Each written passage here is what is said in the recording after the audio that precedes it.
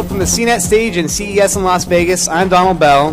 He's Paul Sloan. I'm gonna talk for you. She's Shar Tipkin, and we're kicking off the day here with your inside scoop from the biggest trade show in the world. Right now, there's a press conference underway here in the South Hall with the makers of the Pebble Watch, a Kickstarter project. So later in the day, the folks from Pebble will be here, but let's see if we can listen to what they're saying right now. On the wrist. It's made of polycarbonate, so it's strong, and there's a polycarbonate lens on top protecting the display. We've put a hard coat on top of this polycarbonate lens, an anti-scratch coat. The strap is a standard 22 millimeter watch strap.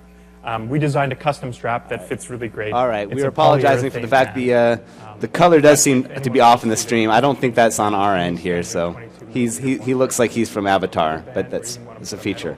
Metal strap on there as well. You can do that just with a standard band. What makes it a great sports watch is that it's actually it's water resistant to 5 atmospheres. Now, we mentioned this during our Kickstarter project, but we never really explained, when we announced it during our Kickstarter project, we didn't really get into the details. So we're proud to say that through the design process, we've been able to maintain a 5 atmosphere rating for Pebble. This means that it's perfect for going for a run in the rain, or swimming, or going sailing, or even doing the dishes if you got to do that. The Pebble, it really is kind of cool because it means that you don't have to take off your watch when you're doing, running around doing everyday life. I practically leave my watch on quite a long time. Another thing that we haven't announced yet is the magnetic charging cable. In order to make the watch waterproof or water resistant, we had to come up with an innovative method for charging the watch. A lot of other sports and smart watches have very clunky docks or cradles that involve, a large piece of plastic that you have to carry around to charge your watch. We've designed something a little different. It's a tiny USB cable with a custom head on the end that snaps onto your Pebble, just like that. It means that we don't have any gaping holes in the side of the watch for a charge port, and it means that we can still maintain our water-resistant rating. So, this is the cable.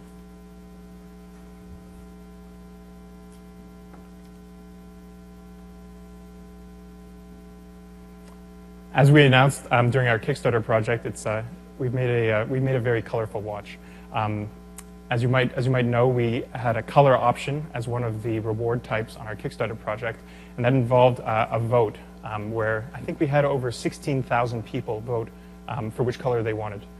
We ended up getting so many votes that we decided to add 2 extra colors on top of the original red, white, and black. We've added orange and gray to the Pebble color gamut. We spent a lot of time working on the colors because we knew that that was an aesthetic element of the watch. We're going to bring it back here. We've got the people from Pebble coming here at 11 o'clock. It sounds like we're going to be hearing a lot of the same things at 11 that we're hearing right now, but we'll be able to actually show you closer what he's talking about. But that sounds pretty cool, though, kind of like a magnetic, MagSafe charging cable for your watch of the future. Yeah, I mean, the hype and excitement around this project was just like nothing we've ever seen, so they got to deliver some pretty neat stuff, right? Yeah, I hope so. Well, we'll be back with them at 11 o'clock, but there's a lot of news to catch up with that we've been seeing over the past day, so let's catch up with some of it here. One of the things, we talked a lot about 4K yesterday in terms of televisions. We did see yesterday, Scott Stein showed us a 4K tablet. Seems a little ridiculous, because we were talking yesterday about how 4K doesn't really make sense on screens that are smaller than maybe 80 inches. But here we're looking at a 4K tablet with a 20-inch display, 20-inch IPS LED backlit LCD, and this is being shown to us from Panasonic. So what do you guys think? Is this the future of tablets, both 20-inch tablets and tablets that are 4K? When I listened to Panasonic talking about this, it sure seemed like Panasonic trying to show the competition they can up things, but it's hard to imagine, right? Where's the content going to come from? I mean, it's 20 inches. It will look nicer than the Mac, Retina display, but where's the content? It's the same problem. Right. So we're lacking apps that will be optimized for 4K. We're lacking, apparently it takes a while for photos to load onto the tablet to really make all those pixels sing. And it's also, it's it's still a 20-inch tablet. I mean, board games would look amazing on this. For, right? But I mean, Lenovo has. They also made. I think it was 23 inches. It's massive, and that's what they're. It's kind of they're positioning it as almost like an all-in-one desktop that you can like lay flat and play like air hockey and various other games on. So we've seen a few others that are about this size at the show. I just think once you've gotten past Retina, right, your eyes' ability to perceive pixels. Doubling that is not going to make that much of a difference. This is the whole argument you keep hearing against 4K, is that the eyes can't really tell the difference. Right. I mean, I walked around and looked at a lot of the 4K televisions side by side, and they make them look great, and you get really close, and it looks great, but it's pretty hard to decipher. I love this idea, though, that 4K is kind of on this tipping point of if consumers do get excited about it, we're going to see 4K everything. There's going to be 4K toasters. Just, anything's going to have 4K slapped onto it. But if they don't get excited about it, then it's going to be a retreat to some other feature, right? And what will it cost? I don't know. I mean, this tablet will probably be like $10,000, if it ever hits the market. Speaking of features, Shar, you got to talk with Samsung yesterday about this idea of maybe feature fatigue in their televisions. Yeah, I mean, it kind of goes across all of Samsung's products, honestly. They've always been known for cramming a lot of features into products, which allows you to kind of do whatever you want with it. But the problem is most people just will stream Netflix. They'll have, 3,000 apps or whatever Samsung's up to now. But they do very few of those. Do they have maybe like the data and statistics on how many people actually use all the features they're packing? I honestly have no idea. It's more anecdotal, I think, for myself, with like a smart TV, I am basically going and watching either like Netflix or Amazon Prime or, whatever service is on there, not necessarily taking advantage of everything. I mean, and you see it in their phones as well. They, basically across their entire product line. I mean, their refrigerators are, tricked out with all of these amazing things you can do with them. Right. It's just a matter of if you really need to. It seems like a trend or an idea that's at odds with everything CES is about, though, of simplifying their products instead of adding new features. Yeah, I mean, and that is actually one of their big focuses for this year is trying to make everything simpler. So they're hiring a lot of people out in the Valley and in their other design centers to work on the user interface and make it easier. They launched some features here that do that. With their smart TV, they have a new interface that that's a little simpler, so it's easier to access things. They're going to be launching this video. They call it a video discovery tool. They don't have it named right now, but basically from one app or one screen, you'll be able to search all of your video streaming services and live TV. And they're also going to put it on their mobile devices. So you'll be in this app and you'll be like, oh, I want to watch Modern Family. Where is it playing? So it'll show you if it's on live TV, or it'll show you, if it's on maybe on Netflix, Amazon, and, Blockbuster or whatever. And you can just go straight to it and, watch it on your TV. With the tablet, you'll be able to watch it on your tablet, or it'll even act as a remote. You can't watch the live TV on the tablet unless you're streaming from the TV. It's just interesting because I feel like it's something that, not to bring up Apple at a non-Apple show, but I feel like it's something that company has kind of baked into their whole philosophy for making products, so you expect it from them. Right, and that's just what I was going to ask, is whether you think they're doing this in anticipation of whatever Apple TV might or might not come out. I mean, potentially, and I think they're actually probably hiring people from Apple. They said that they're hiring a lot of people with expertise in this area, from rivals. So it's a good time to fake Apple on your resume if you're applying. Yeah, exactly. Okay. Yeah. I mean, that is, has been a trademark of Apple. But for Samsung, people want a lot of those features. With Android, you want to be able to take your gadget and make it yours. You don't want to, that's kind of been a criticism, or the people who like Android, that's what they really like about it. Right. So for Samsung, it's kind of this fine line that they kind of have to deal with, where they do want to make it easier. They do want people to know how to use the different features, but they don't want to limit anyone. Right. If you put simple to use as a sticker on a box for an Android phone, no one would buy it. Oh, yeah. Or there's a contingent who would buy it, but the standard Android audience, I think, would run away from that. Yeah, definitely. All right. Well, we'll see if maybe CES 2014 is billed as the simpler future. But right now, it seems like it's the 4K future. It's also apparently the future for autonomous vehicles. We're seeing two. My computer's showing me things I don't want to see. We're seeing two car manufacturers talking about autonomous vehicles Well, we're seeing many of them. Yeah, well, Two from yesterday, though, that we wanted to talk about here. the days all blur together. It is. Audi showed us a self-driving vehicle that I feel like the big takeaway on this one is that they've been able to shrink down the laser array that would help the car be able to see where it's going. So instead of this giant Right. Tesla coil-looking thing on the top Right. of your car, Which is what the Google car has, which makes it really fun to drive past. right, just to terrify people. Yeah, I think they've shrunk it down to a smaller kind of kit-like looking Right, array and then that they maybe goes into the Came out front and of the said car. they're the first automaker to get a license to test these in Nevada. Of course, Google has a license, but it's not technically an automaker, so they were very careful in their language, but it's sort of a big deal. So if you want to get hit by an autonomous car Here's the and place get your to do lawsuit it. ready, Yeah. Nevada's the place to make Yeah, that happen. well. All right. Lexus was also showing off. Now, but that- Lexus, however, made a big point of saying it's not an autonomous car. There was a lot of press that came up in advance of the show last week, saying that Lexus was going to come out and Toyota were coming out with these self-driving cars, and they had their press conference to say, here's our car of the future, but it's not self-driving. Right. We still very much believe in humans, but we're putting all these lasers and sensors, and it's all about safety, safety, safety. There might be some concern. Remember Toyota had that whole accelerating brake issue a few years back. I think they want to be very careful to say, the car will drive itself. You still matter. I think yeah. that's part of the core there, too. But it's definitely, We're not this replacing you. is definitely a theme going on. The more tech you can pile into these cars, into cars in general, to make them park, to make them sense oncoming objects, to make them see things at night, to make them brake when you don't need them. If you're not braking fast enough, all these things are sort of getting worked into the dynamics. So it's interesting. Yeah, I'm all for it. I feel like the time I'm the most in a rage in a car is when I'm stuck in traffic. And it sounds like that's the problem that they're solving first, is just that kind of stop-and-go driving, making sure you just don't hit the car in front of you as Right. you're just inching forward.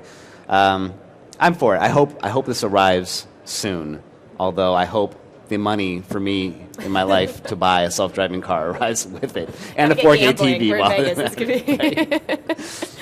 be. We didn't mention yesterday NVIDIA's big reveal of their handheld gaming Yep. platform. And you had some time to talk with Yeah, I NVIDIA's. did. Yeah. I met with their CEO, Jensen Huang, yesterday. He showed me the device. It's clearly a product that he wanted to make for himself, and sell to the public. I'm not a gamer, but if I was, I'm pretty sure I'd be, ready to pre-order this tomorrow. It does seem like one of those devices that, as excited as everyone is for kind of a novel new device, because it's a handheld kind of Xbox-looking game controller. It feels like a controller, a game controller, and then the screen opens up out of it. Yeah.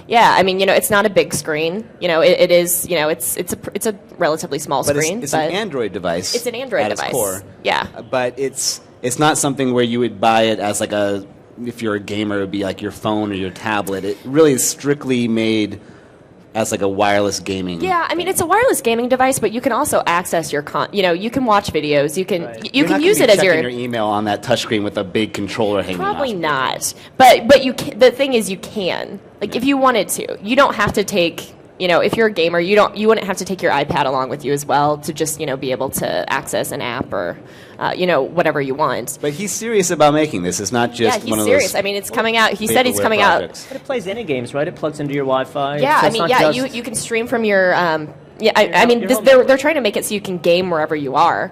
You can stream from your PC. Right. There's the various gaming platforms you'll be able to use with it. You can also stream from the device, to the TV. He's really serious about, cloud gaming, letting people access their games wherever they are.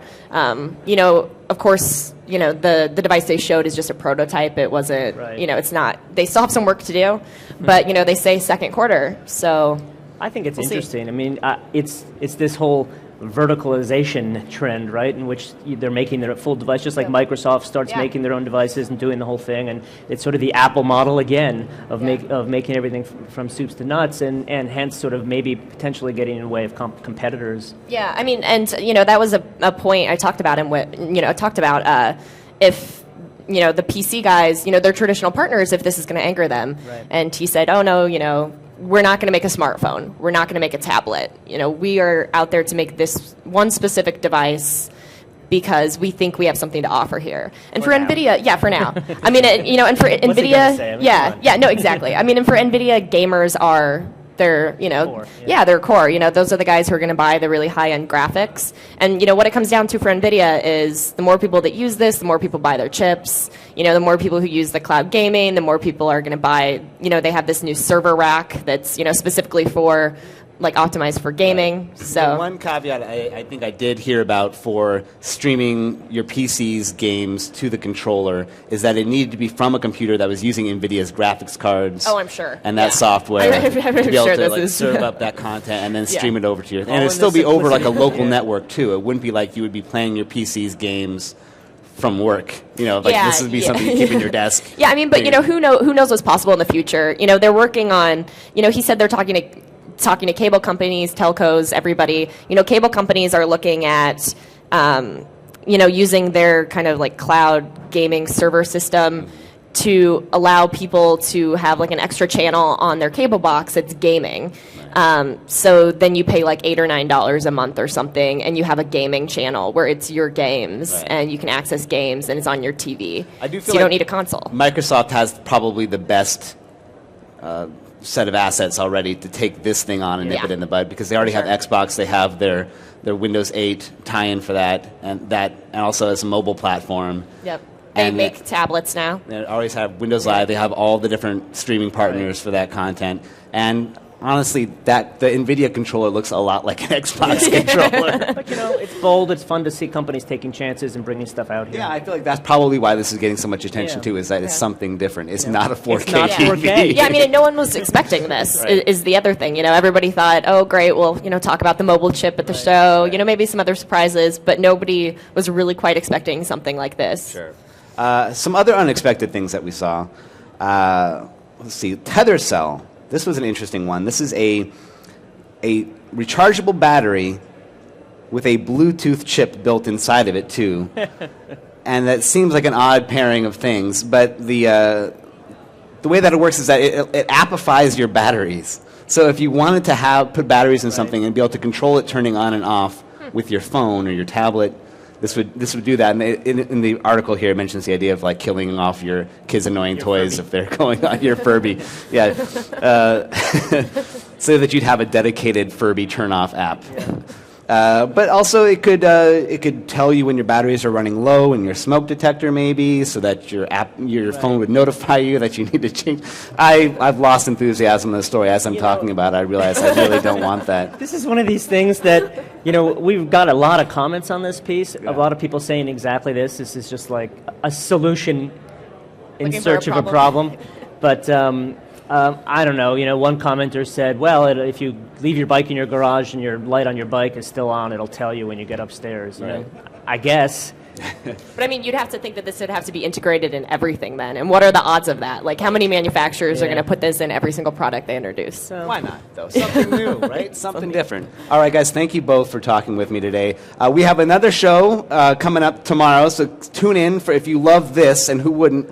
We also have a lot more content coming up today. We have Danny DeVito on the 404. We've got 50 Cent. We've got our next interface panel. You won't want to miss any of the stuff we have planned for you today. But first, we'll be back with MakerBot. Bree Pettis is joining me here on the stage, and he's got his new 3D printer that was one of the best of CES winners from last year. So you're not going to want to miss that. Thanks for joining us.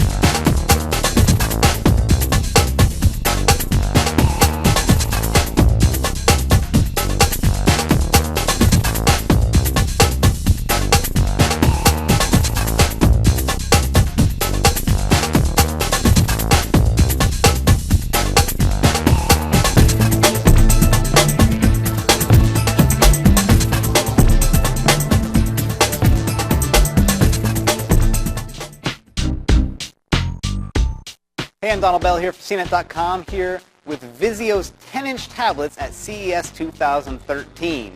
Now, there's some cool things we're seeing about these particular 10-inch Android tablets. They're one of the first I've seen to run NVIDIA's T4 quad-core processor, so you're getting very fast processing speeds when it comes to images, games, videos. That kind of power is going to be here in the 10-inch tablet. The other thing this does that's pretty interesting is that it has a super high resolution display, something you kind of expect from a company that makes super high resolution televisions.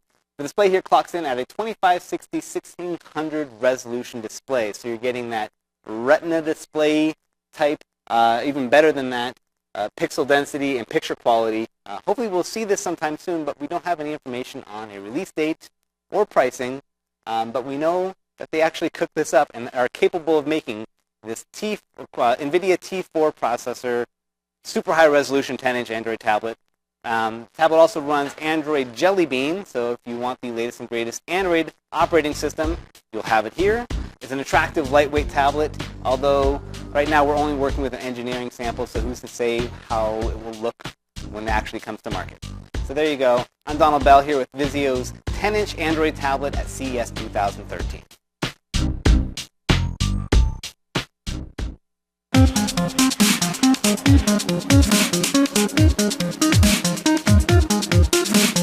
Hello tech fans, I'm Luke Westway for CNET here at CES 2013, checking out the Philips HTL 5120 soundbar. So I quite like the design of this speaker. I'm told that it's supposed to look like a plane's wing, so it's kind of got this tapering, rounded effect on the side. It has an integrated subwoofer, it's 42 inches long, and it pumps out 120 watts of sound. For playback, you can connect using USB, or you can use Bluetooth to connect something like your iPad or your laptop, or maybe your smartphone. When you're hooking it up to your TV, however, you'll want to use the two HDMI in-out sockets on the back. Something quite neat about this soundbar is that if you change its orientation, so lean it up slightly, then the drivers on the inside will mechanically swivel round, so you don't lose any sound quality. I like the design, it's not too ostentatious, it's just got this black canvas over the front and these little aluminium effects on the front. It's quite a demure sort of style. I quite like the look of it, but let me know what you think. I'm Luke Westway for CNET, and this is the Philips HTL 5120 soundbar.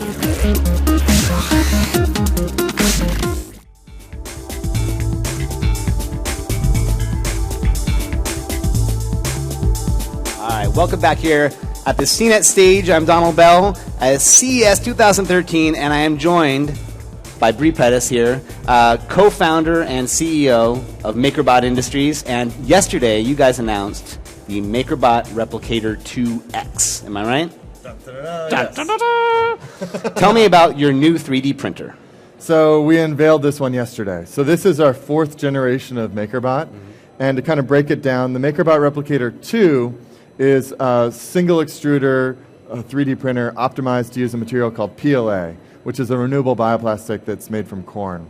Now, yesterday we unveiled the Replicator 2X. For extreme? For experimental. Oh, okay.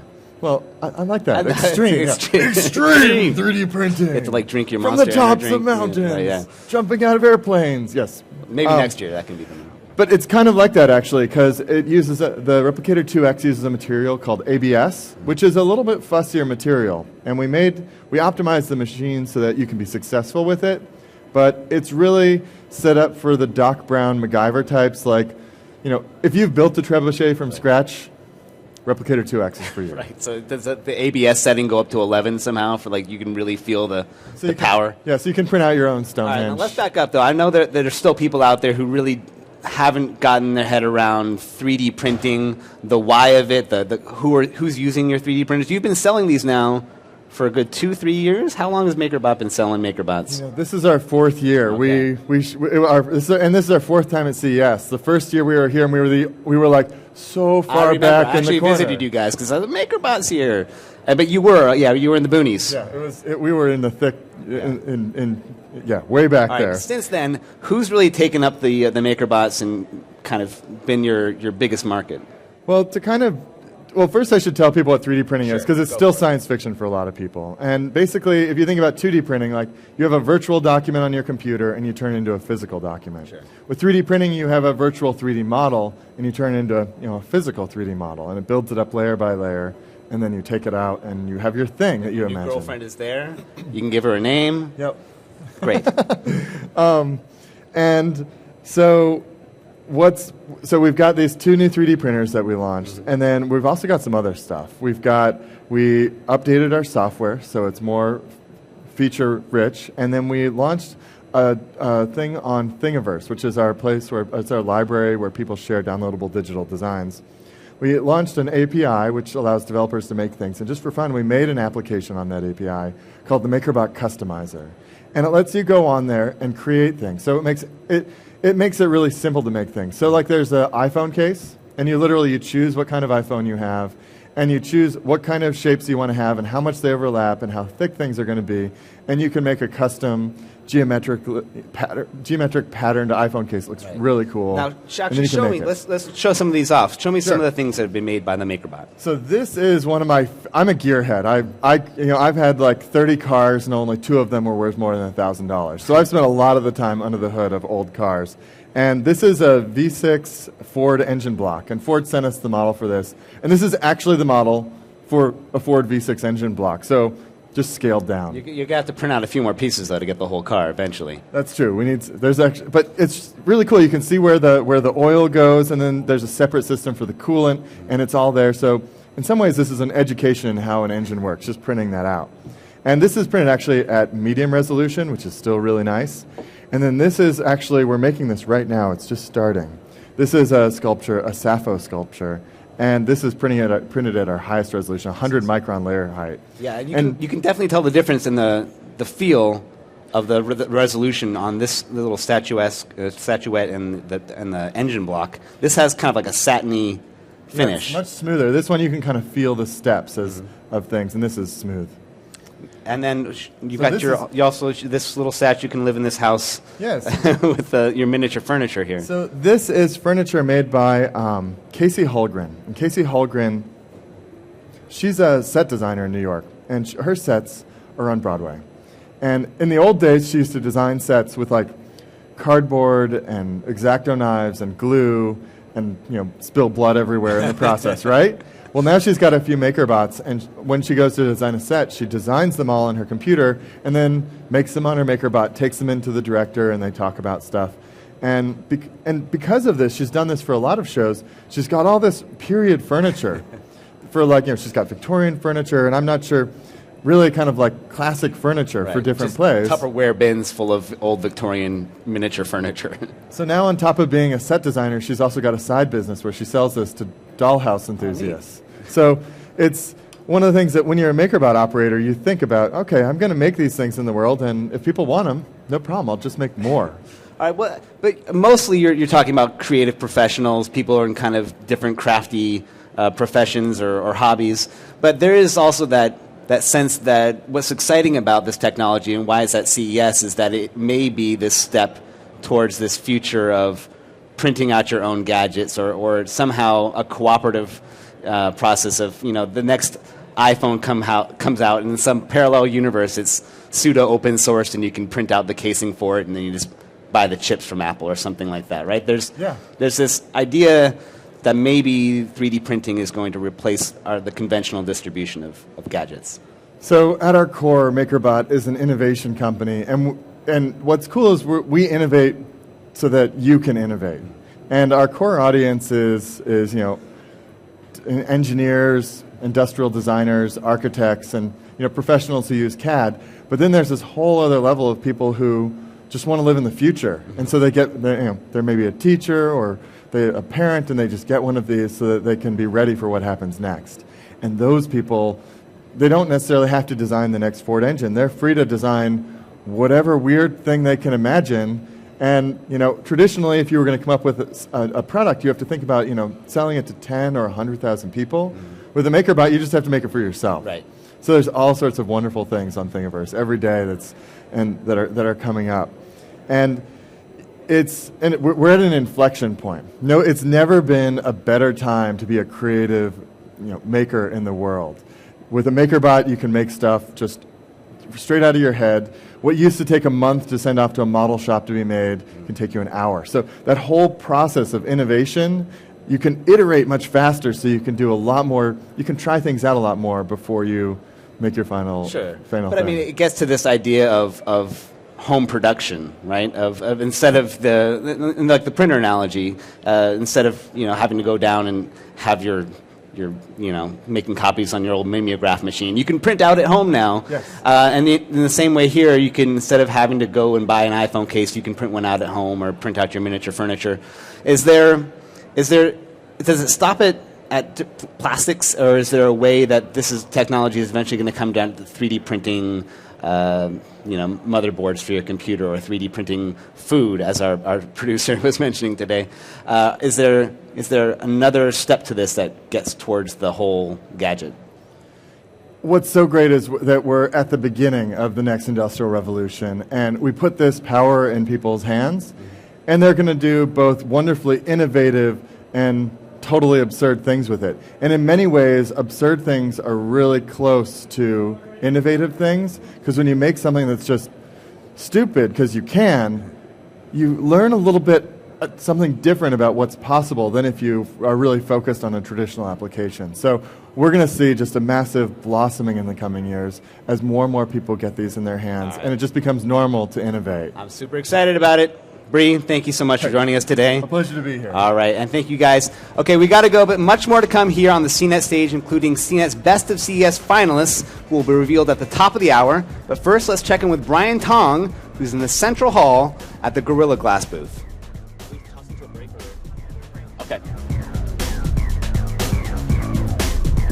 All right, guys, what's up? Brian Tong here at CES 2013. We're here at Corning stage. You might have heard of this thing called Gorilla Glass. It's everywhere. So we want to show you, instead of all those bright TVs, because you might be a little sick of that, we're going to show you a really cool live demo here at Corning's booth. Joining me is Dave Meese, Kevin Ryman, and we're going to show off kind of the latest technologies here that they've put into the next generation of Gorilla Glass, GG3. You guys call it GG3? Absolutely. Now, we're calling it Gorilla Glass 3, but quickly it'll take that shorthand, Brian. So thank you so much for joining us here, first of all. So I've got Kevin up here to help me with some of these demos. What we're going to do is going to walk you through Gorilla Glass 3 and some of the attributes it's bringing to the market here later this year. So if you flash back a couple years, came out with Gorilla Glass 1, fantastic cover glass product. Gorilla Glass is now on over 1 billion devices worldwide, so it's just amazing proliferation.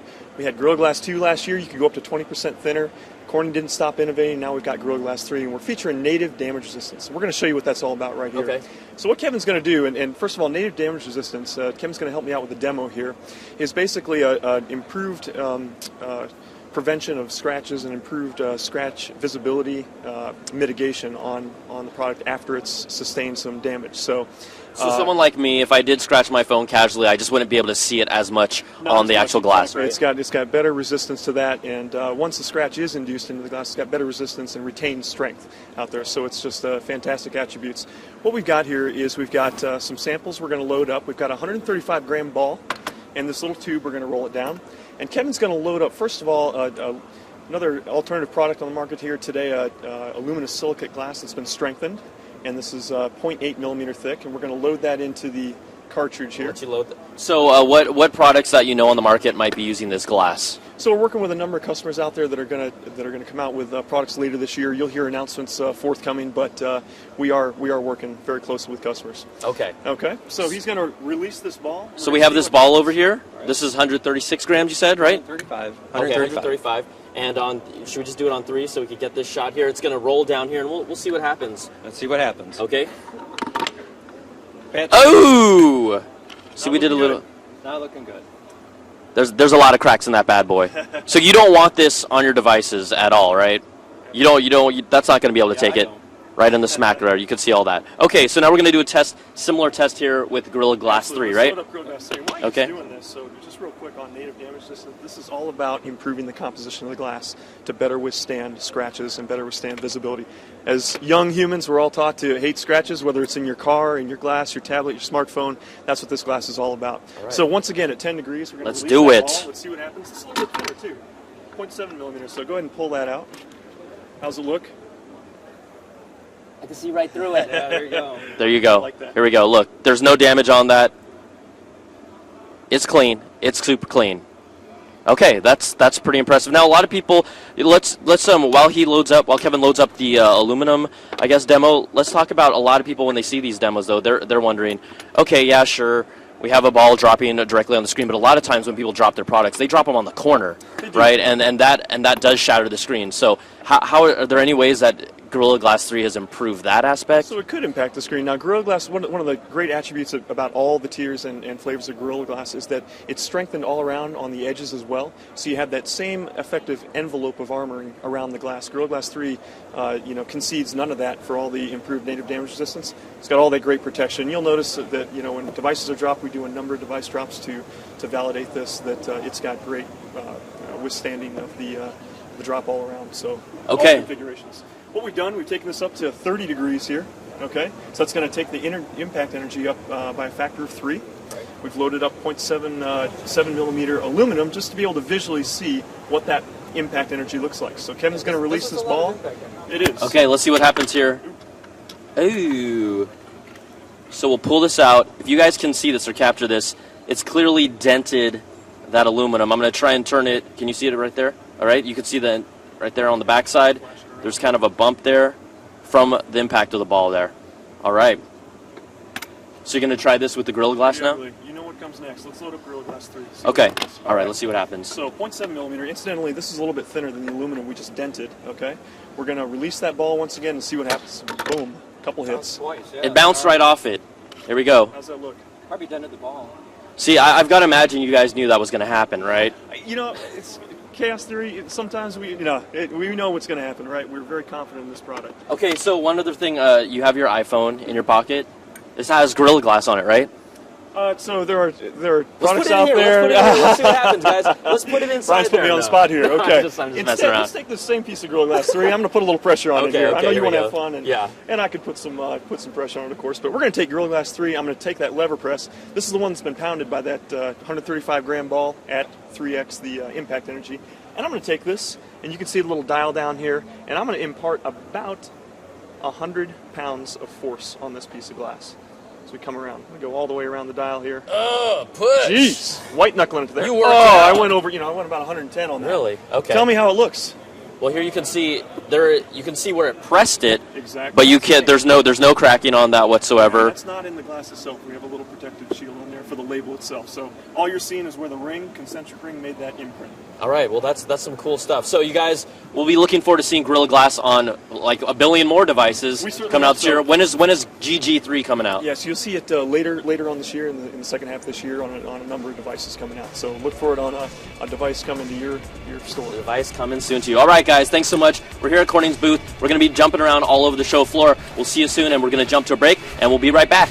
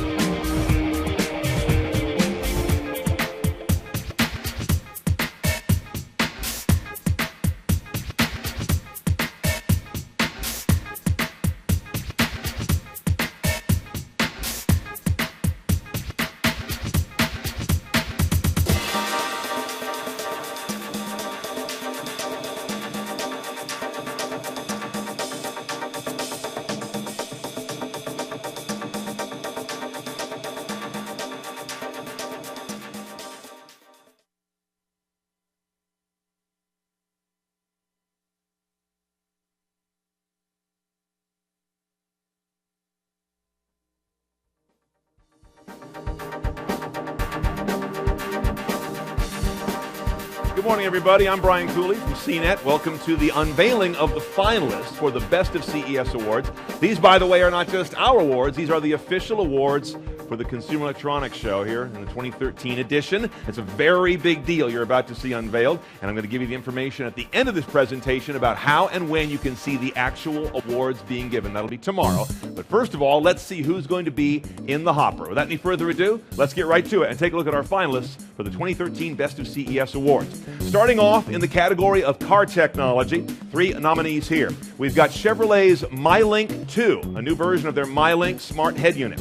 We're also nominating Garmin's K2 platform. It's a new platform from a company you know for navigation, but this is all about infotainment, where the whole industry is going. And we have Ford's AppLink, the 2013 edition, the first time that a car has been opened up for app development. Next category we've got is emerging technology, one of the favorites of our editors, because we get to go find things that we really have never had a name for before. This tends to be a grab bag. Let's see what's in there. We have the Tobii Rex, one of the eye-tracking technologies that are all about the next interface, and that's going to be something we're talking about at 3 o'clock Pacific today. The Fulton wireless charging technology, device-to-device power sharing, very interesting, and wireless. And 3D Systems CubeX, the latest in a very hot category of 3D printers that we saw emerge for the first time last year.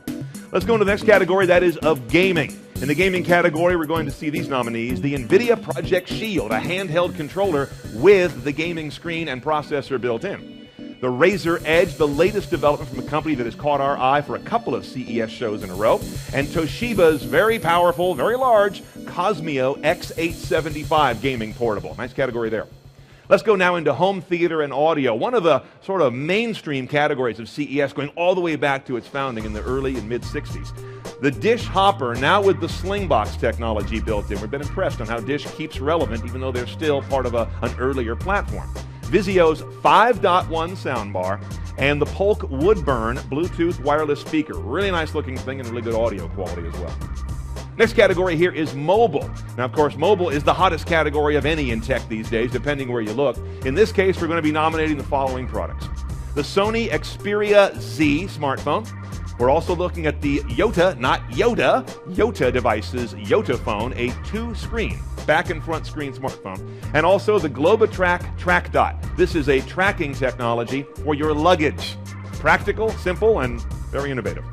Next up, networking and storage, a place where you might often look and say, okay, that's kind of plumbing, but really interesting stuff this year. We've got D-Link's DGL5500 router, a gaming router optimized for high performance.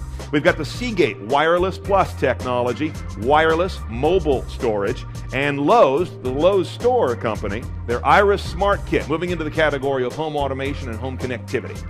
Our next category brings us to PCs and tablets, another bellwether here at CES. The Asus Transformer All-in-One, the Lenovo Horizon Table PC, literally a PC that can turn into a shareable table computer with multi-touch. And we're also looking at the Lenovo Yoga IdeaPad 11S, the latest iteration of their Yoga line. Our next category is perhaps the original at CES, and that is the television category, literally the biggest as well. Here we have 3 models from LG, an OLED television, the organic light-emitting diode technology finally moving to shipping and pricing with their 55PM 9700. From Samsung, the UN85S9 Ultra HD with an ultra-interesting size, 85 gives it away, 85 inches, and stand. And Panasonic's ZT60 Plasma. Plasma is still really strong even in the light of other display technologies. And wearable and health tech is a new category for us, an amalgamation of things that sort of read your body and also are all about technology to keep you healthier. Our nominees there, the Fitbit Flex, the latest product from a company that is well known for this technology, the Basis Band, a busy category here, by the way, we have 5 nominees, the Martian Passport Watch, I guess we don't need to go to Mars anymore, they are here making watches. We've got the Vuzix glasses, the smart glasses, the M100 that are kind of related to a Google Glass idea. And from Happy Labs, perhaps the most novel thing we've seen at the show, or certainly in the awards, and that is the Happy Fork, connected fork. Now the Best of CES Awards will be actually announced coming at you tomorrow, Thursday. at 11 a.m. Pacific time, right here at the CNET stage, of course. And that's going to be a major presentation that the whole industry is going to be watching. It's a very big deal. So I hope you're going to be here for that. You can also watch live if you're not here at the show at cnet.com/live. We've got a lot of things continuing on here at the CNET stage today and up to the awards tomorrow and beyond that. We'll be right back after a break, and I hope you join us for the awards tomorrow. Thank you.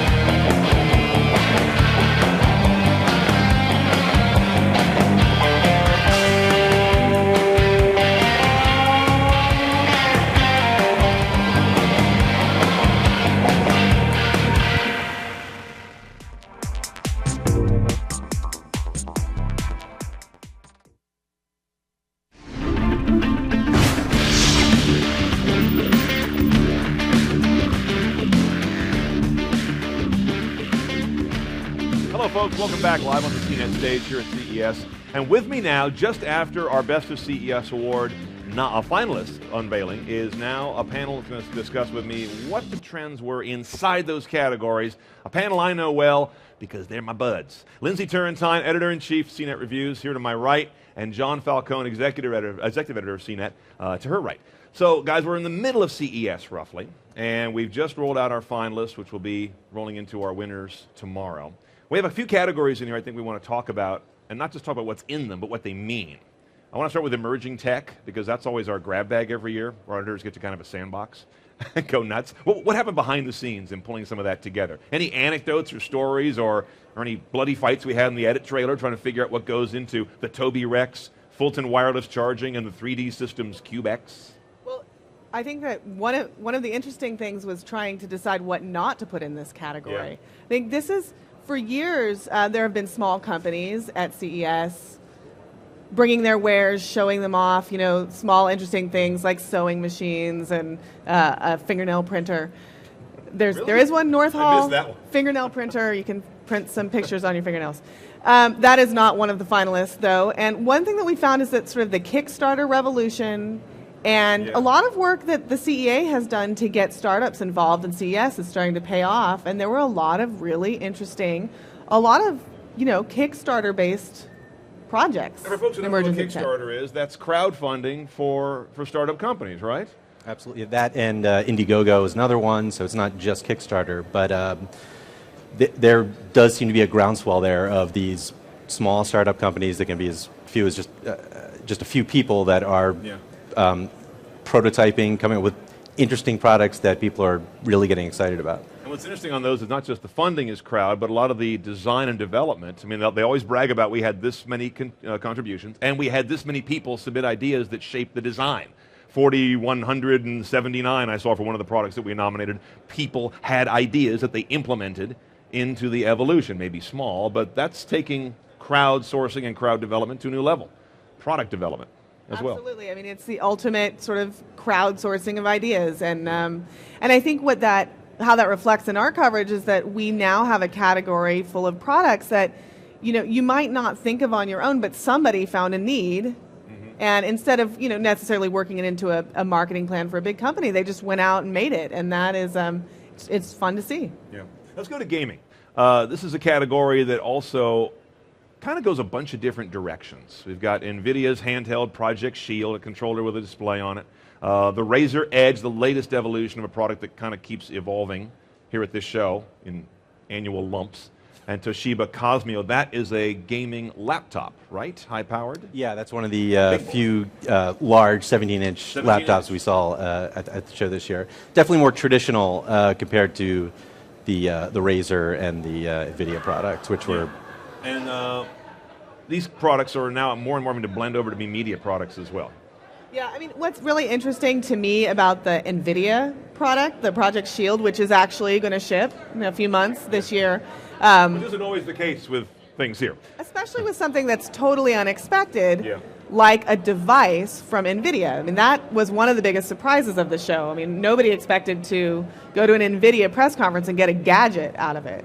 But what's so interesting about this device is that not only will you be able to play with this high-def sort of tablet-like controller that streams to your television, but it will stream games from your PC, which is just something that a lot of people, I think, have been waiting for. There's been this tension between PC gaming, which some people consider to be real gaming, and console gaming, and handheld gaming, and this is all of those things combined if there aren't too many legal problems. And it's interesting to see some real competition in this space where it used to just kind of be like Nintendo, Sony, Microsoft kind of. Yeah. And now there's NVIDIA doing their own branded thing, which is another trend, like Microsoft doing their own hardware, Google doing their own hardware. NVIDIA, formerly just putting their chips in other people's stuff, is now doing their own hardware. And there's other small game console startups like Ouya wasn't here, but that's another one that's a small console that's Android-powered that people are really excited about as well. Kind of related in terms of companies that are taking the technology more under their own control, I guess, would be the automotive platform. Certainly with Ford and General Motors at this show both announced that they've opened up their cars for development. You can write apps for their cars under very controlled conditions, but starting this year, they both have open platforms with SDKs and APIs and all those things that developers need. This will be a new category of apps that we'll be covering. I think it's so interesting because we spend a lot of time talking about mobile and its importance, and there's a lot that we do on those small devices, but now they're also acting as a conduit for experiences in which you don't have to have something in your hand. So a lot of these apps are streaming through your phone to your Ford car, but your hand, you are sort of removed from that experience. You just kind of set it, let it go, and that's a trend that we're seeing a lot of as well. Of course, John, you're in Manhattan, so you don't know what a car is. It's true. I do not own a car, believe it or not. Anyone else here from Manhattan to back up Falcone? Okay, he's out here on his own. Let's go to home theater and audio. This is one of the classic CES categories. It's kind of from the old. If there is a heavy iron category in consumer electronics, this and televisions are among them. Dish Hopper with Slingbox technology. I remember the gist we had on that as we were first discovering it a couple days ago is these guys are doing a pretty good job of keeping it fresh. What's the idea behind that? What's interesting, it's not the first Dish DVR that had Sling built in, but this seems a much smoother integrated version of it. And I think it builds on their Hopper product from last year, which was this amazing DVR that just kind of records the entire primetime lineup. And it's sort of, if you want to watch it on TV, it's probably there. They notch it up with Sling, and another really important feature here is they're enabling, and this sounds like the networks and content holders are going to be just as angry to them as they were with the primetime, anytime thing. This transfer recorded programs to your iPad wirelessly. So it makes simultaneous recordings of your favorite shows in a mobile-friendly format. So you just do one button sync, basically, drop it over to your iPad, go to the airport, and then watch two shows on the plane, basically. So it's really about a story of elegance there that we were impressed by. Yeah, and that's all stuff you could do in the past with something like TiVo to Go or something, but it was always this crazy process of where you have to cook there and do the shrinking down of the file. This Dish product is supposed to do that all pretty much on the fly and be a much more elegant solution. I want to hit two more categories in the couple minutes we have left. Mobile. This is an interesting show for mobile, Lindsay. I mean, it's the biggest show in tech, certainly in the U.S., but it's also not the biggest mobile show in tech anymore. Where does CES fit in mobile at this point? So it's interesting. I mean, we had the Qualcomm keynote, first time Qualcomm they took Microsoft's position. Took Microsoft's position and talked a lot about the importance of mobile, and nobody can deny it. Qualcomm introduced new chipsets for mobile, and we've heard a lot about the technology behind mobile at this show. But what's happening with mobile is that all of those phones, many of them are now getting announced either at sort of breakaway individual press conferences created by individual single company events, or they're going to Mobile World Congress, which is the biggest mobile trade show. It happens in Barcelona at the end of February. It's basically this, but all mobile, right? It's this, but all mobile, and we're going to be there. We're going to be covering it in force. There are probably going to be some huge announcements there. So what that did for CES was open up a little room for some kind of unexpected mobile companies to make some announcements here that got a little bit more attention. Like we saw this this Yota phone, Y-O-T-A, not Yoda, not the small Star Wars character.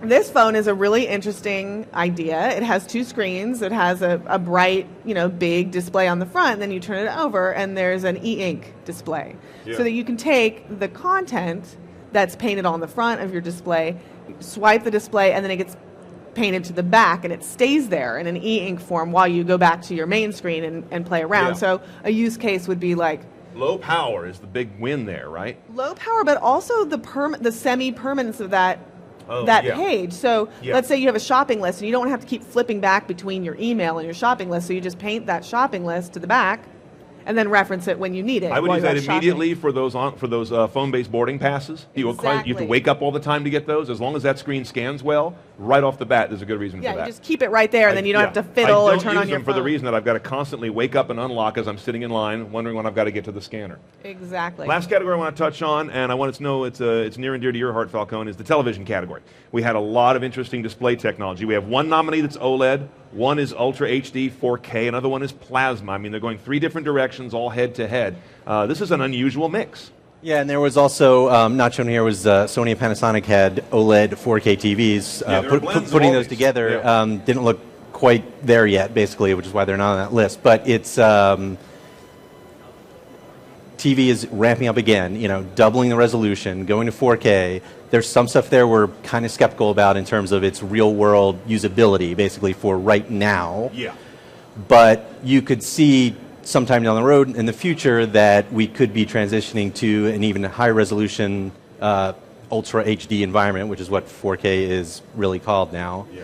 Especially for those big TVs. And for the when really you get big to these displays, jumbo size you get the of benefit. 80 inches and above, basically, where you could start to see the difference when down the road we finally get 4K content, which right now is kind of the bigger sticking point. We're all shopping for 85-inch TVs, right? And those TVs, they're so big. The Samsung nominee, part of what makes it so beautiful is that it's 85 inches, and they also have a 110 prototype on the floor over there. Yeah, and it's in that so frame. Big that it comes in a frame, a stand that is itself sort of an interesting part of the television. It's a very artistic metal stand that the TV hangs on. It has its own infrastructure. Yeah, so it's like this big easel of sorts, and the TV, you have to use it in this thing. It's not optional. The speakers are built into it and all kinds of stuff. All right, so that's just a taste of some of the more interesting categories we've got going on here at the Best of CES.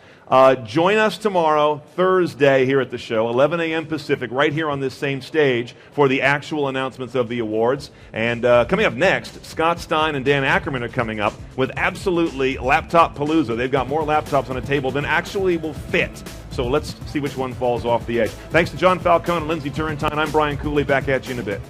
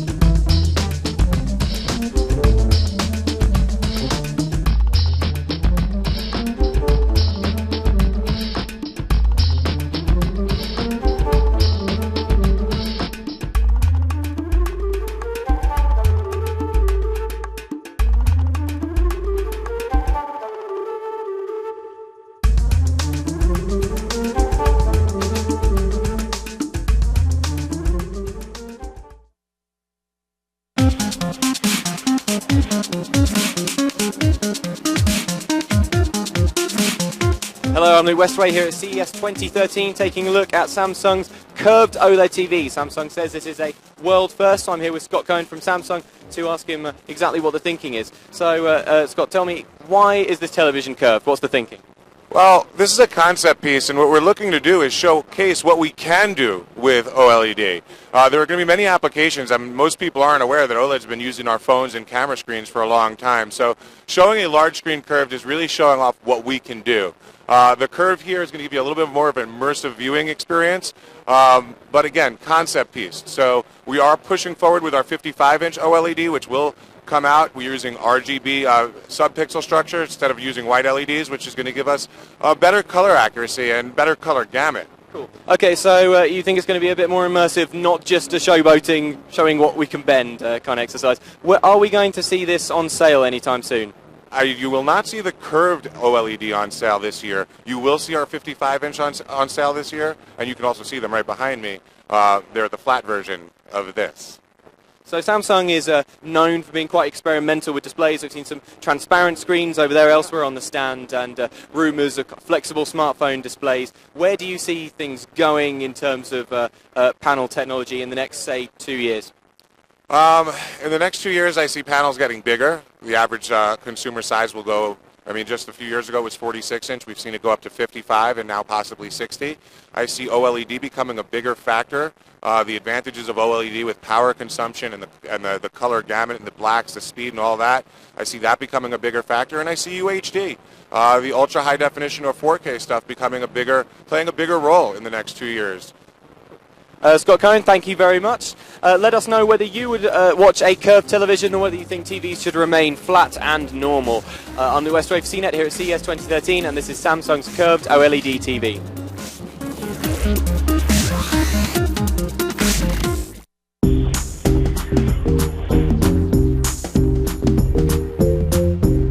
Hello, I'm the West Wave CNET here at Samsung stand at CES 2013. I'm taking a look at the HW F751 wireless soundbar. So this is a wireless soundbar, as you can see underneath here. It comes with a wireless subwoofer as well. Samsung says it's designed to fit a 46-inch television perfectly, though of course you can use it with anything else. It connects to your TV using Samsung's SoundShare technology. Now the company tells me that that's a little bit like Bluetooth, but hopefully without the lag. So when you're watching action on screen, it should be synced up perfectly, so you won't have any delay when people are speaking or in big action scenes. Something quite neat about this soundbar is that it's got an accelerometer in the middle, so it works on 2 planes. That means that if I tilt the soundbar up, the speaker arrangement inside it will change to use different speakers based on which way the actual soundbar is pointing. The controls remain visible no matter what orientation you're using the soundbar in, because this display on the front, when you tilt it up here, you can see it changes position, which I think is quite a nice touch. As you can see in the middle here, this is a tube amplified system, or valve amplified if you prefer. It's a bit hard to judge sound quality in this noisy environment here at the show, but it sounds quite promising. I can certainly tell you that it goes very loud. Fingers crossed that all the sound technology inside here makes for an excellent soundbar. There is no price yet, but it's quite a high-end bit of kit, so if you do like the look of it, you'd best start saving now. It's going to be coming out in the first half of 2013. I'm the West Wave for CNET here at CES 2013, and this is Samsung's HW F751 soundbar.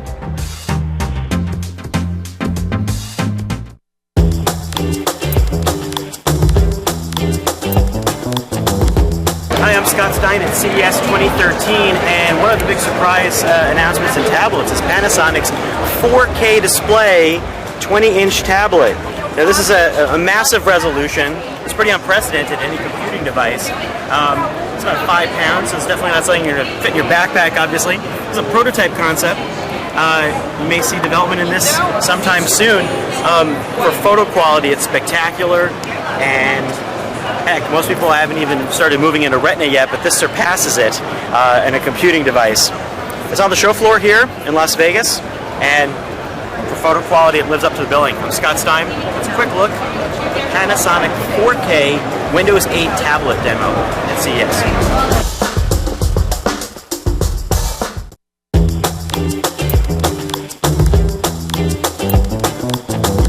Hey guys, Sharon Bagnan here from the CES floor, taking a first look at the ST Series Plasma from Panasonic, which is a successor to our favorite TV last year.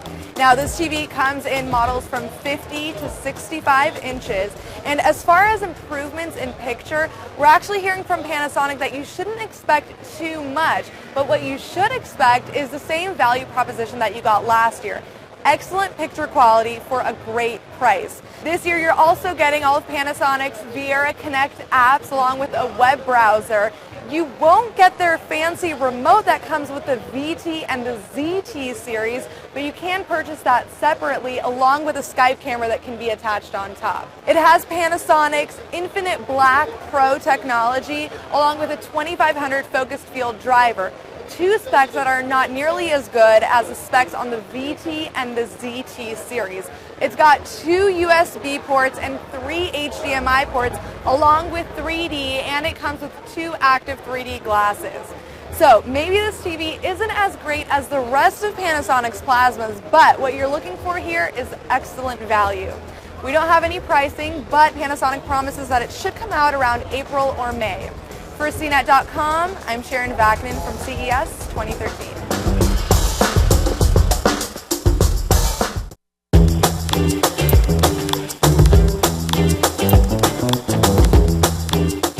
What's up, guys? This is Antoine Goodwin with CNET.com on the floor at CES 2013 with a very early look at the Leica GPS Sports Watch. This is a product that's coming out of Kickstarter, and it's rapidly approaching its goal with an expected delivery date of June 2013. This is a sports watch that uses a GPS antenna built inside of it to track a number of different elements here. For example, you can track your current location, you can track your pace, how fast you've been running, how long you've been running. It's also got wireless connectivity built into it, so you can pair it with an Ant Plus heart rate monitor or a number of Bluetooth low energy accessories. It's a really big screen here, 2 inches. It's probably the biggest in its class, we're told. And it's basically uses a really interesting technology that the more light you put on it, the better it looks. So it's going to be really good for those of you who like to run outside in the daytime. You don't have to worry about that screen washing out in the sun. It's a full color screen, and it has built-in compatibility with OpenStreetMaps. That's an open source mapping project, so you can actually upload your maps to this and upload routes to it. So for example, if you have a running buddy who has a favorite route in your city, they can send it to you, you can upload it, and you can pretty much follow the dotted line on the full color map right here. It uses a Gorilla Glass screen, so you don't really have to worry about cracking it, and a medical grade rubber band, so you don't have to worry about any sort of irritation. A lot of times when you're running with a sports watch, you get a lot of sweat under the band, it starts irritating. You don't have to worry about that with this watch right here. It charges via USB with a cradle right here, and you can also use the USB to sync, but we're told that most users are probably going to use the Wi-Fi connectivity built in for all of the map syncing and downloading of the GPS data. No wires, nothing to really worry about right there. This is a very early look at a pre-production version of it. The final product's actually going to have a number of changes. For example, this is IPX6 waterproof. The final product's targeted IPX8, so you should actually even be able to use it when you're swimming. That's good for triathletes who want to swim with this thing on. We have also been told that there are going to be a couple of changes to the interface. For example, the main screen right here that shows 6 very small attributes of what you're doing right now will possibly be customizable to show larger data, so it'll be easier to see while you're running. Well, I've been Antoine Goodwin with CNET.com, and we've been on the floor at CES 2013 with the Leica GPS Sports Watch.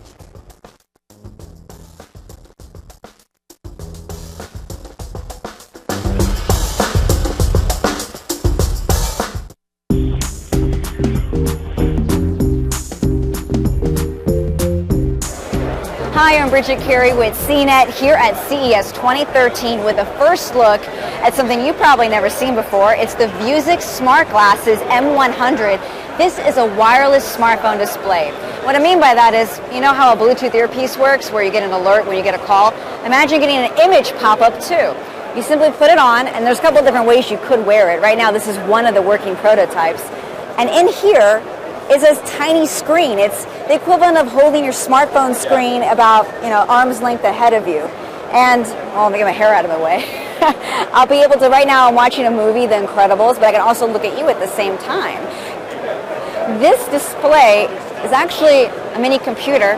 It's running Android, and you can actually load apps on here that communicate with your Android smartphone or your tablet. The speaker sits on your ear right here. You can put a memory card in here too to store your files or movies or apps. And the control buttons are right on top. You can also use the tablet.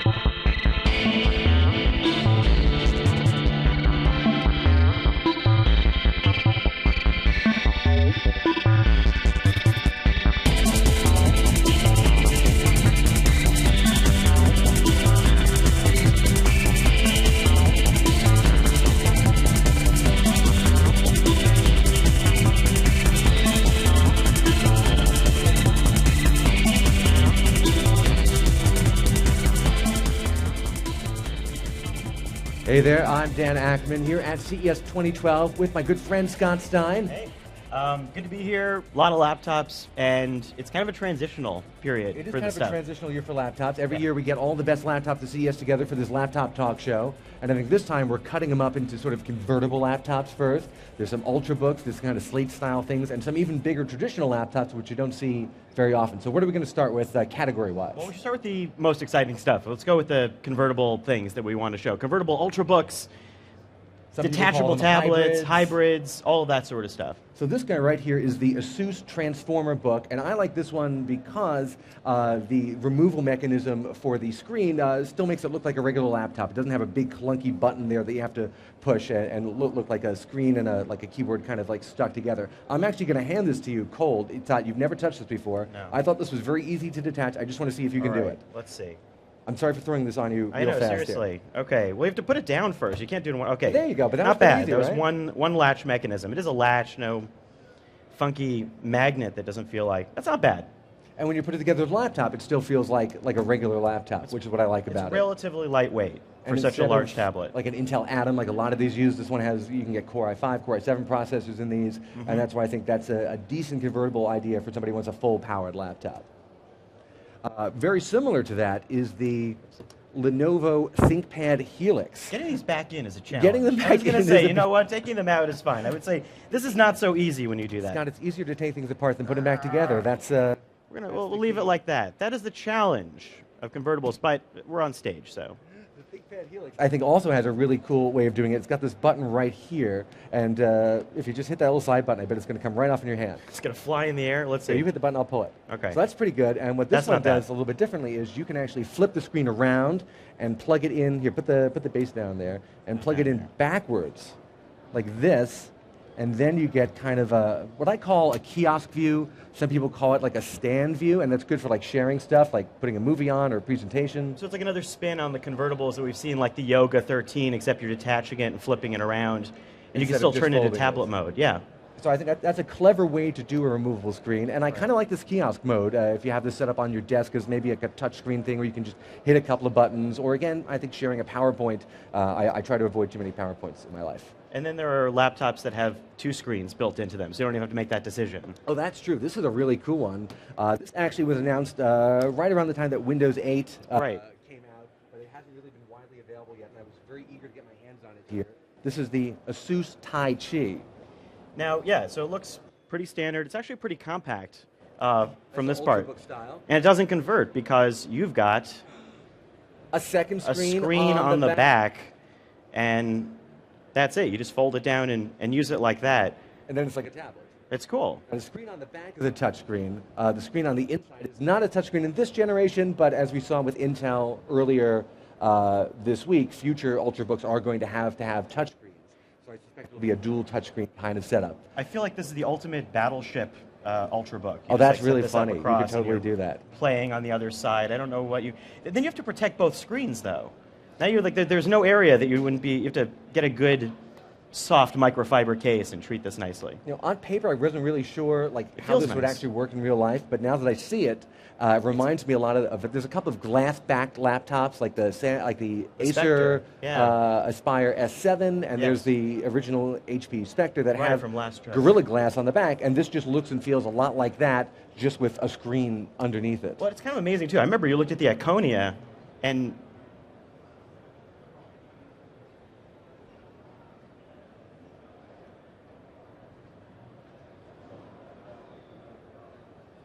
Apparently my microphone We is have a acting mic up, so we're adjustment. going to swap that in, All and then continue. And then they're going to cut this together when they put it up, so you won't even notice.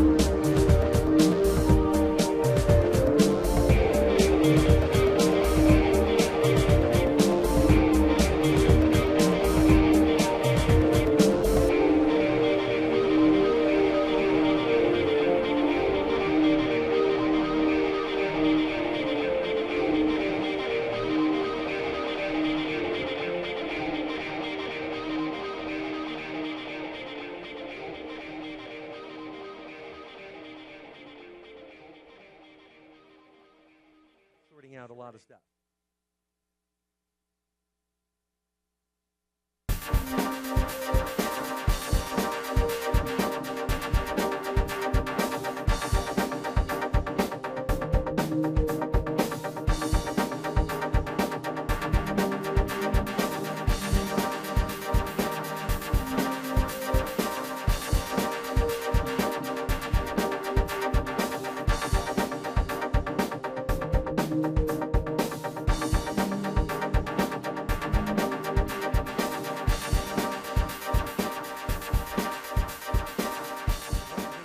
Forward to seeing. It was announced right around the time of Windows 8. It's not really a new CES product, but this is the first time a lot of people are getting to see it, is the Asus Tai Chi, and as you can see, it looks like a fairly standard Ultrabook. And it's pretty light, and so how does it convert? Amazingly, it does not convert. You have a screen right here, and then Scott, flip it around. There's a second screen on the back. A dual screen Ultrabook, and this is like the perfect Battleship board game Ultrabook. That's right. You look across, or you do virtual video chat with somebody else, or you could do, I don't know. The possibilities are odd and endless. Because you can set it up to either mirror the screen on the front and the back, or they can have two separate screens. It's almost like you have an external monitor set up. And the one on the back is a touchscreen. The one on the inside, and this version is not a touchscreen, but based on what Intel said this week about future Ultrabooks needing to have touchscreens, I would suspect that it's going to be touch on both sides. And it's clever. It's so different. I really was eager to get my hands on this and try it out. And you know what? Like I remember you looked at there were dual screen laptops before, like the Acer Iconia. But you know, this is compared to that, this is incredibly light for fitting in two screens. I didn't expect that. I mean, it feels about as light as any other compact Ultrabook in this territory. So you don't feel like you're giving up all that much for that second screen in terms of size. I was curious about what this was going to actually look and feel like in person, and now that I see it, it reminds me a lot of, you remember, there were a couple of glass-backed laptops with Gorilla Glass on the back of the lid, like the HP Spectre was one of the first ones from last CES. HP Spectre and the Acer Aspire S7. Right. And this really feels like one of those, except for just the glass-backed lid happens to have a screen behind it. You're going to have to be careful what you're working on this Ultrabook, because if you have it in mirror mode, you're actually showing everybody around you. For classrooms, teachers can keep an eye on what the kids are looking at on their screen. Or you can skin it. It's interesting. So cool. You want to protect that screen, though. I feel like there's no way you can avoid being careful about both screens. Just get a little special dust cloth. Just get mitts. Just get gloves and go like this. Put it in a plushie case. So one that we liked with Windows 8 was the Lenovo IdeaPad Yoga 13. Yes, which also was one of the stars of last year's CES. Also one of the stars of last year's CES. Right. They had an 11-inch version also that ran Windows RT. You know how we feel about that. I mean, yeah. But now they have exactly. a 11-inch Yoga version with full Windows 8. And here it is right here. And you, of course, know the conceit of the Yoga. It looks like a regular Ultrabook. And then... Right. And then you simply just bend it all the way around. Simple, super bendy screen. And that's kind of one of the simplest ways we've seen of dealing with the convertible thing without any twisting or detaching. It's super fast. There's nothing to break off. There's nothing to misalign. The only go ahead. downside is you still have this keyboard and touchpad under your hands on the back, but they deactivate. I still think it's a little weird for that, but it's certainly the fastest way, I think, to get into a tablet mode. Once you get past 180 degrees, it goes into deactivation. And I mean, it feels a lot like other Lenovo Idea, pads, like the U310 is one that's like that. So you're feeling like you're using a regular laptop. You didn't buy anything that feels like you're going into convertible land with this, what I like. Yeah, they really don't compromise that clamshell form factor. And what other shapes can you bend that into? You can do it into a sort of a crazy tent mode, like that. And actually, it stands up pretty well. It's got nice firm hinges there. And this is one of those laptops that's going to benefit from the newly refreshed Intel processors that they talked about at that press conference. They're a little more power efficient, sort of like the in-between stage before you get to the 4th gen Intel processors at a later date. But you're going to see a lot of interesting, this is one of those great examples of a nice, interesting 11-inch. Doesn't sacrifice anything. I think at 11 inches, it feels more natural as a tablet than the 13-inch did because it's closer to like an iPad. Yeah. So these have all been fairly recognizable as laptops, even if the screens come off or they flip or they fold. You've got something that really doesn't look like a laptop, but it's a full Windows 8 PC. We've all been waiting to hear about this. What do you got? Right. This is probably one of the more aggressive things they're showing here. And sure, I mean, NVIDIA did discuss all of their gaming announcements. Razer also has the Edge gaming tablet, and this is a very different concept. It's not about Android. This is actually a full Windows 8 gaming tablet, and it comes with a gamepad cradle here. It's pretty cool. I mean, it's got your dual analog pads. It's got your triggers here, kind of like a yoke type feel. You can play games on it. It plays all PC games. It's actually a Core i5, Core i7 processor, and NVIDIA GeForce. 640 LE graphics, so it's good. It's like a good mid-range gaming laptop in this 10-inch tablet. And this isn't the way you have to use it. It actually detaches here. You press another detachment challenge. You just pop it out, and that's the Razer Edge. And it comes with a number of accessories too. You've got this dock, which I actually like the most. You plug this thing right in, and you put it in front of your TV. It's got HDMI out, and you can play this. You can play games on your big screen TV. It's got 2 controller inputs, and Razer makes Xbox 360-like controllers. You can play PC games. We played split screen games, and it was easy to set up. They also have a keyboard attachment. It's about $9.99. So it'd be like a little all-in-one PC. Yeah, it costs about that range, and you can pay up from there. There are configurations going up to $14.99 with the gamepad. But it's ready to go. They're taking pre-orders, and it's technology that's here right now. And this controller dock acts kind of like plugging like an Xbox controller into your PC now. Yeah. It works with like a lot of games on Steam and stuff. Right. And anything you're using a controller for right now, PC gaming, this is ready to go for that. All right, awesome. Yeah. There's one more slate I actually want to show you, and that's this guy right here. That's a lot thinner and a lot lighter than this, but it doesn't have the discrete graphics. This is the Vizio MX11T for touch. So it's a little touchscreen, full Windows 8. A lot of times when you see these slates like this, either maybe they're running RT or they're running an Atom processor. So here you have something. I mean, look how incredibly light that is. That's really not bad. I mean, that doesn't feel too far off the range of like a Retina display iPad. Oh yeah, yeah. I mean, it's a little thicker. And this is sort of the second generation of Vizio computers that we've seen. They just started getting in that market last year, so it's really impressive, I think, to see them come up with stuff that's really sharp looking, really pretty much right away. It takes a lot of years for a lot of PC makers to get up to this level here. Of course, they have been making TVs and stuff for a long time. And I feel like this is what people were waiting for, to sort of say, like, Windows 8, I want to get that tablet that feels like an iPad, but it's not running a different type of operating system that you're not familiar with, and maybe we'll see a little more of that this year. The other shoe dropping. So these are all very sort of non-traditional laptops in their own ways, even if some of them look like it. Last year, we were all talking about Ultrabooks. That was like the big topic. There are still some Ultrabooks left. We actually have we stacked them all up here because they're all so thin and light because they're Ultrabooks. There are a lot of them. I mean, there are still a lot of them. People who say Ultrabook is dead. There's the zombie uprising, but it's in a good way. I mean, this is like, you're seeing Ultrabooks everywhere. The Ultrabook was a successful idea, and it's influenced. You wrote about that. It's influencing laptops everywhere, even if they're not called Ultrabooks. Right, right. And I think now you're seeing pretty much every laptop getting touch, but you're really not sacrificing in many ways.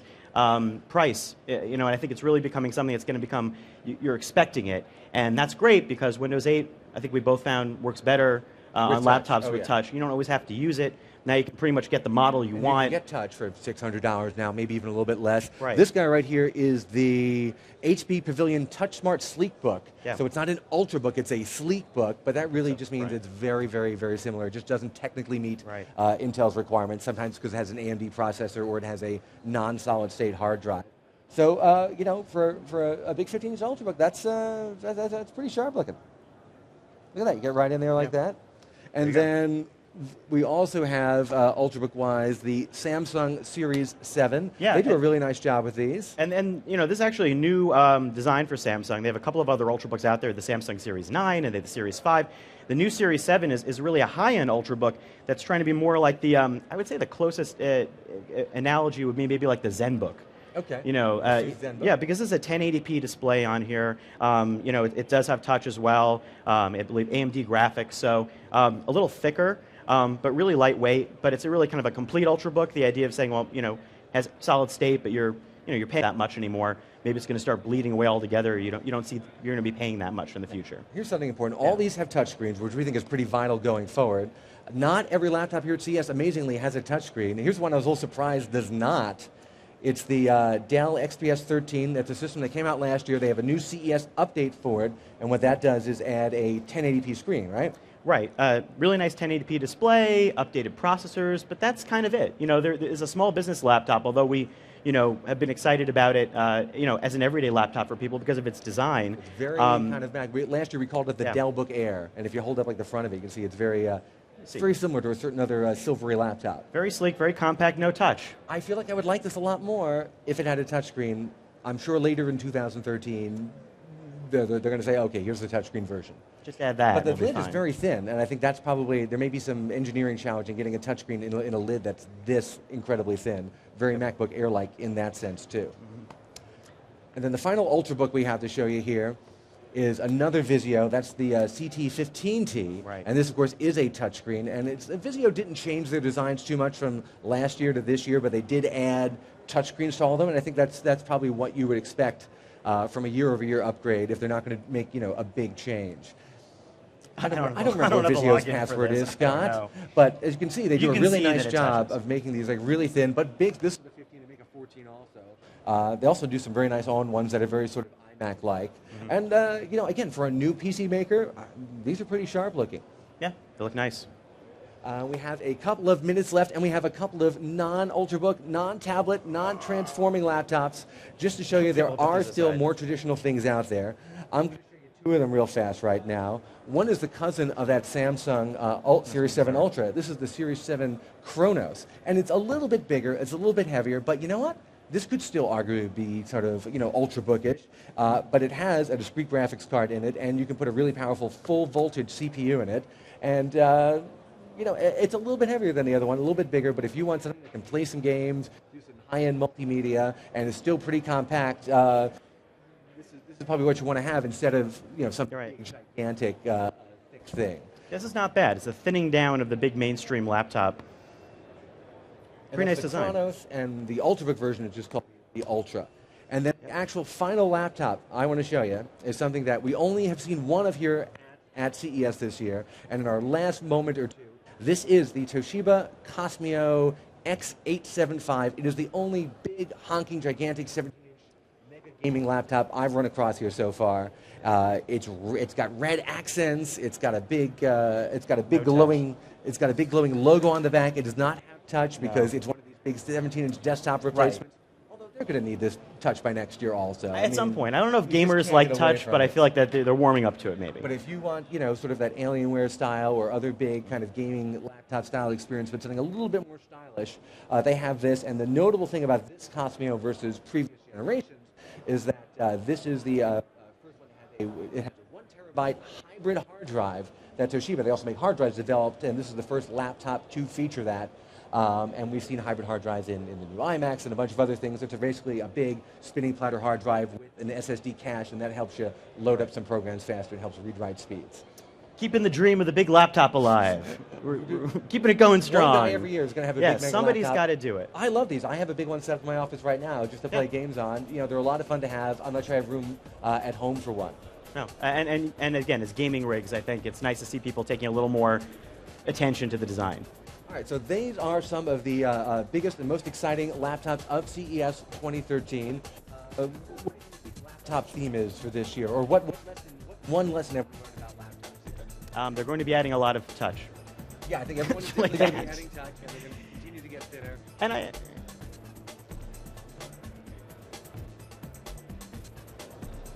Sorry, they... Okay, cool. So, I mean, that's CES 2013. Well, Dan, what do you think the big theme of this show is with laptops? What's going on? They're going to continue to add touch. They're going to continue to make super thin laptops, even if they're not called Ultrabook.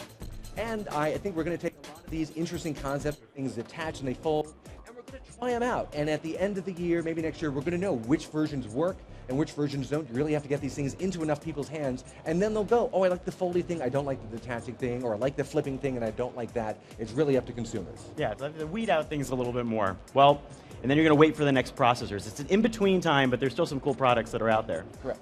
Well, that's a look at the laptops and some tablets of CES 2013. I'm Scott Stein, not Dan Ackerman. That's Dan Ackerman. And stay tuned. Coming up next after a break, Brian Cooley is sitting down with the Ford product manager for Ford Sync Technology. So stay tuned.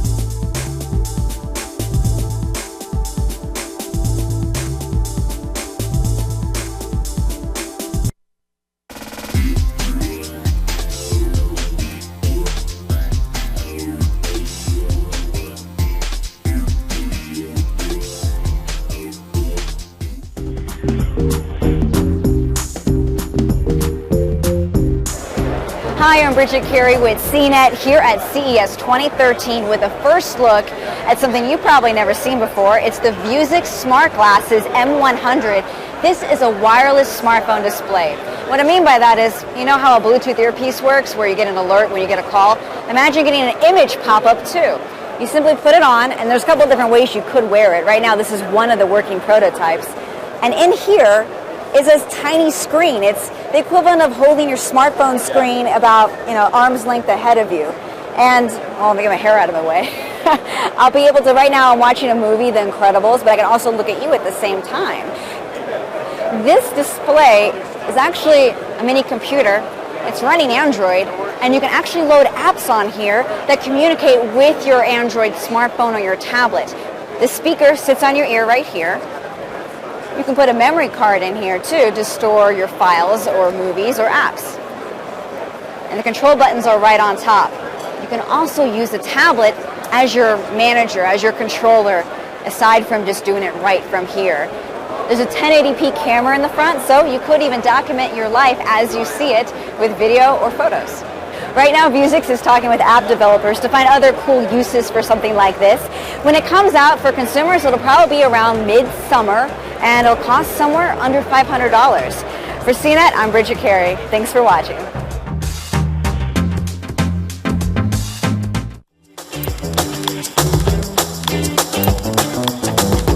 Hi, I'm Scott Stein at CES 2013, and one of the big surprise announcements in tablets is Panasonic's 4K display 20-inch tablet.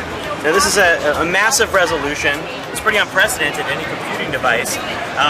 It's about 5 pounds, so it's definitely not something you're going to fit in your backpack, obviously. It's a prototype concept. You may see development in this sometime soon. For photo quality, it's spectacular, and heck, most people haven't even started moving into Retina yet, but this surpasses it in a computing device. It's on the show floor here in Las Vegas, and for photo quality, it lives up to the billing. I'm Scott Stein. Let's a quick look at the Panasonic 4K Windows 8 tablet demo at CES.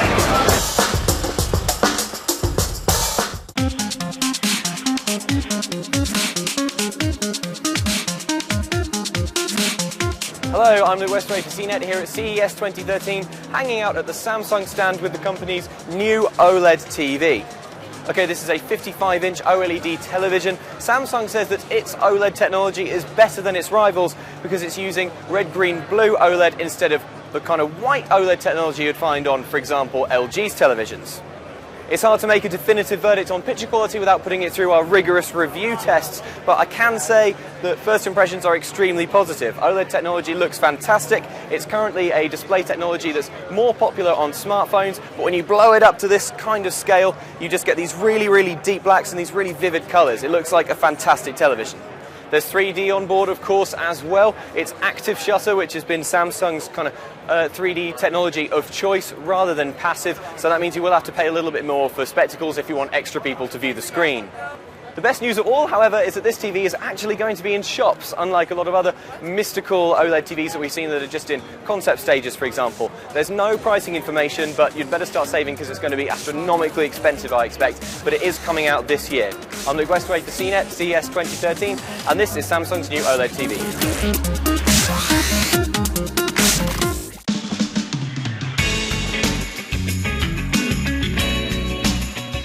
Hey everyone, this is Jessica Dalcourt for CNET here at CES 2013 in Las Vegas. I'm looking at the Alcatel One Touch Pop series. It's a series because there are actually 4 phones. This one is the M Pop, but there's also the T Pop, the S Pop, and the X Pop. They all signify sizes. However, this one, the medium size, is the only one that is slated to make it to the US, so we're going to talk about this one. However, all of the phones in the series are pretty much entry level, so they're going to be more affordable. It has Android 4.1 Jelly Bean. It also has a 4-inch display here. It has a 1 gigahertz single core processor. Memory is a little bit low on this thing. It's 512 megabytes. So you are going to want to get an expansion card, and that is underneath the back cover. For camera, you've got a 5 megapixel camera on the back, no flash, and there's a VGA front-facing camera. This phone is not tied to a carrier yet, but it is expected to arrive in Q3, so we will know more about it in the future. I'm Jessica Dalcourt for CNET. You can catch all of our CES news at cnet.com.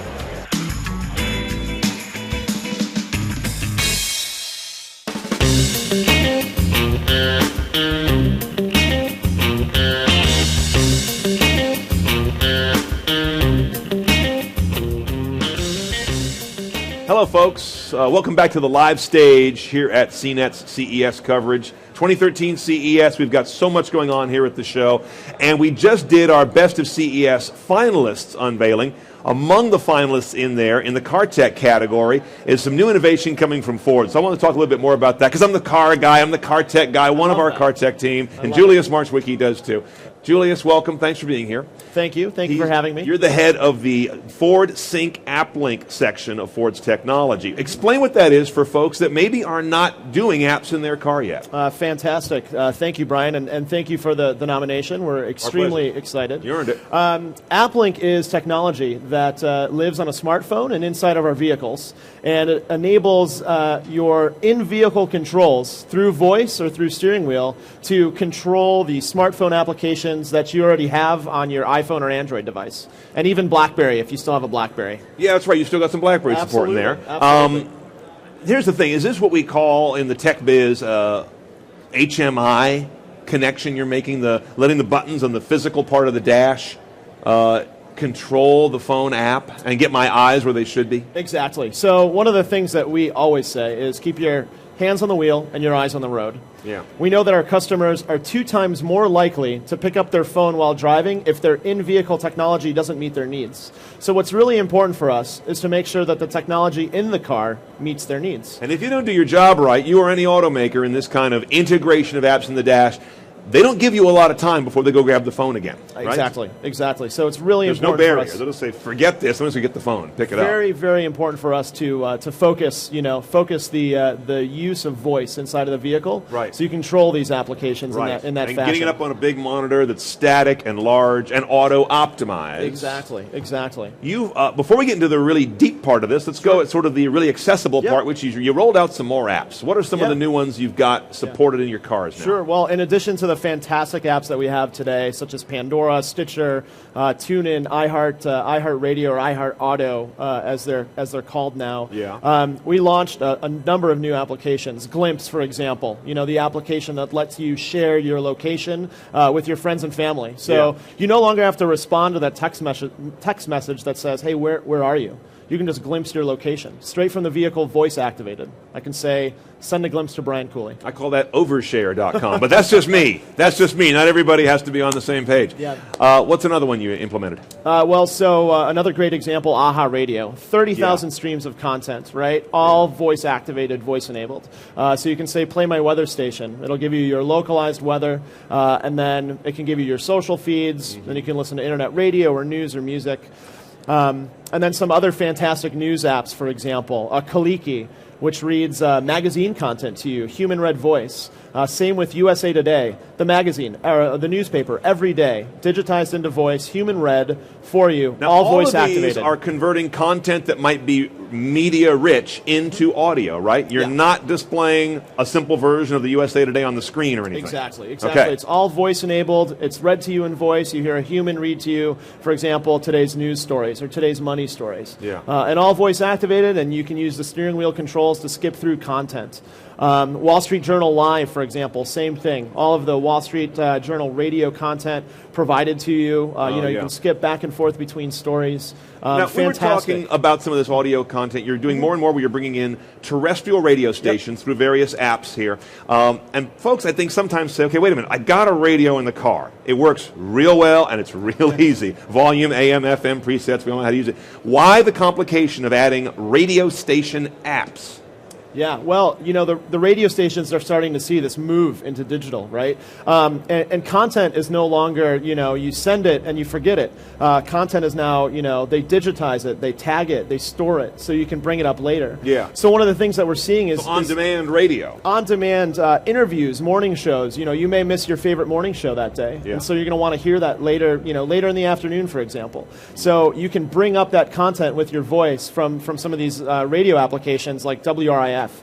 You can access, interviews and their morning show every day, just if you missed it, right? Yeah, it's going to change the world of radio broadcasters because they're used to having their local market to themselves and not having competition from stations hundreds of thousands of miles away. But now you can listen to a New York station in Detroit. Absolutely. And I'm a Chicago guy, so I like listening to my Chicago stations in Detroit. So and now you can enable that. It's fantastic. Yeah. Now let's move to the future. Those are some of the new apps you've got. The really big thing you announced that is less sort of, gettable by the consumer, but it's huge underlying tech is you've opened up your cars and your sync app technology to developers. Decode all that for us. Oh, what we've done is we've launched what's called the Ford Developer Program. You can go to developer.ford.com and access all sorts of resources that effectively give you the ability to to deploy, develop software that works inside these vehicles. So the Pandoras, all the apps that we're talking about, will give you the SDK they have. It's there. It's on developer.ford.com. Software developers kit. Software development kit, absolutely. Okay. Documentation, sample code, online tips and tricks, blog forums. And most importantly, Ford developers that are there to support you. So we have an entire team of people that are helping develop. You want to say something to the driver with our text-to-speech engine. The API is called Speak, and you issue a speak command, and you give us the text you want us to speak to you. Yeah. And so it's a fantastic way because I don't have to learn something specific for the vehicle. I can drop this library in. Most of our developers have done it like a bunch of macros, right, that help them get things done in a shortcut within your system. Absolutely. In wrapping up this idea, what's the vision? Let's say 1 year from now we talk to you about how's it going with developers developing apps that will then pair from. They never leave the phone. They're always on the phone, but they're integrated with the car in a rich way. Exactly. What do you hope will be the goal? Will there be a Ford App Store?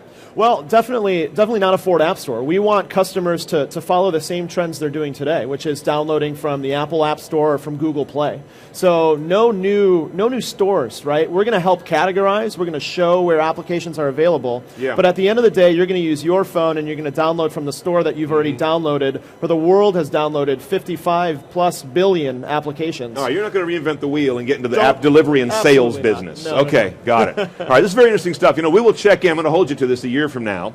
Come back here and show us how it's going. I would love to be back. I want to know what apps are going to be coming up in the next 12, because this will be real this year, right? Yeah. Okay, so we'll see what some developers have done to develop for Ford and other cars. Yeah, developer.ford.com. Absolutely. Great. Julius, thanks for being here. Always so good much. chatting to you. Julius Marchwicki, he's in charge of the Ford Sync AppLink technology at Ford. More coming up here at the CNET stage, of course. The next interface panel is one that I'm particularly into. Lindsay Turrentine, our editor-in-chief, and myself are going to bring up a bunch of companies here on this stage at 3 o'clock Pacific, 6 Eastern, to talk about their technologies that let you control your tech without mice, without keyboards, even without touchscreens. That's coming up at 3 o'clock Pacific. Meantime, stay tuned for Donald Bell and Bridget Carey with the latest in toy tech from Lego.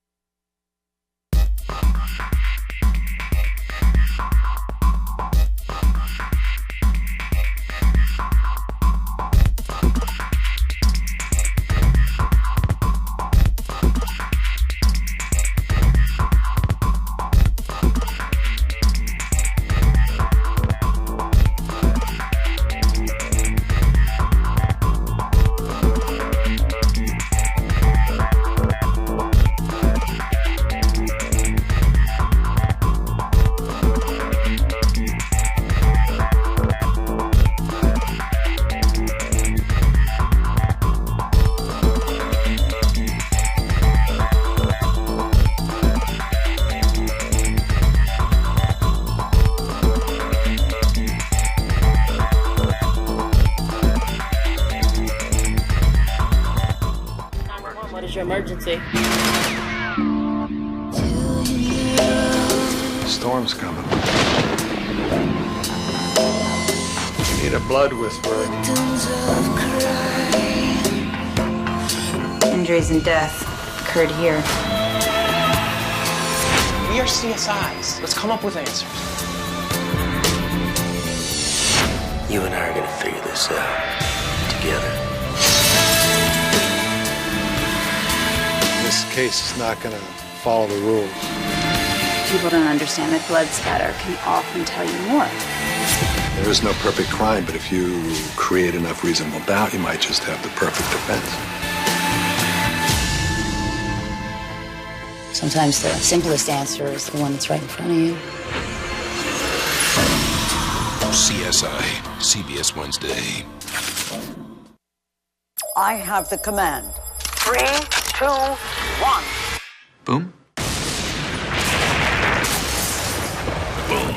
CBS Tuesday. We good? Clear. You're good to go. You guys FBI? NCIS, FBI's hipper younger brother. In the fight for freedom. We've got a nuclear bomb. And let's get to work. This team plays to win. You feeling lucky? You think this plan's gonna work? Keys to the front door. Done. It's gotta work. Call the shot. Get down! Who are you? Federal agent?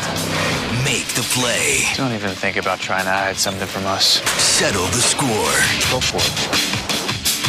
Oh, did it hurt or did it just look like it hurt? Hang loose, bro. Maybe you better brush up on your lingo if you're going to back him up. Gotta love LA. The hit drama NCIS Los Angeles, Tuesday, only CBS. Tuesday, See how Sin City began. Howdy. The history of Las Vegas, inspired by the true story. There's a 1,000-foot neon wave about to crash down on us. Worrying ain't gonna stop it. The lawmen. Let me escort you out. The mobsters. I believe in the spirit of cooperation. Action's good. The women who broke all the rules. I never figured you for the business. Back home thought I'd be the right fit. Get ready, because all bets are off. You don't look like the law. I've been hearing that. Dennis Quaid. You're coming with me, little brother. You're better with people than I am. Well, that bar's fairly low. Michael Chiklis. Nice watch. Get out of here. Carrie Ann Moss. Here's where you tell me I look nice. You look nice. How's the head? Still hard? I'll second that. Vegas, new drama, Tuesday, only CBS.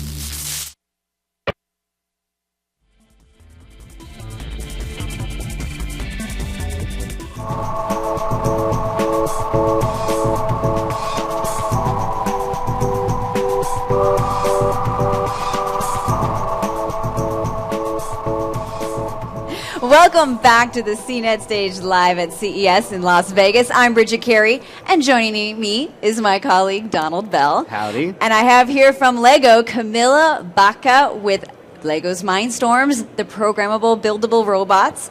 Very exciting stuff here. I'm hoping you can start off by explaining all the goodies we have on the table right here today. Well, why don't you start by putting your hands in front of the snake's eyes? Oh, don't do it. It's a trick. Ah! It's going to bite you. So Lego Mindstorms, this is new Lego Mindstorms EV3, and Lego Mindstorms is all about bringing Lego to life. Mm-hmm. We have all been building Lego since we were, young kids, and now you can actually program your Lego, and you can control it with your iPhone or Android device. Now, this is an upgrade from the previous version of Mindstorms. So it's been a while since we've seen an upgrade. Actually, we're celebrating the 15th year anniversary of Mindstorms. This is the third generation coming out, and we announced it yesterday. Wow, very cool. So is this the brains of it all right here? So what you have is you have a brain. Well, I can take Everstorm here. This is the brain of the robot. This is where you control it. And you can attach motors and sensors to it. And you can program your robot on this interface. Or you can download software and you can do more advanced programming on your computer or PC Mac. What kind of programming? So you can do all kinds of programming, but it's a visual-based programming language that's very, intuitive for children to use. And you can command him to, why don't you put your hands in front of his eyes now? This is another trick, I know this. So this is a basic program we've made, but you can make, you can program your robots to do basically whatever you want. So there's different kinds of sensors. I guess some are motion sensors. Exactly. Touch sensors, color sensors, and motors. And then you have the infrared sensor, the one you were, had your hands in front of. And you can also control it with this beacon. So basically I can remote control my robot also from this beacon. So basically, if you don't have a smartphone to program with, it comes with a remote. So it comes with a remote, and you can build and remote control it. You can also do the on-rig programming without having a computer, and then you can progress onto the more advanced programming on a computer afterwards. Now, one box means you can make several examples. Or what you brought here. But how many total can I make out of this if I get the box? Well, we are providing building instructions for the first 5 models that comes in the box. Okay. So you can build 5 different robots. Actually, we have 3D building instructions available for tablets, iPhone, iOS, and Android. But on top of that, you can build 12 additional robots. We'll provide building instructions, so that's 17 different robots from one set. And I guess whatever your imagination allows you to. So you don't have to follow the instructions if you feel a little creative. No. So so this is me controlling the snake from a smart device. So if I shake it, he's going to shake. If I sort of take it forward, well, you're supposed to, and then he's going to bite you. And I can use the gyro sensor here in my smart device to control him. This goes for all of the robots. It's a free app you download, so you build your robot and you control it from your This is a great way to tease your siblings. I think our pets are going to hate us after these come out. But it's been very important for us when developing the Lego Mindstorms EV3 to make it very, playful and make it fun for children to learn about robotics, because we know as the minute it's fun, you want to learn about it. So children can, build and start out by just playing and then progress into programming the robots. What do you do to help ease kids along into this? Is it complex? You say it's for 10 and older, right? Yeah. So what I have here is this is the robot we sort of encourage children to start with. Building sort of the driving base takes 20 minutes. Okay. And then you can sort of add different modules to it. In the box comes also a mission pad. So we have small missions for children to start out with to encourage them and motivate them to continue to play and then tinker. What's like a mission? So a mission could be make it go forward, knock off a tire that you put on there, and say wahaha or something like that. Yeah. You know, it's a different small missions that's fun for children to do.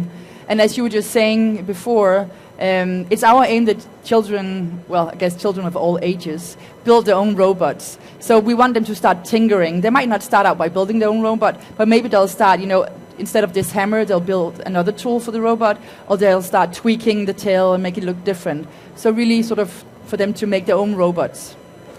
I don't know about you, Donald, but forget the kids. I want to try this. I feel a little bit bad that like the hardcore Lego fans are going to have to wait for the second half of the year for these to come out, right? I mean, there's still going to be a little bit of a wait.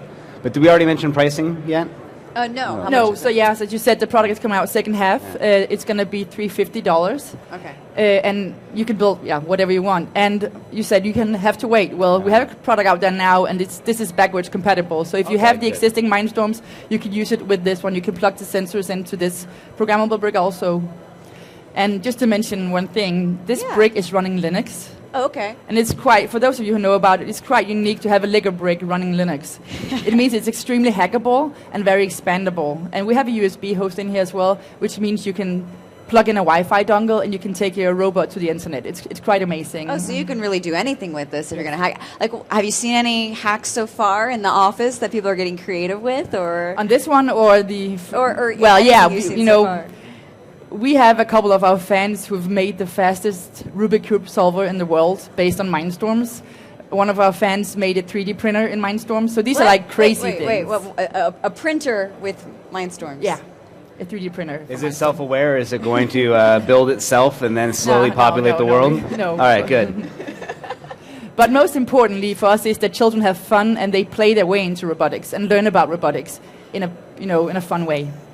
Okay, Donald's now shooting the audience. This is a good step for our show. It had to happen at some point, right? What about battery life? I mean, how long is it going to last before it dies out? I mean, it depends on what you do. If you have it running on Bluetooth, which is quite power consuming, it's gonna, it won't last as long. But if you're just playing around with this one or just have, build and you play and you build and you play, it's going to last quite a bit. But we also offer rechargeable batteries as part of this. So you can buy rechargeable batteries to add to it. All right, can you go through again some of the different things you can do? Obviously, we saw the snake shake, and we saw our buddy over there with the mohawk shoot a few. I'm already afraid this guy's hand isn't big enough to grasp a beer and bring it to me on the couch. Well, maybe there'll be a larger version. Actually, one of our robots, his name is Gribber. He's capable of lifting a full can. I have to imagine someone at your company has figured this out. Yeah. So you can make them do all kinds of things. You use the sensors. He has a touch sensor on the shoulder, so you can program your robot. If it's being touched, it has a certain behavior, or if this one sees something within a certain distance, it has a certain behavior. So you can make it pretty complex. You can make it pretty complex. Or you can just play. So we're really catering for both ends of our users, and depending on your skill level, there's an entry point for you with Lego Mindstorm CV3. I think you just put an iPod Touch in front of this guy, and he could FaceTime my way into work. He could be my telepresence robot, and anyone I don't like, maybe I can remotely just fire off a little cannonball at him. Yeah, there you or go. Her. So we have a gun. We have motors that drive. And can it hunt things? Yeah. We actually have one of the robots we provide in the set his name is Spiker, and it looks like a scorpion. And one of the sort of play scenarios we've made is you put this beacon in front of him, and he's going to find it and detect it. Lots of fun. Oh my gosh, you could put that beacon on a cat collar and then have it go after your cat. The pets will be tortured by these at some point. Why am I thinking of these mischievous things? And it just comes so naturally to me. You can put this on your belt, and you'll have Everstorm following you around. So all kinds of fun ways to play with it. Very cool, very cool. Thank you for giving us a show and tell. That's pretty awesome stuff. And so second half of the year. Yeah. For about $350. Can't wait to. It gives a little bit of time for my kid to learn Linux. It'll be perfect. Half a year, I'm sure I'll be able to nail it. They don't have to hack it. They can just play. Well, thank High you so much. expectations. I appreciate it. All right. Well, coming up, we got a very special thing. We have 50 Cent with Brian Tong. You're not going to want to miss this, so hang on tight. We're going to take a quick break first, so hang on tight.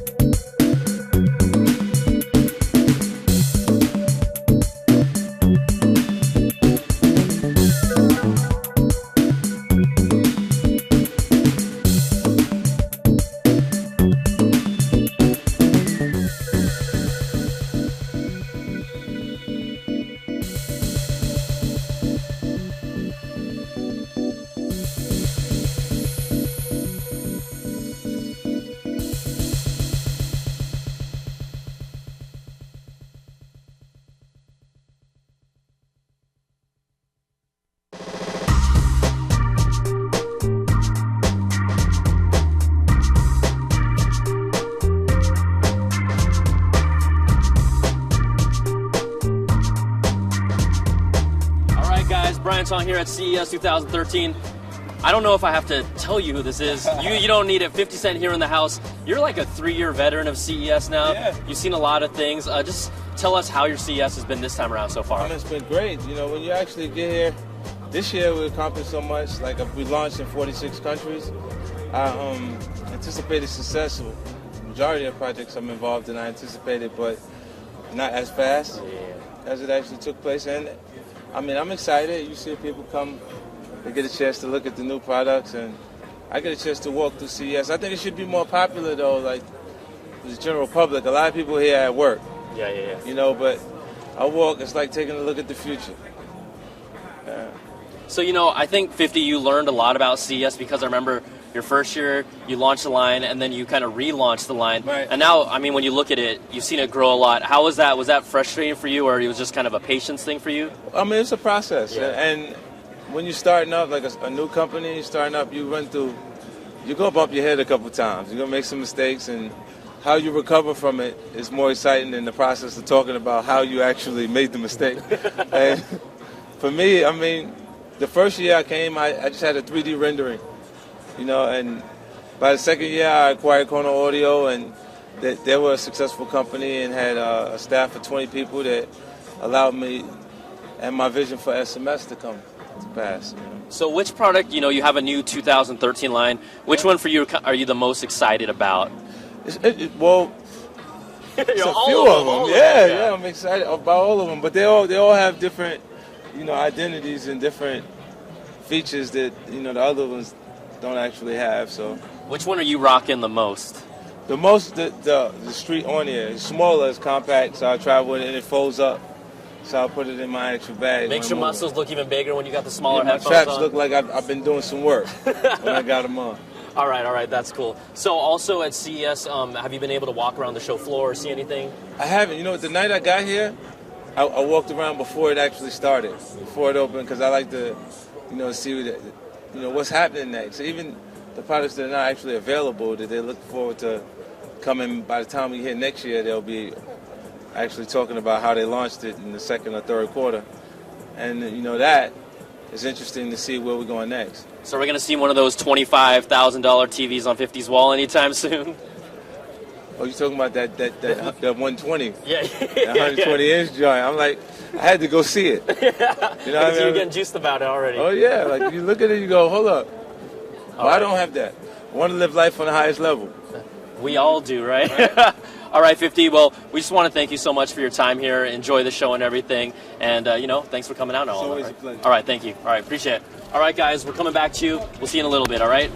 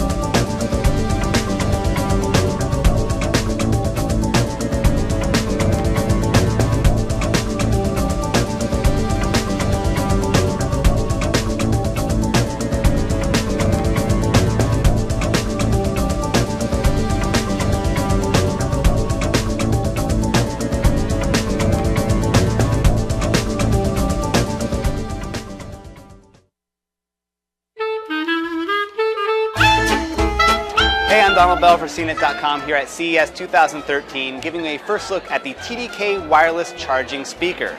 This is a pretty cool little miniature portable speaker from TDK. I've been a big fan of TDK's products over the year. Remember their 3-speaker boombox I reviewed last year was pretty darn awesome.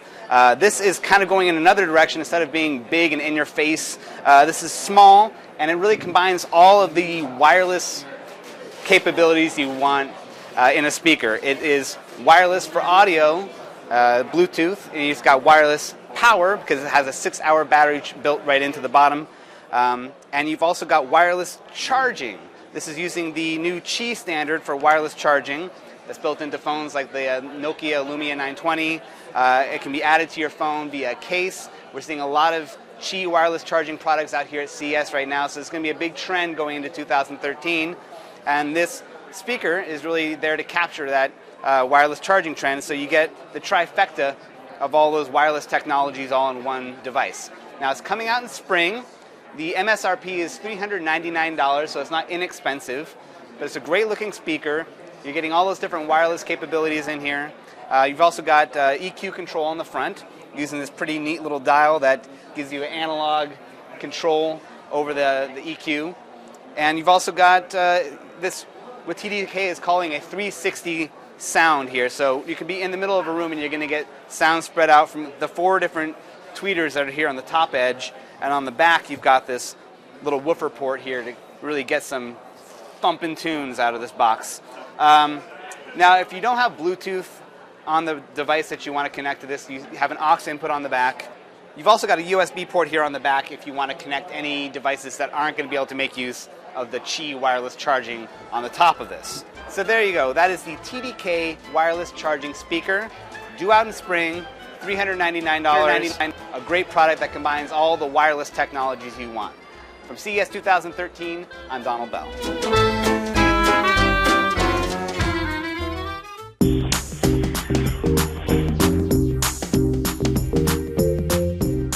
Hello, I'm Luke Westaway for CNET here at CES 2013. I'm taking a look at the Acer Iconia B1. This is an extremely cheap Android tablet to compete with the likes of the Google Nexus 7. So let's take a look. So this is a 7-inch tablet. It's got a 7-inch display with a 1024 by 768 pixel resolution. It's not the brightest, clearest screen I've ever seen, but do bear in mind that this is a very cheap device, and it looks pretty good. Powering it is a 1.2 gigahertz dual-core chip. Now that's not as powerful as the quad-core affair that you will find in Google's 7-inch tablet, but it feels responsive enough. I think for web browsing, things like email, this would probably be fast enough. There's 8 gigabytes of onboard storage. If that's not enough capacity for you, then you can beef it up using a micro SD card. It weighs 380 grams, it certainly feels very portable. If I turn it on its side, you can see it's quite slim. It does only come in this blue colour though, so you better make sure you like blue before you buy it, because it is quite blue. On the software side, we're dealing with Android 4.1 Jelly Bean. That's not quite the latest, greatest version that you'd find on the Nexus 7, for example, but it is a very raw version of Android, so there's not an awful lot of Acer meddling going on here. Acer tells me that really the only thing it's done is to tinker a little bit with some notification menus. All good so far, but now for the bad news. This tablet isn't coming out in the US at the moment. It's going to be coming out in Europe and Latin America, costing £99 or 119 euros. That equates to roughly $160. But as I say, it's not coming to the States yet. Fingers crossed Acer changes its mind on that one. So first impressions are that it's not quite as slick as the Nexus 7, but then it is a bit cheaper, so that's exactly the trade-off you're getting.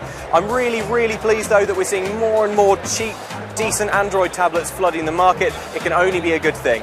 I'm Luke Westaway for CNET, and this is the Acer Iconia B1.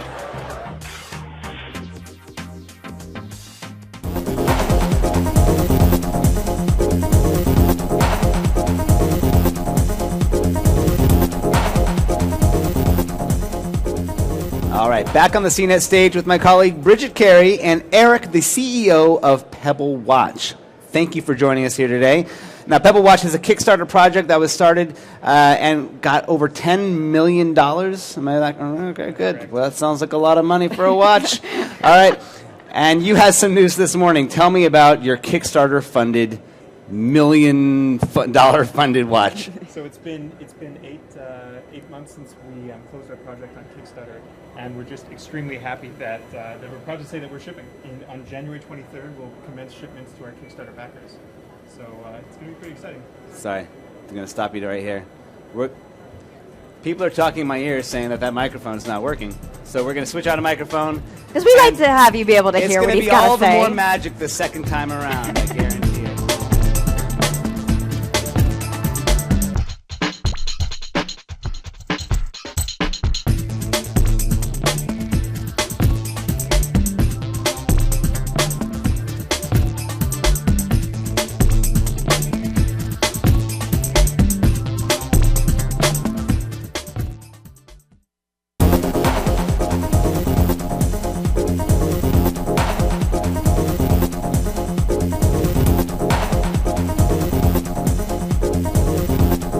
On stage here with my colleague Bridget Carey, and we're joined by Eric, the CEO of Pebble Watch, a Kickstarter project that took the internet by storm. It raised over $10 million and still counting, and you had some news this morning. Tell me about the news for the Pebble Watch. So now that I can speak a little bit more clearly, we are shipping. Pebble is going to start shipping to our Kickstarter backers on January 23rd. It's been a long time coming. You know, our original estimated ship date was in September. We spent the time working on our manufacturing process and getting the software up. And it's at the point where we're extremely proud of it. And really, you know, at this point, we just can't wait to find out what our Kickstarter backers think of the watch. You know, there's 85,000 watches that are going to go out to these people, and I'm excited. All right, show it off to us. We've got it here. Text, well, you can't respond to the text right now. You're on the show. He'll understand. Okay, good. Can totally you show us what you've got here? So, this is Pebble. I like it sleek red. This is the red version. Pebble comes in 5 different colors: red, black, white, gray, and orange. Here's an example of different watch faces that you can show on Pebble. We have about 8 watch faces installed. This is my favorite one. It's the sliding text watch. You know, we looked around the web, and we couldn't actually find, you know, any wristwatch that displayed time like this did. So we were pretty proud of it.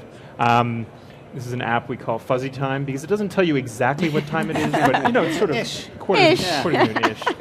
And for your audience, I think they would be pretty interested in the binary watch. So uber geeky. Yeah, but if you can tell the time, then well, I think you probably earned the Pebble. When robots actually take over the world, that's going to be their preferred format for time. Yeah, and so the other cool thing about Pebble is that you can control your music on your phone, and you can receive incoming emails, calls, text messages right on your watch. That's great. So I remember when the Kickstarter, I mean, correct me if I'm wrong, when the Kickstarter campaign came out for this, Apple still had their what was it, the Nano as like that kind of clip-on watch deal, and that kind of was like this little era of the return to the wristwatch, and then they retreated. Do you see that as you winning over Apple, that they've retreated from this space so that you can take over and just dominate it? I wouldn't say exactly that, but we're really happy with where we're at. You know, we're really proud of, you know, the watch that we put together. There are a few competitors out there. We think that our combination of an e-paper screen, a 7-day-long battery life, and the connection to both iPhone and Android is really what puts us out there. Right. I also heard you mention this morning how it is not waterproof, but water resistant, which was a feature that users didn't know about when they had signed up for the Kickstarter campaign, right? It's water resistant to 5 atmospheres, so it's perfect for going for a run in the rain, cycling, biking. You can even swim with Pebble. Right, and one of the ways, yeah, you can even swim with it. Wonderful. And one of the ways you're achieving that is it's a magnetic, like a latching kind of MagSafe style charging adapter. We have a magnetic charge cable on the side of the watch. Right, yeah. So it's like one less way for water to try to get inside the watch. Right? Yeah, and it's also much less bulky than some of the other smart watches or GPS watches where you need a whole cradle just to hold your watch. Much easier for traveling. How long does the charge last? It lasts for 7 days on one battery. Okay. Yeah, and it takes about 2 hours to charge. Okay. So a small amount of time per week, and you've got your watch going. And the screen is on 24/7, and that's with a Bluetooth connection to your phone. All right. And so, what is the price for this currently? It's $150 US. and you can pre-order it on our website. So our goal is to ship out the 85,000 watches to our Kickstarter backers first, and then the very next people in line after that are the people who place a pre-order. And then you'll make the gold-plated edition for me, right? Yeah, gold, maybe for Fiddy. For Fiddy, yeah, he might want like the We actually had a little contest this morning. So on Twitter, we invited our backers to ask us questions during our press conference, and we were giving away a transparent pebble to the person who asked, a really good question, because we're doing this manufacturing process, and one of the steps is we had to shoot the plastics in transparent so we could see where all the components sit inside. But it turns out it also looks ridiculously cool. So we're excited about sending that. All right, now I'm going to play devil's advocate for a second here. There's a guy who does not have a watch. Yet. My phone, for as long as I can remember as an adult, has pretty much replaced my watch. So what would you tell people to compel them to re-embrace the watch as this kind of extension of your phone? So yeah, exactly. Pebble is designed to be a smartphone accessory. It's not one of those watch phones where you have your 3G modem and everything crammed into the wrist, because that makes it quite bulky. Pebble's designed to be sort of that intelligent accessory. If you ever find yourself digging out your phone out of your bag and missing calls, or having to wipe your hands off if you're having dinner just to be able to see if you got a new text message, that's the time when Pebble can sort of like quickly tell you what's going on at a glance, and it helps you make a better time management decision. So if you're running for the bus or running for the subway or something, and you might not want to pull out your phone right at that moment, you can glance down, and maybe in an hour you can answer that email or something like that. Actually, I feel like it's kind of like a retro, old-timey way to remind people that you're ignoring them, because you can look at your watch like you need to go instead of looking at your phone. I was just thinking of that for the etiquette of it all. I mean, when you're at dinner and you got your phone on the table, everyone, doesn't like to do that. But at least this way, you can see, what was it? Oh, and it's gone. Right. And it just is a little less rude. Students in class, I feel like the first time that Pebble gets banned from a high school or something like that, then we know we've hit it big. When a teacher bans the product, then we'll be happy. Have you guys figured out, I'm sure you're already very happy that you're shipping the product, but there's got to be a next step for you, something you've been thinking about for a while after you've hit this goal. Is the wrist the final frontier for you guys, or are you thinking about other products? So our goal right now is, our first goal is to ship out the 85,000 watches to our Kickstarter backers. That's like, we wake up and that's what we're doing. The immediate goal after that is to work on the software. So one thing we did is we built software upgrades into the core of Pebble. It's extremely easy to update the software. You just open your app on Android or iPhone, and you click a single button. We'll push a notification there's a new firmware available for your watch. Click a button, it takes a minute, and your watch is updated. What we've done is we've pledged to push out an update to Pebble every 2 to 3 weeks in the near future, because we're just rapidly iterating on software features, and we want all of the people who've received the watch to just constantly have the latest features. So we're not really looking at hardware right now so much as software. We've got a ton of features in our pipeline, and we're just looking to hammer them out and get them out to people's Pebbles. That's great. And so it's Android and iOS compatible. Yes. And then are you, as a company, are you a little bit fearful that now you've got the successful product, that there's going to be, the Timexes, the big guns of the world, of the wrist world, will come in and try to muscle you out? Some wrist warfare or something like that. Or is that. it really, it's a software that kind of helps you stay unique, that some other big gun can't come in and just knock off? I think, it's partly about the ecosystem. We're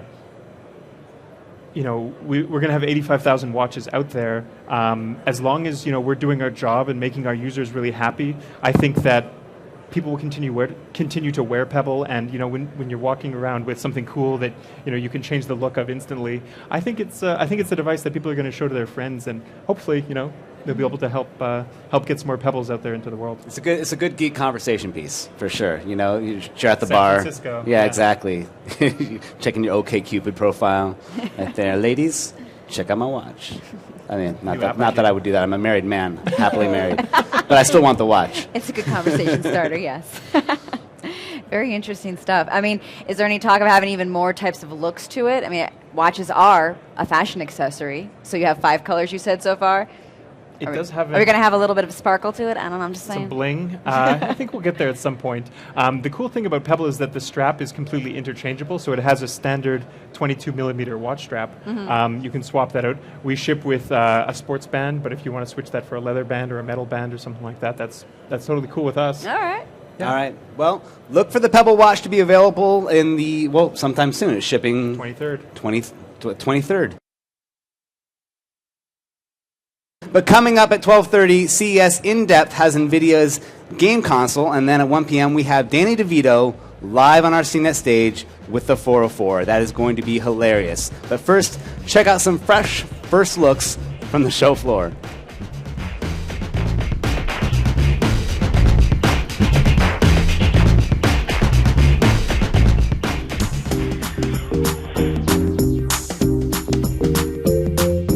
Hey guys, don't go here at CES 2013 in Las Vegas, the only place where I can drink and report at the same time.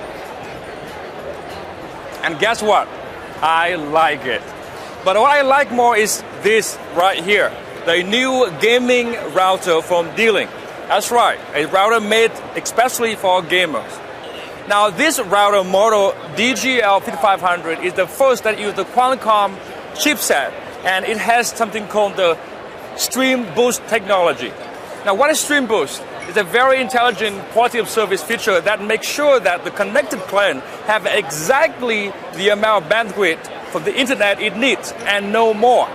It's somewhat like you give your children the exact amount of money they pay for lunch instead of giving them $20 a day allowance, which means that there's more bandwidth left for other connected clients. And gamers, we need all the bandwidth we need. Now this router supports ASIO 2.11 AC and offer up to 1300 megabits per second on the 5 gigahertz frequency band, and on the 2.4 gigahertz band it offers up to 450 megabits per second. On the back it has 4 gigabit LAN port and 1 gigabit WAN port. It also comes with one USB port to host a printer or some storage device. Another thing is this router is cloud connected, meaning that you can actually remotely manage your home network when you're away on your iPhone or any other smart device. So the question is, when can you get this? Well, we have to wait until the Q2 of 2013, and the cost is about $180. It's going to be worth the wait, trust me. Once again, my name is Dongo, and this has been a very quick look at the gaming router DGL5500 from D-Link.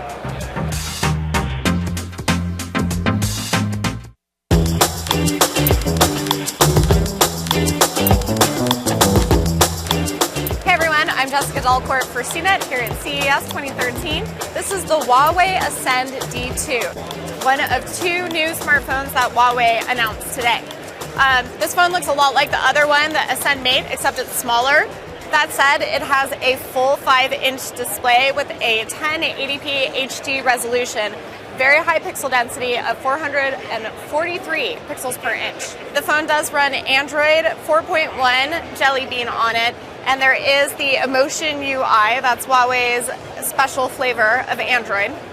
Another thing that's really interesting about this phone is that it's got a 13 megapixel camera on the back, which is really, really high. Haven't seen something like this for Huawei yet. The phone is a little bit on the heavy side, but not too heavy. It does have that same pretty premium look and feel as the Ascend Mate. Processing power, 1.5 gigahertz quad-core on here, so it's like a lot of the other quad-core super phones that we're seeing at this show. It's also water and dust resistant, haven't tested that out yet. Battery life is supposedly really good, it's supposed to last up to 48 hours on the 3000 mAh battery on here. 32 gigabytes of onboard memory, 2 gigabytes of RAM. This phone comes in two colors, sort of a bluish shade and this white one that I've got right here. No pricing or availability yet, but it is being shopped around to US carriers. We might see it here. That would be great news for Huawei because typically their phones haven't really been top tier here in the US, so great to see something like this. I'm Jessica Dalcourt for CNET. You can catch all of the CES news we've got at cnet.com.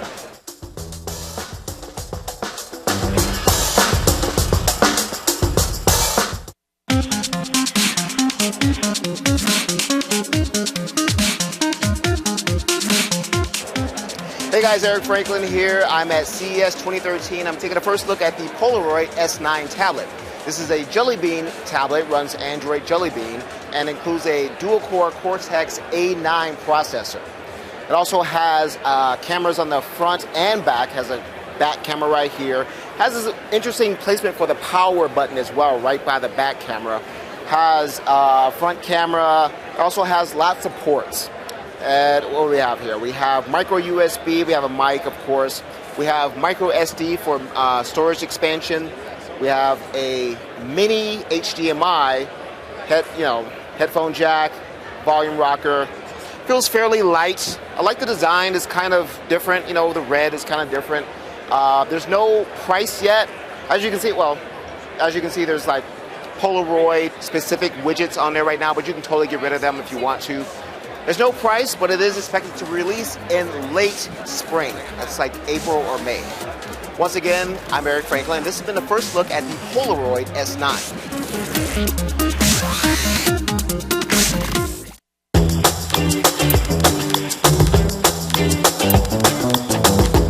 Hello, I'm Lou Westray for CNET here at CES 2013. I'm having a look at one of Samsung's new gadgets. It's the DA-F60 wireless Bluetooth speaker.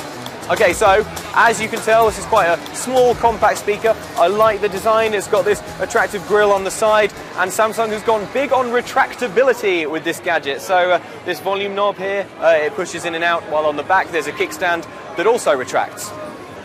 As you probably guessed from the name, you can pair up your Bluetooth gadgets with this to pump out your tunes wirelessly, or you can use NFC. So if you've got a phone that has an NFC chip in it, for example the Samsung Galaxy S3, then you can just tap your phone on the side of the speaker and it should start pumping out your music.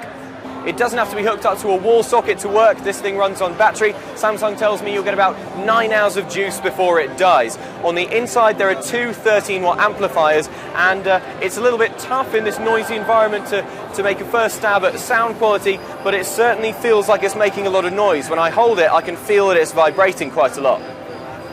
If you don't quite like the colour scheme, you can get it in a more silvery hue. That one's called the DA-F61, so make sure you search for the slightly different product name. You can also get magnetic covers for this if you want to protect its glossy veneer. Unfortunately, there's no price yet. Fingers crossed it's quite cheap, because this will be a good thing to take out with you if you're going on a picnic or it's a jaunt to the beach with your friends, something wholesome like that. What we do know is that it will be coming out in the first half of this year, though, so we won't have very long to wait. I'm Lou Westray for CNET, CES 2013, and this is the Samsung DA-F60 wireless Bluetooth speaker.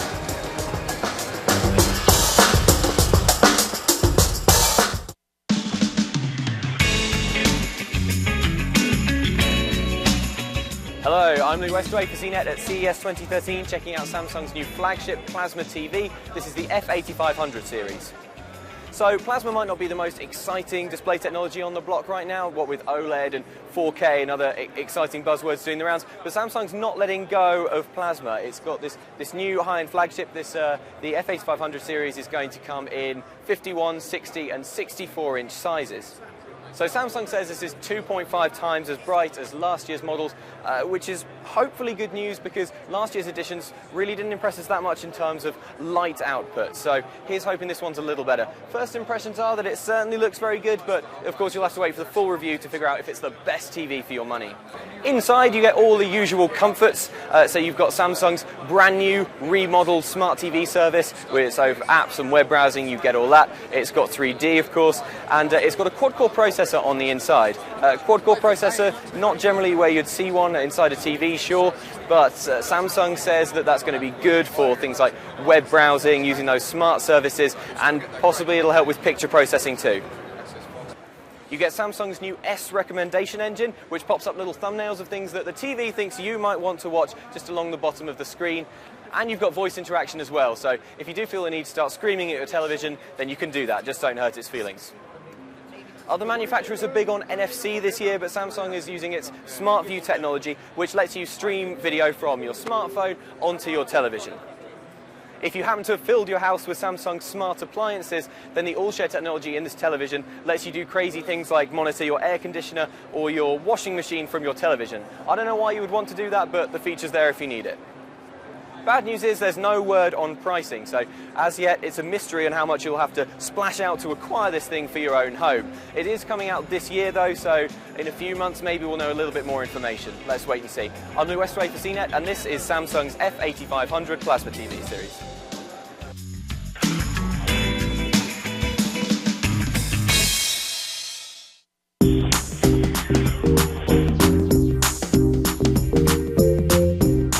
Hello, I'm Luke Westaway for CNET here at Samsung stand at CES 2013. I'm taking a look at the HW F751 wireless soundbar.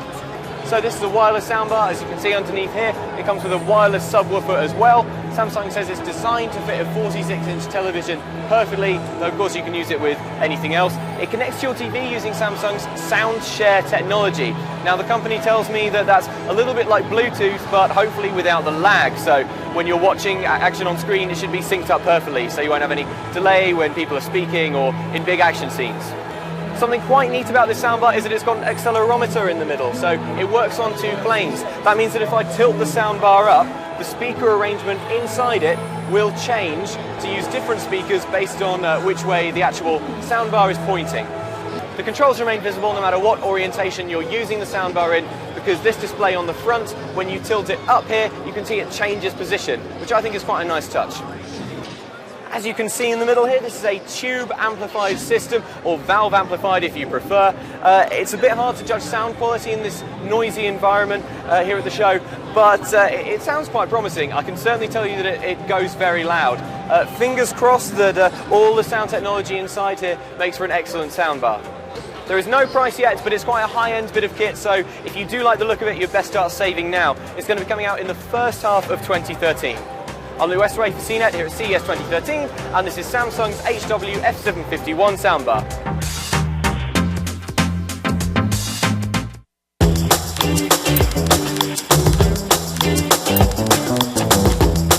Hi guys, I'm Dongo at CES 2013 and I'm here at WD. If you're a fan of internal storage, you are in a candy store here, because if you look how many internal drive I have here, and they are all new.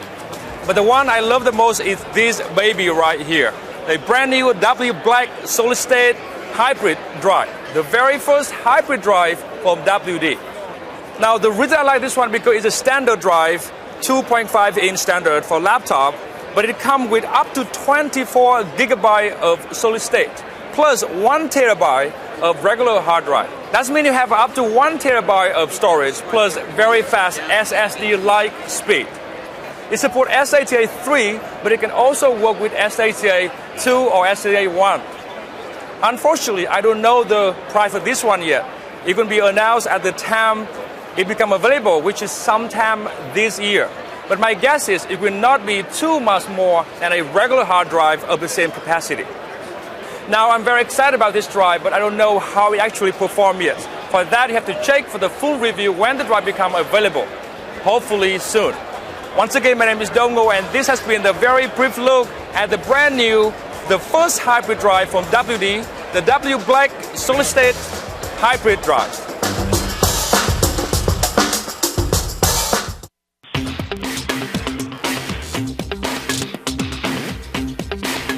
Hey everybody, this is Jessica Dalcourt from CNET here at CES 2013 in Las Vegas. This is the Huawei Ascend W1, a very freshly announced Windows Phone 8 device. It is in fact Huawei's first Windows Phone 8 device, so this is something special. There seems to be a trend in Windows Phone to have bright colors, and the Ascend W1, which will actually in the US be called just the Huawei W1, there is this bright cyan color here, which very closely resembles the Nokia Lumia 900 and 920 colors. Also comes in this red color here, white, and black.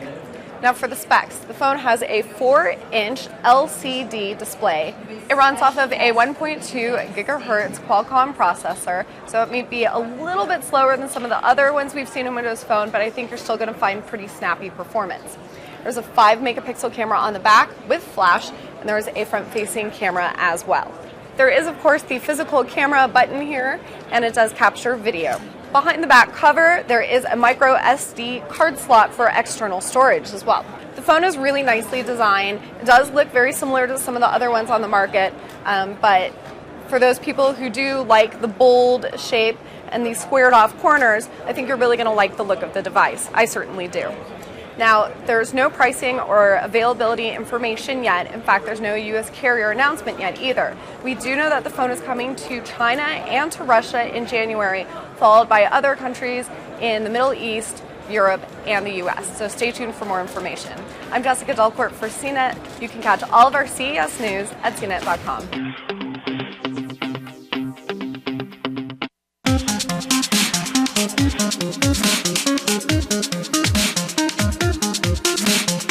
I'm Scott Stein at CES 2013, and this is the HP EliteBook Revolve. There aren't that many laptops on the show floor, but Intel did announce new processors that are going to be more battery efficient, and this business laptop is a perfect example of the sort of stuff that you're going to see in the spring. It is very thin and very light, about 3 pounds, and it's got a swivel tablet screen. It's an 11-inch, but it feels really compact and really about as light as a tablet. Full Windows 8, and using those new Core i3 and Core i5 processors. It is business oriented, but really with a design like this, magnesium with the soft touch on the back, you might like it for your own personal use, although be forewarned that the ports are a little more business oriented. I'm Scott Stein, and that's a quick look at the HP EliteBook Revolve at CES 2013.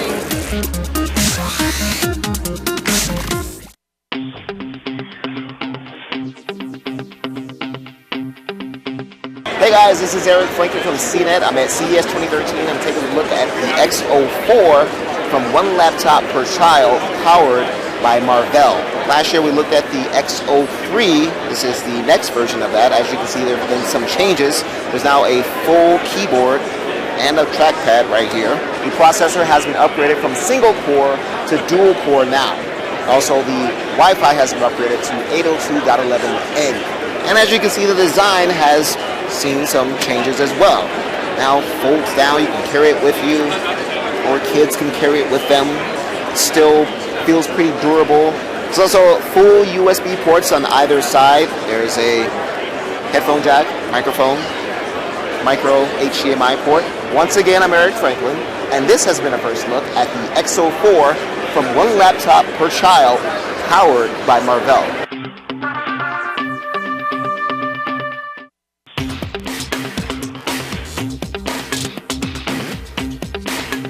Hey everybody, this is Jessica Valcourt from CNET here at CES 2013. I'm giving you a first look of the Yota phone. It's not Yoda, it's Yota with a T. Now this is a really interesting device. It's crazy and I'm not really sure where to start. The concept is that you've got a high-end Android phone on the front, but when you flip it around, you've got an e-ink display. So you've got sort of a secondary screen on the back that will show all sorts of information. It could be an interactive app. It could simply be the mirrored contents from the front of the screen that shows up on the back. Why would you want this? The one main reason you would want it is for battery savings. So one use case is that if the battery is running really low on your phone and you still want a basic map and you don't need it to be crystal clear and full living color, then you can actually transfer it from the front to the back. You take your fingers, you pull down, it vibrates, and then after a while it will load up and you'll see your map on the back. The second way you can use this is through these interactive apps. Now there are a few right here that have been pre-installed, but what Yota Phone and the company wants to do is actually provide an SDK for developers to create their own applications for the back. So you've got interactive or you've got mirror. Those are the two different modes. 4.3-inch LCD screen on the front. This is HD quality.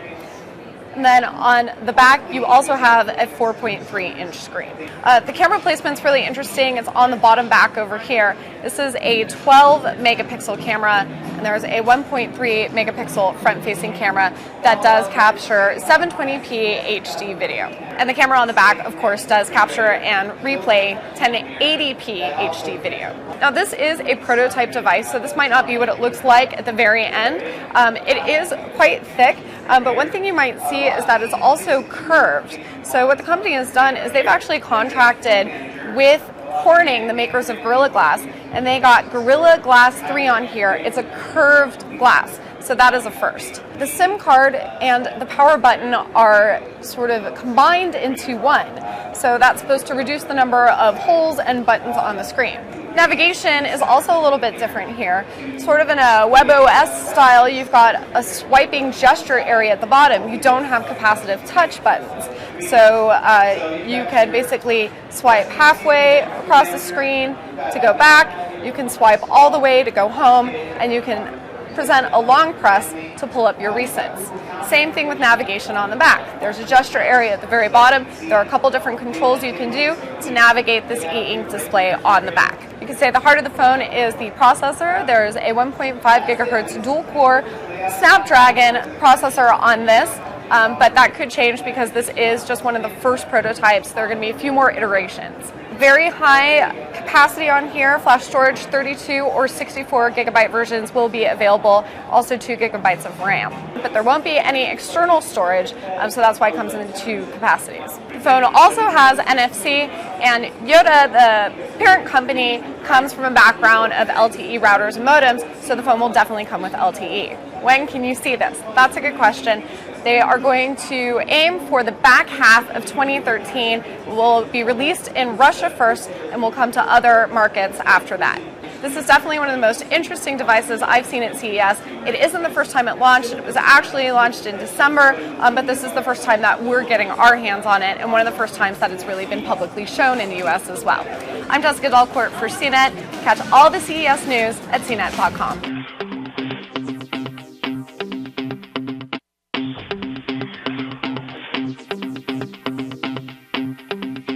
Hi, I'm Scott Stein at CES 2013. Now, when it comes to laptops, the main story has been about touch and small tablet-like devices, but there are a couple of other new wrinkles. In the world of business laptops, Lenovo has a one-cable system for connecting to all of your ports in one with an additional little dock connector. That sounds a bit like Thunderbolt, but it's different. It's called OneLink.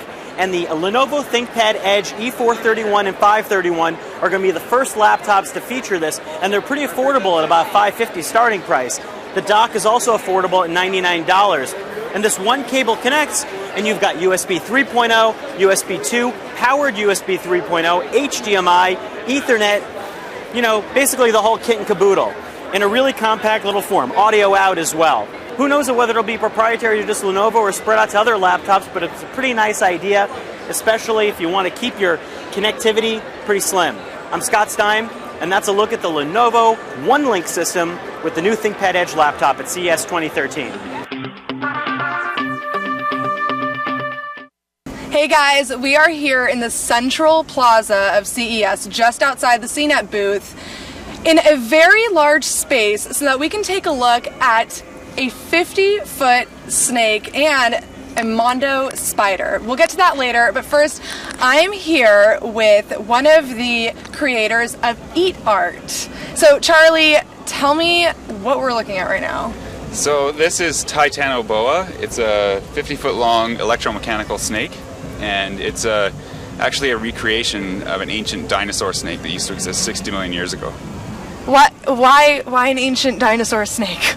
Well, the idea was that the ancient snake went extinct because the climate cooled down. So now in the face of modern climate change, we're resurrecting this beast as kind of like a vehicle to generate discussions about energy issues. Okay, so you guys are trying to make a statement with this 50-foot long mechanical... Okay, just tell me how this works. Yeah, so this is a project that kind of blends a whole bunch of different disciplines of engineering with art. So that's kind of our target, is we're going to try and get people excited about engineering and technology using crazy mechanical sculpture. But how is it built? It looks like a spinal cord to me. Yeah, so what you see is there's 20 custom welded aluminum vertebrae, and between all the vertebrae you've got cylinders that are kind of like the muscles of the snake, and they work with hydraulic fluid. It's kind of like the blood that pumps through the snake. Okay. So you said it's 50 feet, but I noticed that there's a tail sitting over there in the corner. So what happened to the tail? Yeah, so we just took the tail off temporarily as we're getting set up here and we're getting rolling, because sometimes it tends to whip around and have a bit of a mind of its own. So, have there been any injuries so far? No. Usually we try and put ourselves between the snake and whatever else while it's operating, just so that we can, if anybody's going to get damaged, it's going to be us. Okay, good, because I don't want to get damaged. So this thing is 1,200 pounds, and I'm really excited to see it go, and I bet all of you guys are excited to see it, so let's make this thing happen. Okay. Okay.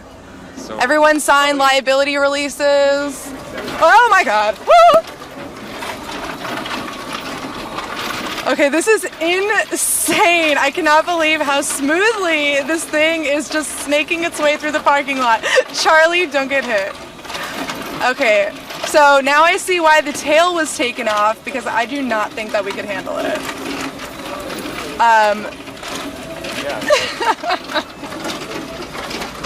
So James over there is operating this Titanable wirelessly with his remote controller. So he has the most awesome job right now. Yeah, he is the snake charmer. He's the perfect driver for this machine.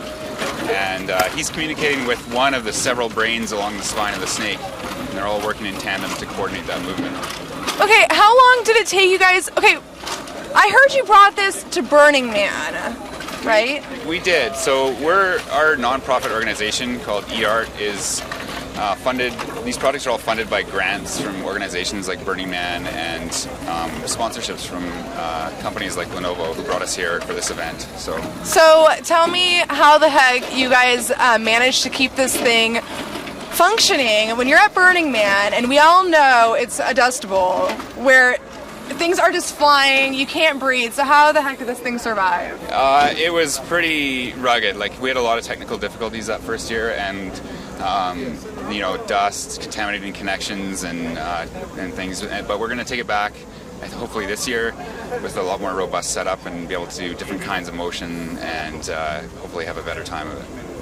Okay, so I heard that you guys can actually monitor the diagnostics. I don't know if it's for the snake or for the spider via your smartphone. Yeah. Is that true? So what we've got here is this Let's show the people. Like it's on a tablet, and we've got all the kind of voltages, battery levels, motor speed, pressure, and all the sensor values, so we can see what's going on via Wi-Fi from the snake as it's running. So we got it working on like phones and tablets and stuff. It's just a preliminary version of this app, but it's So it's an app. Can I download it? Can I monitor it while I'm at home wondering how my snake is doing? If you want to. I think you have to be close enough to get the Wi-Fi signal that's coming out of the snake's head. But, yeah. Okay, so from my hotel room across the street. Yeah, probably. Okay. Now I want to talk about the spider. Yeah. So let's. Want to go over there? Yeah, let's do that. Okay, guys, we're moving on to the Mondo spider. All right. So first of all, did you actually get your hands dirty? Did you build these things? Yeah. So this Titanable was originally my idea, and then I brought more people on board on the team. And as we got more and more into it, I transitioned from doing like welding and hands dirty stuff more to just kind of being the project organizer. Okay. Because there was about 15 or 20 people working on this thing, all volunteers in the evenings and weekends and stuff. So. Okay, so you bringing up the word volunteers kind of makes me want to ask. Yeah. Is this what you do full time? Is this lucrative? How do you guys? Are you guys like all living in one bedroom and building things by night? We all have our day jobs. We're engineers. Some of us are students, artists, and technicians, and we all share this kind of common interest of making these crazy machines, and we do it in our spare time, and yeah, so it's. Were you expecting it to be such a hit? No. When we first started with the spider, we just were kind of driven by this desire to make something really cool, and then once we had built it, it became clear that desire was we'd hit upon something that was actually valuable and could be enjoyed by lots of other people. Okay, because I am ready to enjoy this thing. The great thing about the spider is that it is actually operated by a person sitting in it, and today that person is going to be me. Oh yes. Maybe John can explain how the spider works. So thank you so much. Yeah. So I have John and Ryan with me. So tell me about how the spider works. The spider is a big, magnificent piece of clockwork. Yeah, it's very. Those are a lot of words. Yeah, it's very easy to operate as long as you're properly trained. So. Oh, sorry. Real quick, I am not properly trained. Well, hopefully we can get you up to being properly trained in the next couple of seconds. Oh, perfect. So the first thing you have to do is figure out how to get in. Okay. And then we'll show you the controls and some of the emergency safety maneuvers. Okay, but before I go in, I'm just kind of curious as to how this works. Right? I'm not an engineer, so pretend that. It's actually a totally closed-loop zero-emissions machine. So we have a mobile. That makes complete sense to me. One of those. Okay. We have a mobile solar array, which charges a set of lithium iron phosphate batteries, like you might see in an electric car. Okay. And then the batteries run electric motors. The motors run hydraulic pumps. The pumps run hydraulic. Where are the solar panels? The solar panels are back in Vancouver. Oh, so it's already been charged up? Yeah. Yeah, Okay. it's charged and ready to go. And where are the batteries? The batteries are up in the front next to where the operator sits. Okay. On either side. Okay. And then the batteries run the electric motors, which are in the back under that glass dome. Wow. And those electric motors are running hydraulic pumps. And those hydraulic pumps are running hydraulic motors. Okay. And those hydraulic motors, as Ryan is demonstrating, run the chains, and it's just clockwork from after that, basically. Where do you guys get the parts for this kind of stuff? For this kind of structure? Well, most of the structure was custom engineered by us. We designed all of the chassis and the legs from scratch, but a lot of common components like bearings, chains, sprockets, hydraulic components, they came from a farm equipment supply store in Vancouver. Are you guys going to reproduce, like, can I eventually have one of these in my home? Well, the Mondo Spider is a one-off piece of art, but as with so many creative endeavors, there's always a market opportunity if somebody wanted to start a Mondo Spider mass production facility. We certainly know where to find the Or a engineers. mini Mondo Spider. I would love a mini Mondo Spider. We've actually toyed with the idea of making Mondo Spider toys, little radio-controlled ones. Oh my gosh. Yeah. I need one of those. Actually, I need to ride this thing. All right, well, it's quite straightforward. Okay. What we have here is the big red button, as we call it. This is what activates... Nothing will explode, right? I just No, need to know that now. no, Okay. this is the eject button. Don't push that one. Okay. The big red button turns it on and off. Okay. So right now it's off. Okay. And if you ever see me doing this, or this, Okay. just hit the big red button. Got it. And the machine will shut down and nothing else will go wrong. Okay, sweet. So I'm going to unpush the big red button. Oh god. Okay. So the machine is Oh, now... let's practice. That's off? That's good. Okay, good. Yeah, yeah, Okay. you got it. And then a little bit of that. Okay, good. Okay. Okay. So the machine is now active. I'm not going to stand here because that's where the legs go. Okay. This is the safety zone. I'm going to turn up the motors to crawling level. Can you guys hear that? This is awesome. The electric power is ready. So the pumps are now active. If you push on these levers, it'll make the legs start moving. Okay. And it's just like a tank. You push them both forward, the machine goes forward. You pull them both back, you go through the Lenovo tent. Okay. Sweet. Move them in opposite directions and Okay. you'll turn on the spot. Okay, you need to get out of my way because I'm ready for this thing. All right, always keep one eye on me in case I have to stop you.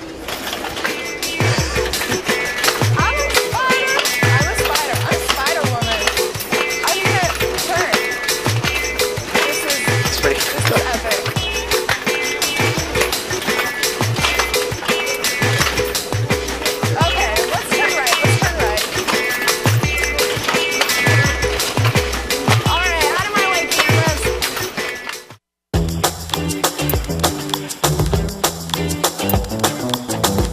Hello, I'm Lou Westway for CNET here at CES 2013, taking a look at Panasonic's flagship LED televisions. This is the WT60 series.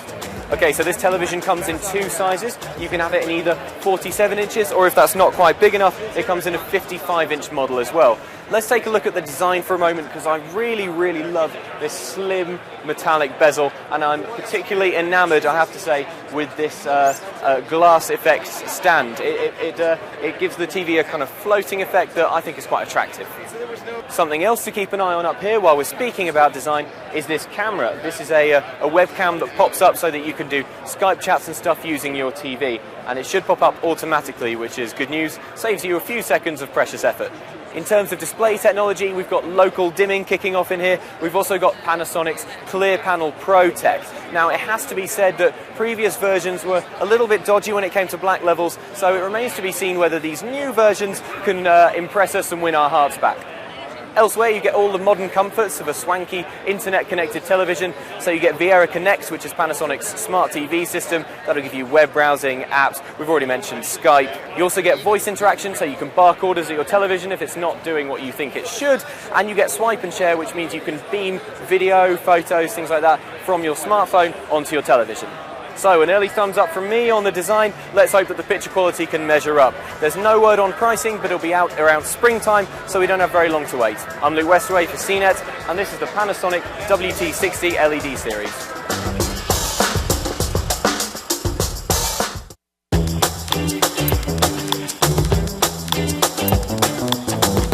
Hey guys, Sharon Bagnan here from the CES floor taking a first look at the ST Series Plasma from Panasonic, which is a successor to our favorite TV last year.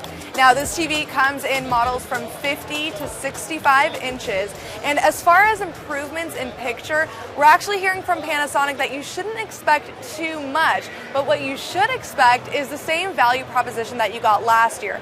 Excellent picture quality for a great price. This year you're also getting all of Panasonic's Viera Connect apps along with a web browser. You won't get their fancy remote that comes with the VT and the ZT series, but you can purchase that separately along with a Skype camera that can be attached on top. It has Panasonic's Infinite Black Pro technology along with a 2500 focused field driver. Two specs that are not nearly as good as the specs on the VT and the Z.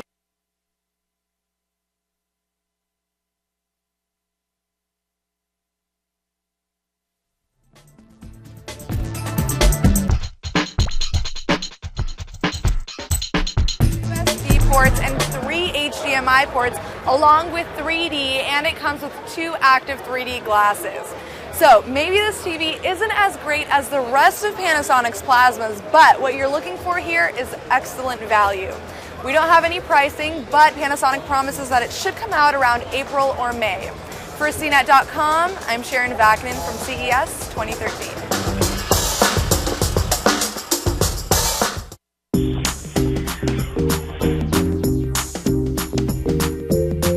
I'm David Katzmeyer from CNET. Here's a real quick video. Behind me you can see a 110-inch television. That's right, Samsung has a 110-inch 4K ultra-high definition television in its booth at CES. This thing is ginormous. It's actually as big as the one in Hisense's booth right across the way. So 110 inches is the new 50 inches really among these TVs.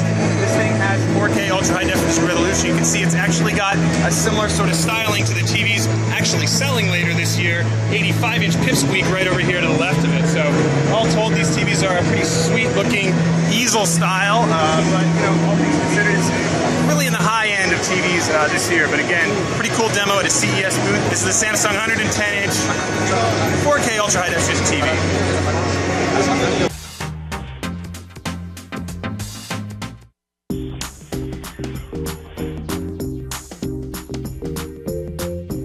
Hey, this is Josh Lowenson for CNET.com, and today we're looking at the 110-inch television from Hisense.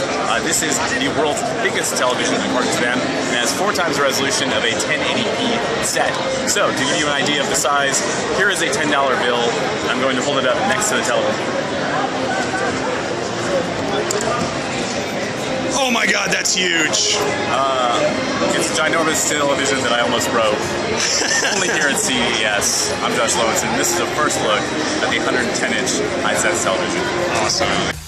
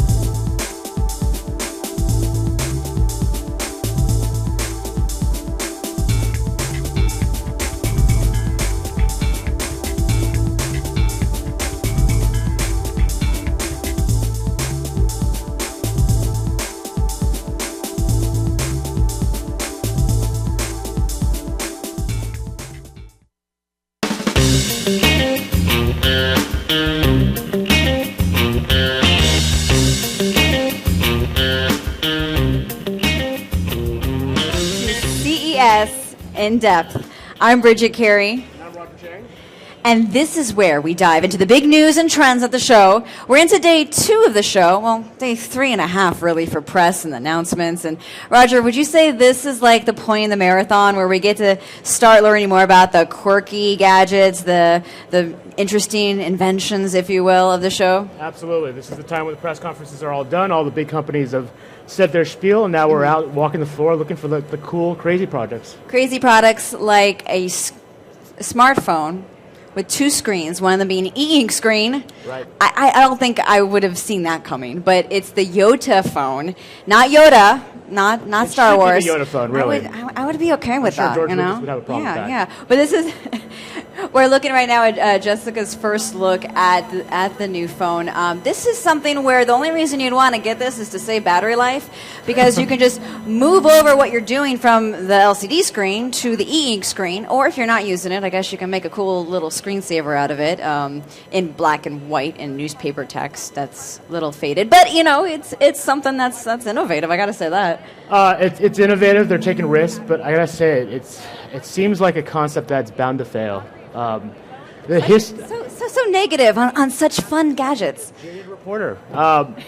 There's just a history of dual screen phones. The Kyocera Echo, I think, is probably one of the more notable ones. Oh, the one where you had to kind of like It flip flipped up and snap in. It was and a big splashy launch. Had like a David big Blaine performed at the launch event. It was. So even if cool you have event. a big star like David Blaine, it can't magically fix your issues with cannot. your two-screen phone. But it's an interesting concept. I guess I could turn around and use it as an e-reader if I'm, bored or. Yeah, exactly. Yeah. It'll work in the sun. I mean, now this is the prototype. They still got some more kinks to work out. What's interesting, though, is they're saying that it's going to come out in Russia first, and they're shopping it in the U.S., so we could see this. It's finally, I guess we were just dying for something to shake up Androids. I think we're just kind of getting a little tired of everything we're seeing in Androids. I'm still a little skeptical about when this will actually, or if it ever comes to the U.S. The carriers have been so notorious for being conservative with their cell phone and smartphone choices that this is something that's so out there that I'm not sure the carriers are ready for it.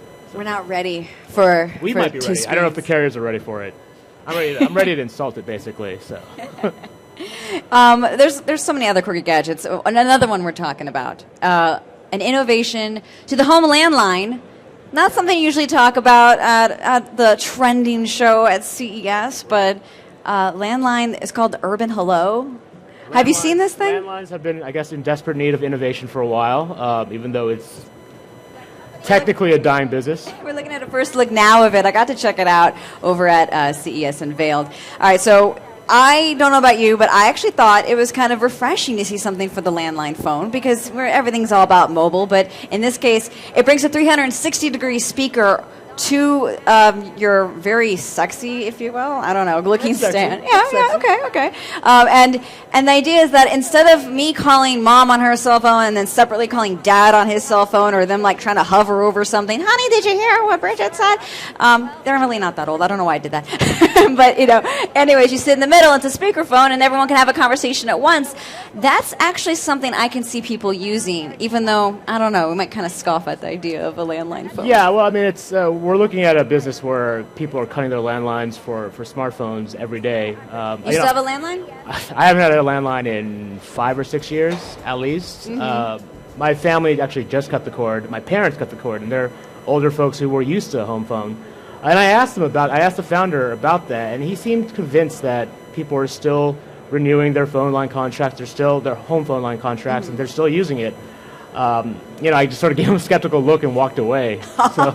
I think when we're in this business, we get a little jaded about like, oh, that's old tech. Oh, we've seen that already. Yes. But there are a large population of people. How many of you in the crowd still have a landline phone? All right, we got a few hands. We got a few hands up. See, I think it also becomes all these bundle packages. People go, why not? And then if you're going to have it, why not have it be kind of cool? Well, the other sticking point is it is a $170 phone. Yeah, a little That's pricey. expensive. But you know what? I got to say they are still on Kickstarter. It might not even become a reality. So it all depends if the funds are there. But it is interesting nonetheless. All right, well, we have to take a quick break. But coming up, we have some pretty cool stuff from NVIDIA, the thing everyone's talking about, the portable gaming console. Project Shield. Project Shield, that's Yeah. right. So stick here. We'll be right back with NVIDIA's Project Shield.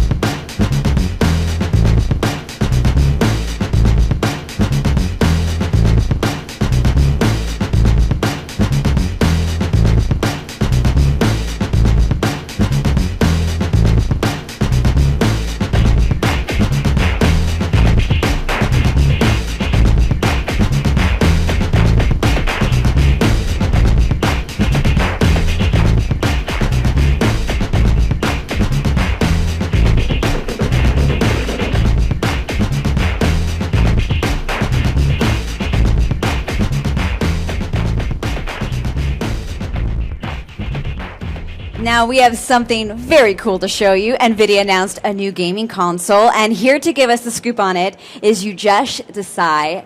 NVIDIA's Project Shield's in front of us, so I'm very excited to finally see this. It's very cool. So you can tell us a little bit about it and what your goal was to introduce and shock everyone with this. Sure. So, you know, a bunch of us at NVIDIA are gamers. Actually, a lot of folks at NVIDIA are gamers. We love playing games. Shocking. So we wanted to start first with building something that we would love ourselves. Mm-hmm. So we knew on the console side, you know, you got folks like Sony, Microsoft, Nintendo. They're doing a fantastic job, you know, doing stuff for the console gamers. What about the PC and Android gamers? You know, it's a huge ecosystem, anything from free to play all the way to premium games. Right. So we said, wouldn't it be cool if we had a mobile device, you know, a gaming portable that was built for open platforms, both PC and Android? So that's what we've got here in Project Shield. So basically, it's got a built-in console-grade controller, because as gamers, you want to have a console, you know, or a controller that feels good. It's got to feel great in your hands. Like the Xbox controller, which I love. I mean, yeah, you know, if it's not broke, don't try and fix it, right? I mean, so it's got a 5-inch screen that's fully touch-enabled. So it's got a touch screen. This is the latest version of Android? This is the latest version of Android. We wanted to make sure it had pure Android. You know, lots of Android purists, they don't want anything on top of it, so it's pure Android. And then what we built is this little application that we call the Shield app. And when you go into the Shield app, I'll just kind of drive from behind.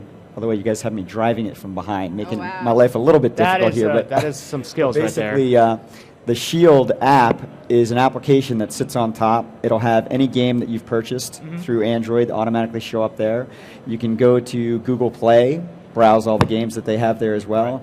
And then probably the coolest thing is you can actually, we don't have it here, obviously I didn't drag it over here, but in your home network, you could actually connect to your PC and stream all of your PC games and play it on here as well. Right, which we were saying, which is kind of cool. You could prop up in bed and play Assassin's Creed while your wife's sleeping next to you. Exactly. Nice little benefit. Is this what guys think about? Kind of, yeah. Try to figure out how to have that, you know, quality time. Exactly. You're spending time with her, but you're playing your game as well. So I get that. So let's see. What else can I tell you? Why don't we check out one of the games? Yeah. Can I? Well, so I'm gonna have to turn it around to play the game. Okay. Let me. All right. So let's see. I'm gonna fire up a boxing game, and do you want to play? Sure. Yeah. So I'm going to hand that over to you. Absolutely. So basically, the thumbsticks work just like they normally would. You got A, B, Y are the different, moves you can do. I think if you hit the right thumbstick, you can do an uppercut. Let me actually show you one thing really cool. Let's crank up the audio here. The other thing we put in here with these custom TunePort stereo speakers. Oh yeah. That are kind of like a jam box. Yeah, I can hear so from here. It's fully built in. Oh, I heard the bell go off. Oh yeah. I haven't really connected yet, but that was me getting punched a lot. Don't feel bad. The AI How does it feel? beat me up as well. Are you taking to it kind of like intuitively? Yes. The controls, like I said, feel a lot like the Xbox 360 controller. The joystick's pretty intuitive. Feels good. And the graphics are pretty impressive, I gotta say. Yeah, so inside I should mention that's got a Tegra 4, which was our other big announcement here at the show. So it's our brand new mobile processor that we announced. It's got a quad-core A15 CPU in it, but it's also got our custom 72-core GPU in it. Wow. So those are all the graphics that are processing what you see on the screen. I love how there. Roger's taking an interview and gaming at the same to time. Pay attention First in his journalism career, maybe, perhaps. Yes, this is definitely a highlight or a milestone for my career. I mean, the thing I love about the device is, you can play games on it, but because it is pure Android, I log in with my Gmail account, I can play music, I can watch movies, I can read books on this, I can read magazines, YouTube. Anything you can do on an Android device. Anything you do on an Android device, you can do here. Here, let's crank up the music here. Let's see.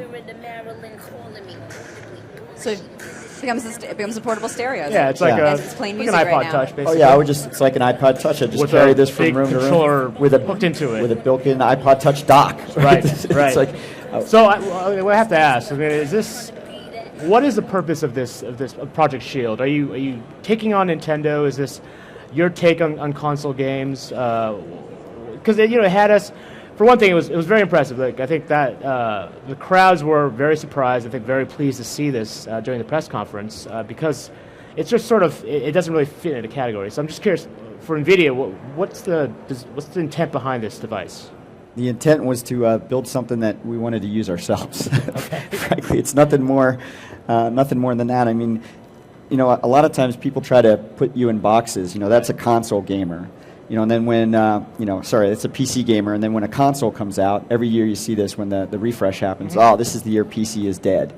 And it just never happens. PC gamers, you know, still play on PC. Right. Now I see a lot of the tech reports going, man, look at all these tablets and everything, you know, second screen. I think now the console is dead. You know, and that's not true either. Right? I'm a gamer. I got 2 consoles at home, a tablet, a phone, a PC. I just like playing games anywhere. So, I mean, this absolutely looks sexy. When can I buy it? So we're targeting, it's Project Shield right now. It is a product. We are going to bring it to market. And right now we're targeting Q2 of this year.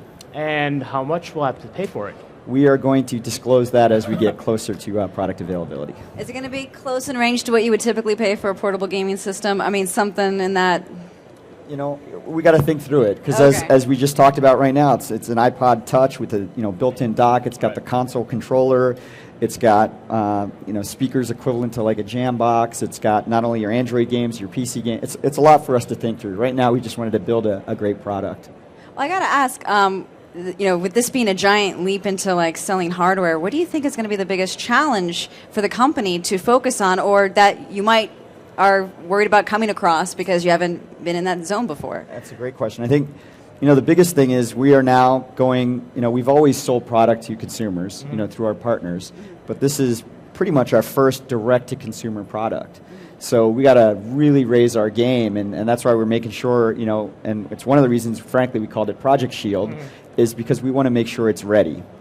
We're all going to have an extensive internal beta test that I got to tell you, the company's really looking forward to. I can imagine. So we're going to really, take our times, make sure we get it right, make sure the controls feel well, the thumbsticks, the D-pad, all the buttons, make sure the speakers are good. More importantly, make sure the streaming is flawless, because that's a main value proposition for the product. So we want to make sure streaming from your PC, and it's basically a GeForce GTX PC is what you need on one end, and that would stream to here. So we want to make sure all of that, works flawlessly. Very cool. And I want to have to say congratulations on your nomination for our CNET CES Best of in the gaming category, which we'll find out the winners tomorrow. I'm so very excited about that. It's going to be at 11 a.m. right here on the CNET stage, so you have to come back for that.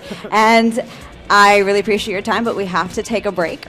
And next up, at the top of the hour, we have the 404 and our special guest, Danny DeVito. Yes, that's right. He's going to be here. It's going to be very interesting, I'm sure. So stay tuned for that. Thanks for watching.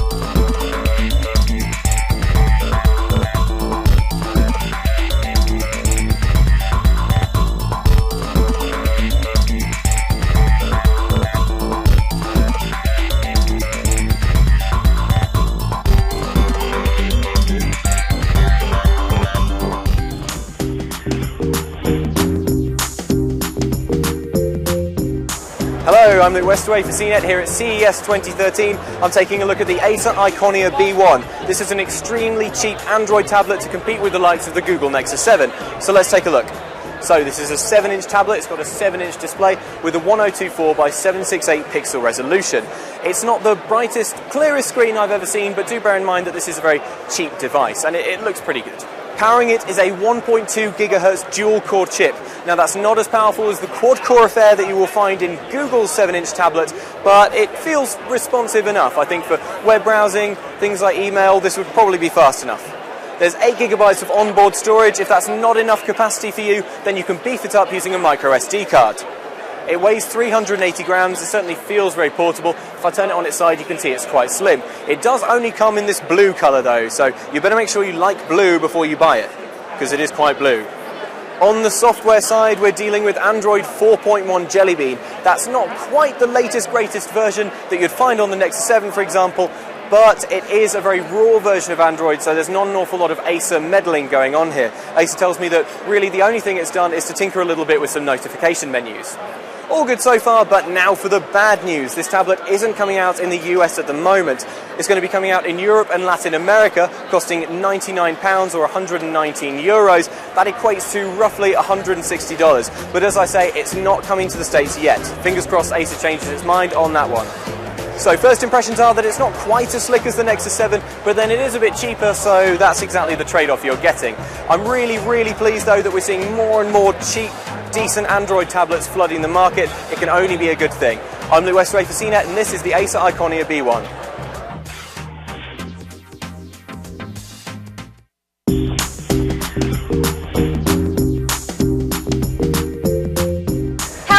It's Linla from CNET here at CES 2013 in Las Vegas, here with the Alcatel Authority from Cricket Wireless. Now the device has been available in nationwide stores like Best Buy and Radio Shack, but it officially hits Cricket stores starting January 20th. The phone is equipped with a 4.3-inch display, and powering the device is a 1.4 gigahertz processor. On the back, there is a 5-megapixel camera, and on the front, there is a VGA camera. As far as software features go, being a Cricket device, of course it includes Move Music, which is an unlimited music subscription service. Now, unfortunately, as you can see, this device runs Android 2.3 Gingerbread, so it's already dated. I mean, it doesn't have ice cream sandwich or jelly beans, so that's something to consider. If you're interested, the device costs $249.99, and it comes prepaid with no contract from Cricket Wireless. Again, I'm Lynn at CES, here with the Alcatel Authority.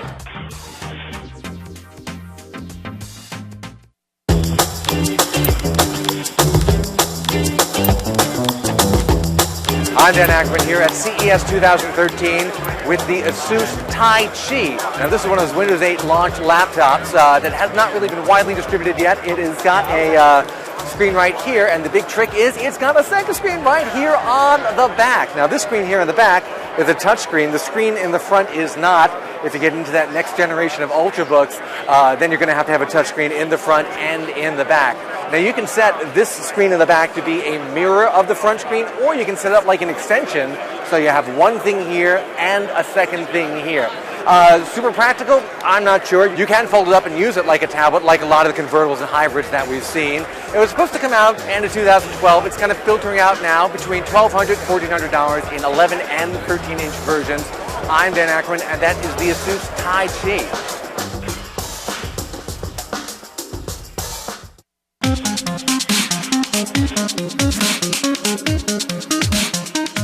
Hi, I'm Rich Brown for CNET. We're here at Digital Experience at CES. We're at the Asus booth, and here we've got the Asus Transformer AIO. So this is a unique system we haven't seen before. It's a tablet and desktop hybrid. So right here there's an 18.4-inch display. It's 19 by 10, and it is a touchscreen, and you can see here it's showing Windows 8. If I lift it up off the stand here, you can see we get this screen. Now, you do have an option to run Windows 8 on here normally. That's a bug they're working through right now. But here I hit the Android home button, and it takes you back to the Android screen. So there's a Tegra 3 chip in here running Android's Jelly Bean operating system. Plug it back in, though, and it goes back to Windows 8 with this button here on the side. Asus isn't talking about when the system will be available or the battery life for the tablet, so we still have some details we need to learn. Overall, though, this is kind of a trend we're seeing lately with companies trying to merge tablets and laptops and desktops into different configurations, hoping to sort of bridge the gap between mobile, Windows RT, and all kinds of different operating systems and devices. So the tablet also has a stand in the back. It opens pretty easily. Stands up like that. It's pretty convenient. Overall, though, the system speaks to a trend we're seeing with companies merging laptops, desktops, and tablets into all kinds of different configurations.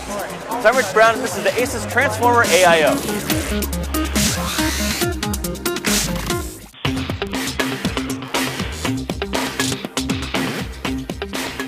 Hello, I'm Luke Westaway for CNET here at CES 2013 with the Asus Transformer Book TX300. Now, we've seen this tablet laptop hybrid machine before in concept form, but this is the first time we get a peek at the finished article. So let's take a look at what's going on.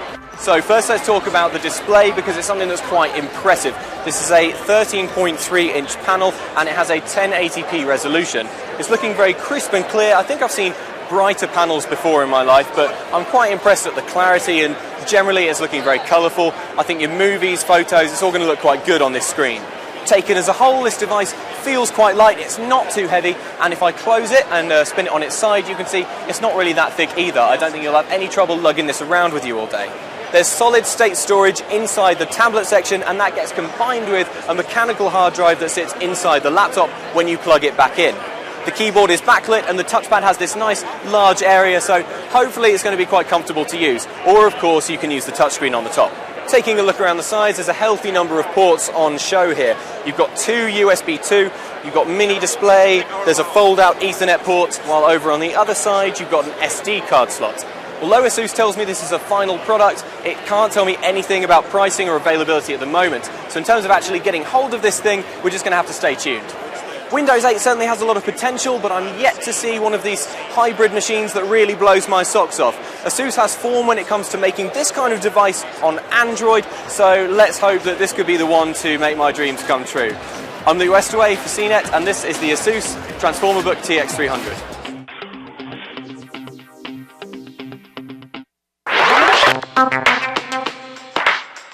Hey guys, this is Brian Bennett for CNET.com, and we are at CES 2013, and we're taking a look at this new device. It's called the Basis Band from Basis Science. Now, a lot of the news at this show has been about wearable technology, and this device, the Basis Band, is a perfect example of this trend. You may think it looks like an ordinary watch, but actually it is a fitness tracker. It tracks your steps and also will track your sleep patterns. And additionally, on top of that, it even will monitor your heart rate as well as your sweat, perspiration, and also the temperature of your skin during your workouts. And another thing that's really nice about this device is that it will connect to Android smartphones using a companion app, as well as iOS in the future for iPhones, and let you establish healthy habits to increase your health, essentially your quality of life, to create a better way of living. So one of the unique things about the Basis Band that separates it from other fitness trackers is that it records your sleep automatically, and you don't have to actually kick the device into sleep mode before you go to bed or turn it off when you wake up. Now, the Basis Band has been shown here first at CES 2012, but it just started shipping, so you probably won't be able to get your hands on it for the next few weeks, but it will cost you $199. So that's a little bit more expensive than a typical watch, but for all the features it has, it's certainly worth looking at. I'm Brian Bennett, and this has been a first look at the Basis Band from Basis Science. Check back at CNET.com for a full review.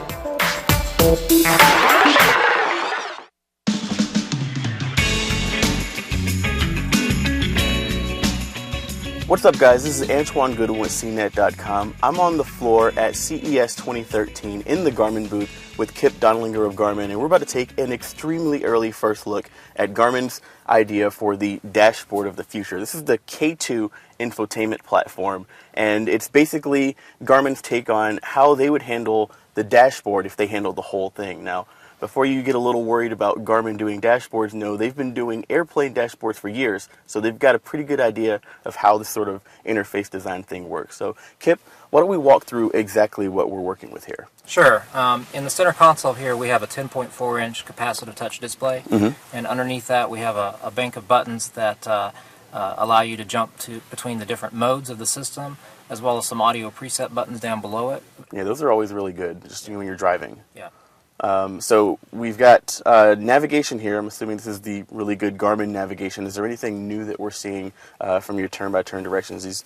Yeah, let me go ahead and start a route. We've situated the vehicle in Chicago, and in addition to having Garmin's normal navigation capabilities, we also have, for the first time, some very immersive 3D graphics. And so we're driving past Grant Park right now in downtown Chicago, and you'll see as we drive the route that we have realistic representations of buildings as well as landmarks.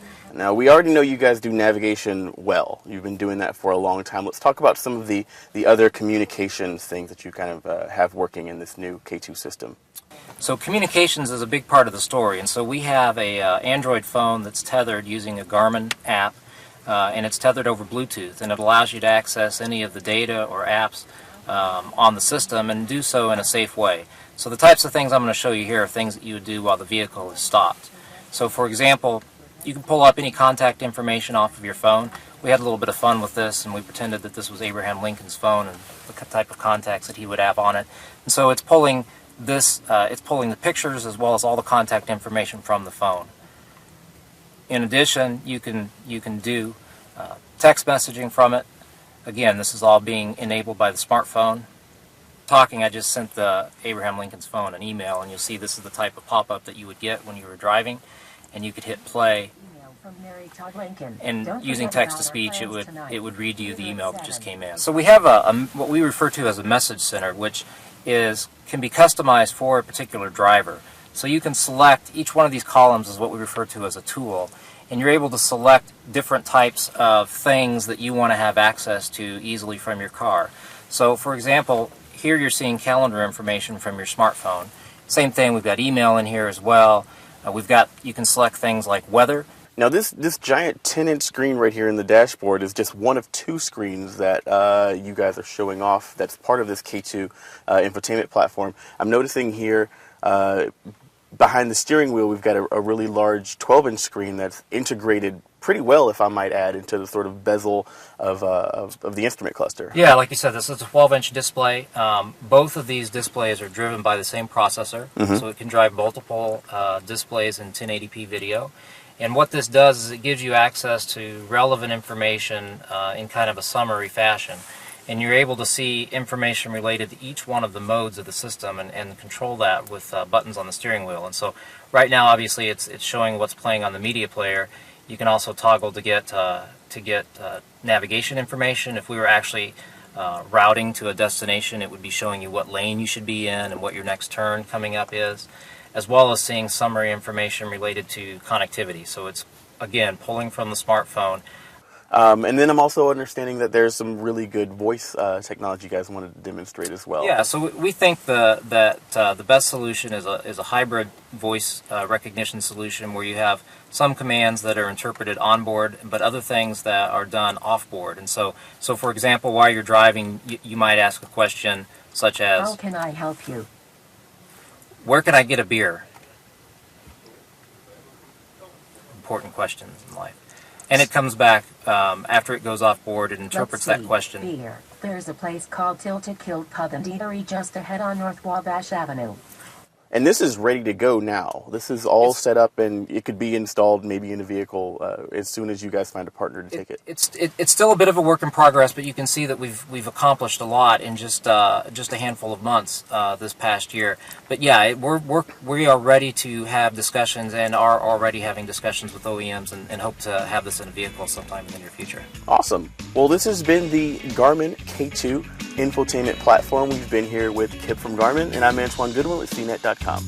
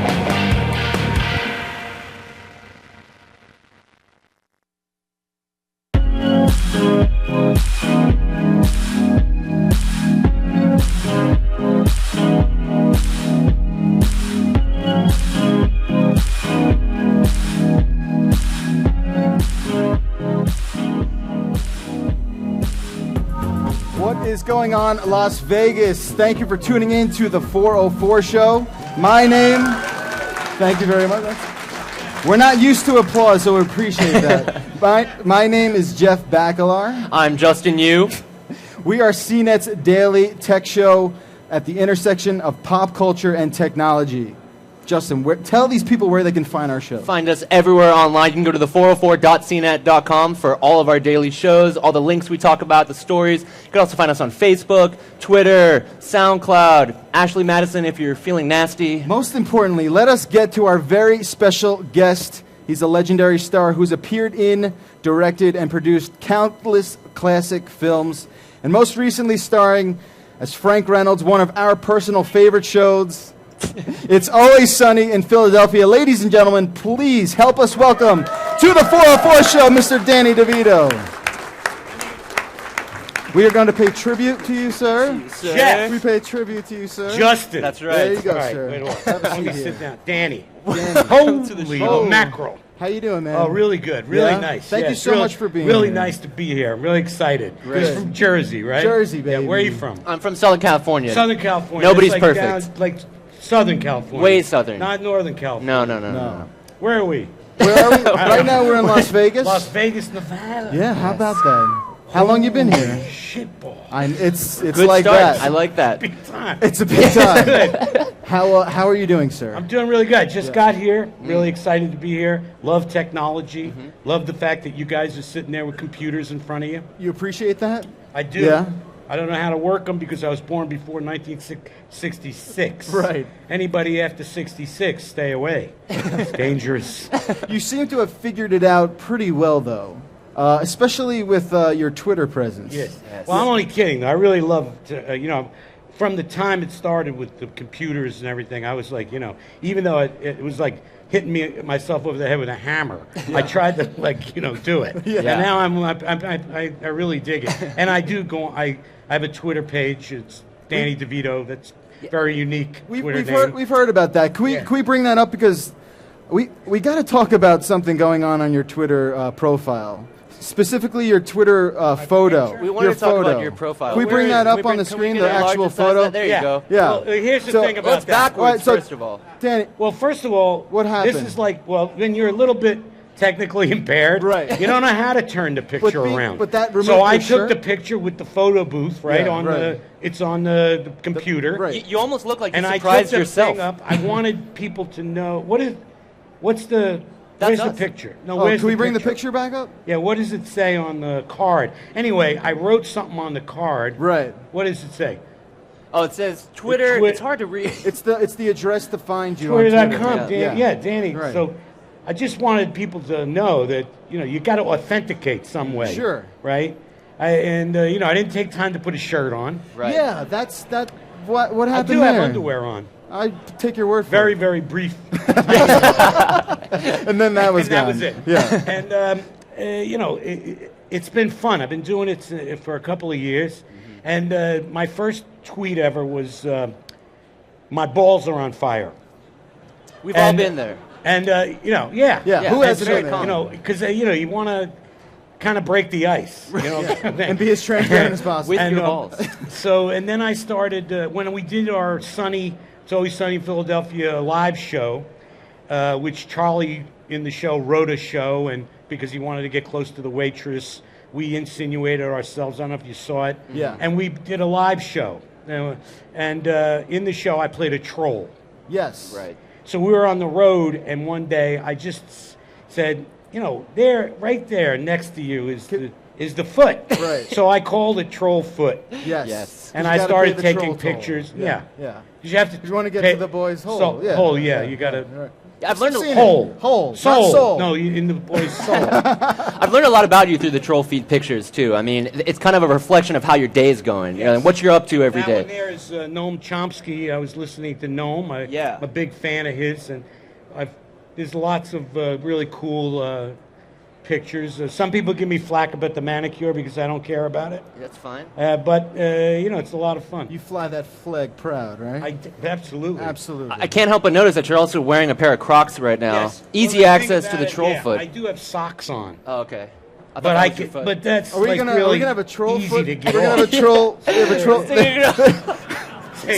So you the idea is that you have to have easy access to the foot. To the foot at all times. Because you never Why know even when wear there's gonna socks be and a- shoes? when there's Oh. going to be a good picture to take. Right. So is this Once we're in gonna a while? We're gonna see an actual troll foot. Well, the thing about it is, it's like, you know, like I say, is there any way to shut Siri up? Yeah. No. Just gotta You smash can't- your she phone, just- I guess. You get her, and I say to it, I say, "Will you stop asking me questions?" And she goes, "I'm just," and she quotes Hal. From 2001. You know, something. It's a friend. He's a friend of hers, I guess. So, this is what I do, basically. I take. So we're getting a live troll foot demo right well, now. I'll is give that- you a picture. Yeah, Oh my is that what's gosh. happening? All right. All right, So so- now, in order to do this right, you have to get up. Okay. And you have to go on the audience side of this bench. Okay. Can you? I don't know. I'm Is kinda- there a lip? Is there a ledge for them to stand on? is go there? over there and duck down. Yeah. Because I need to take a picture of Okay. the audience. Okay. Because it does. Careful. Because Got a lot you of two wires jump. here. You go that way. All right, I'll go this way. Did he listen to me or what? Wait. Okay, you go over there. All right. This is the way it works. Go on. All right. So, let me see. This is good. This is good. You see? Now, I'm not going to get that logo in, but you don't mind. All right, here we go. Wait. All right, wait. Now, get me on the screen in the back there. You got me back? No, put me on the one that's in the back there. Yeah, that one. Okay, ready? Nice. One more. One more. All right, gotta go this way. Trying to line myself up. Because, you know, it's most important that I'm in the shot. All right. Anyway, I'm glad that you're all so interested in technology because it's better than being interested in the other thing. What's the other thing? The thing that hurts people. What is You that? know, they have these big conventions and people go to them and they buy things that shoot. Oh, okay. So this is really cool because this is expanding your mind. This is much. And you really, you know, a keyboard. I've never heard of a drive-by keyboard. No, that going. doesn't seem to No. hurt as people as much. No. So it's. Well, he now. Sorry. Technology. Don't get wild. Oh, I'm falling apart. So you have any questions? We do. Justin, ask Mr. DeVito a question. Okay. Now, don't look at your screen. No, I got no. I'll close it. One of my favorite movies that you were involved with was Gattaca. It's one of my favorite movies of all time. Yes, Ethan Hawke. Andrew Nichol wrote Yeah. that. Yeah. He's a really brilliant guy, and that was like really fantastic and lots of fun to do. Yeah. Ethan Hawke and Jude Law. It was a really it was a cool. At the time when we did the movie, it was like just the beginning of the research. Sure. The genome research. Right. And Yeah. That was all just kind of happening and. Yeah, it kind of predicted the future of social media and stalking people online and finding out so much information about someone anytime you could. Well, I mean, like now I guess it's, the whole thing about if you go to an airport and you got to do all the craziness that we're forced to do because of some nuts who attacked us. Now I think you can do a thing where you go, I mean, it sounds big brothery, but you can do a thumbprint or some kind of thing. You go in and you talk to the TSA and you can get a passport. So you don't have to do all of that stuff. Huh. Yeah, Bypass the whole line? You bypass the whole thing. I think it's okay to do. I mean, like it's a lot of people will say, you're getting controlled and you're, but look at where we are anyway. Yeah. We just have fun. That's Yeah, it. sure. Absolutely. Tick-tock. And that's One what Twitter's second all about. closer to the grave. Exactly. That's how you gotta live every Yeah, day. have Yeah. a good time. Take care, everybody. Right. What I'm most amazed by is the sort of accessibility of filmmaking. You're a very accomplished filmmaker yourself. Thank you. Everybody now who has a camera can be a filmmaker. Yes. What You can learn. I mean, the whole thing is study. Yeah. It's all like gong. Okay. Like kung fu gong. Sure. Qi gong. Okay, Feng yeah. Shui Like gong. like blood flow, Gong right? Is a Yeah. study. Yeah. Mhm. So it's like a study. So everything you do is a study. Like you guys are learning how to do this. Right. Right. Slowly, We're- slowly. and not doing a good job. No, you're doing a great Oh, job. thank you. And the idea is that it's really cool that everybody can, take a crack at it. You know, like get their cameras. Right. You know, the technology. You got your various ways to edit movies or things. You could take your home movies and make them. We used to, like when I was a young man in New York, I had a Super 8 camera. Sure. And I always took, you know, my father was born in Brooklyn, and I was born in Asbury Park, New Jersey, and I went to New York. And when I got there, I did things like to show him where I was. I would just shoot little snippets of film of you know, you get that little cartridge, send it in, you get it back. Then I got the little plastic rewinds, and I would, you know, you tape it and you put the thing, and then you get a projector, and when you go back for a Thanksgiving or a holiday of some kind, you would show it to the family. You put a record on, you know, usually opera, because he liked the Verdi, and Right. and just show him like the city, you know, and you could do that. It's really a cool thing. I love that. Don't you think do you think something is lost? Because when I actually went to film school, I was the last generation that got taught to cut on a Steinbeck with the cut and splicing. Right. Right? Or Steenbeck, whichever you Steenbeck, like. whatever. You know that famous joke, you know, the girl goes up for an audition, she says, she wants to sing, she goes, you say tomato, I say tomato, you say potato, I say potato, and the guy says, thank you very much, Miss Levine. She said, that's Levine. Yeah. Did you? Wait for the punchline. It'll hit you. Okay, so what were you going to say? No, I'm saying, you know, do you think because people don't have to go through the trials and tribulations of developing film anymore, how do you think that's affected? Wait, you didn't develop film yourself, right? Anyway, I didn't. I You was sent sent it to it like out to DuArt or somebody- something like that. Yeah, Right. somebody did it. Right, No, but the I'm only saying- thing different, basically, well, there's a lot of things different. But, and, you know, aesthetically, whatever you feel, Sure. when you look at it, Sure. you say, oh, God, I look at, you know, a David Lean movie or a Kubrick movie or you know, Kurosawa or whatever, or early film that we've made in this country. And you go, that's my speed. I really love that. Right. But, you know, the way it looks. You know, but so there's lots of differences in terms of personal aesthetics and stuff. But in terms of, like, you know, doing the task, you know, you still have to have a story, Sure. which is like really important. Characters, and the characters have to want something. Right. And you can't short shrift that. Right, So right. okay, so now you've got it, and you shoot it, and you're able to edit it, you know, in your bedroom or your closet or wherever you want, you know, barefoot, or barefoot or naked or whatever. You can do it yourself if you learn how to do the. Right. You know, you still a learning process. Right. You know, whether it's a Steenbeck or a Steinbeck or a Hem or a Moviola. Right. I made movies, proud to say, on a stand-up Moviola, which was what Orson Welles cut Citizen Kane on. I mean, Right it's on. not, you know, it's all about, it's basically about what's inside, you know, For it's sure. like the heart of it and If whatever, your heart's there. what's going on, Yeah. you know, and we're just moving with the flow. Right. So you don't want to stop the flow. You No. can tamper with the other stuff. Sure. Still, I mean, my son just made a movie in New York that is about young Lincoln, like Abraham Lincoln as a young boy, and they shot it. They shot it on film. They were going to shoot it in black and white, but they couldn't really find a lab anymore, except for one in, like, I think Detroit somewhere, where they could send the black and white footage.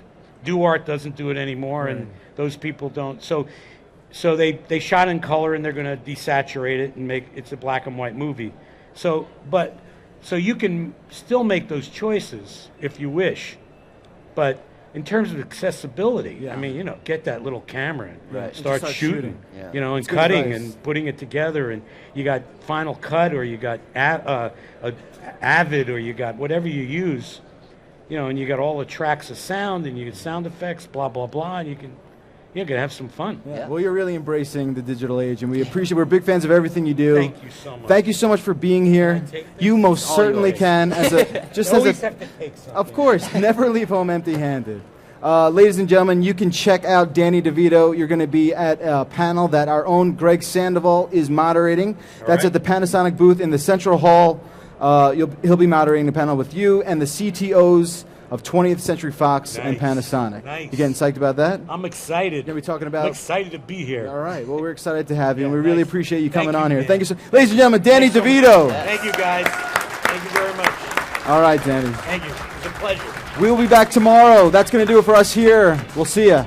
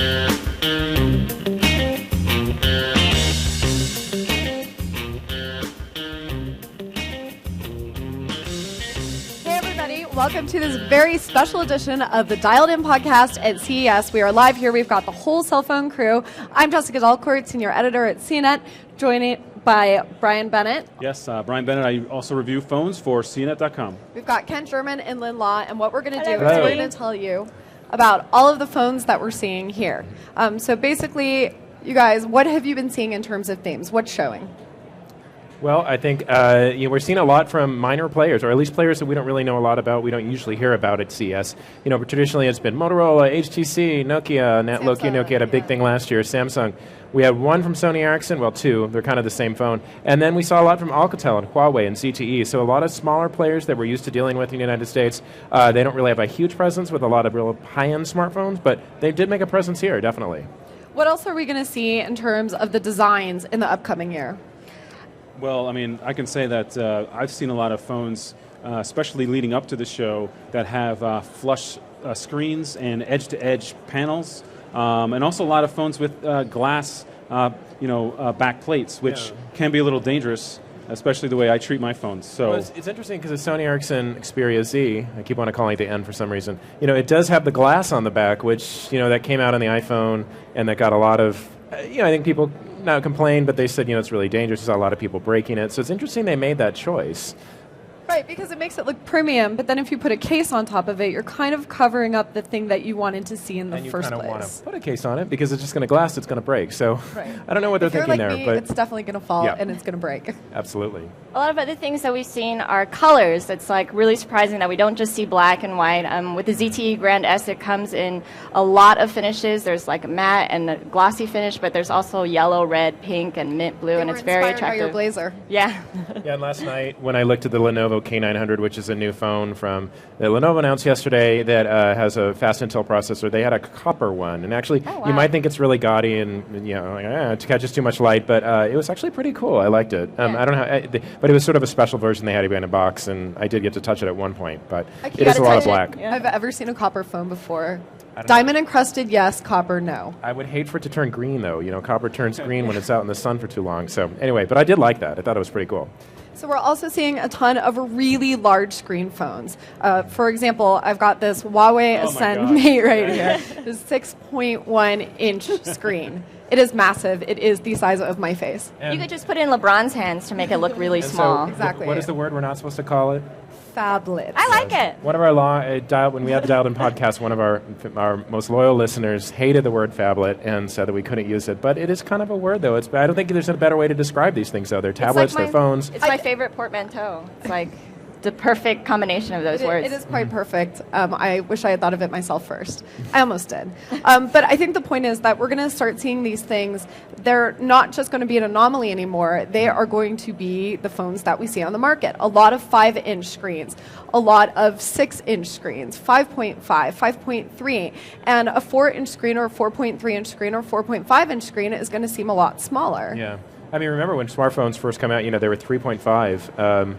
3.75, and think how small that is now. Yeah, I mean, that's just iPhone.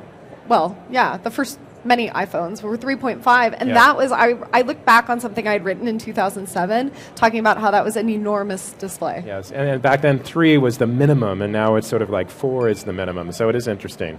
Right, because we definitely have the touch.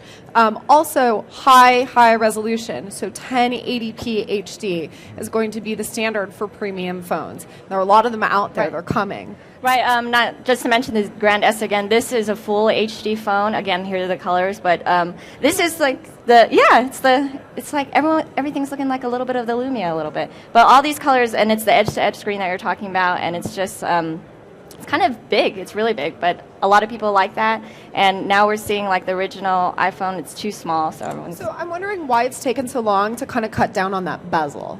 Right? A lot of the times the screens were smaller. You have a lot of housing on the side of it. You didn't have edge to edge, but it seems like that's something that we could have had years ago, and we're only seeing it now, really. Well, I think the manufacturers are getting better at making components smaller, things like batteries, things like antennas. I mean, the antenna, usually it takes up so much space because it's either around all the sides, or it's down at the bottom, or maybe it's up at the top, and they're making those things a lot smaller. They're making the SIM card a lot smaller with the micro SIM and the nano SIM. So, and that, of course, helps them make the battery bigger, but a consequence of that also is that they are able to take that display and really bump it up and make it nice. So, also, new quad-core processors. Those are going to be the new standard for high-end Android phones. In Windows phones, they just announced support for multi-core, so we're seeing dual-core with those. You're going to see a lot more quad-core. NVIDIA and Qualcomm had some quad-core news. Samsung also is developing a chip. And there's a new player called MediaTek. Well, they're not new to chipsets, but they're new to quad-core. They're out of Taiwan, so we're going to start seeing some phones like that too. There was an Alcatel phone that was announced here that is not only the thinnest phone on the market right now. I think it comes in at for the next week. For the next week, it's and then there's going to be something else, but yeah, it's like 0.25 inch thick. It's really, really slim, and that also is the first one to have this MediaTek processor. And processors are important, of course, because it matters on how smooth the video you're watching is or the game that you're playing and how quickly your tasks actually complete. So that's going to be a big selling point.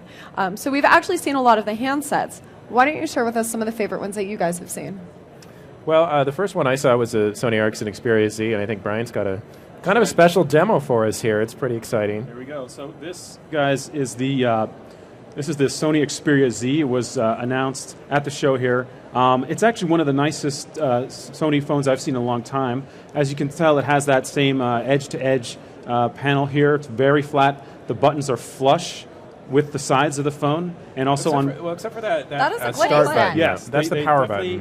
Called out this power button here to highlight it with a a big silver circle. I don't know if you can see that from here. Yeah, guys in the audience and online, you probably can't tell, but this is actually a really classy looking phone with some interesting details on the edges that you really see up close. And Sony's usually very good with their displays. They always have been, and this is a great example of something that it's really bright, it's really bright, rich, and vibrant.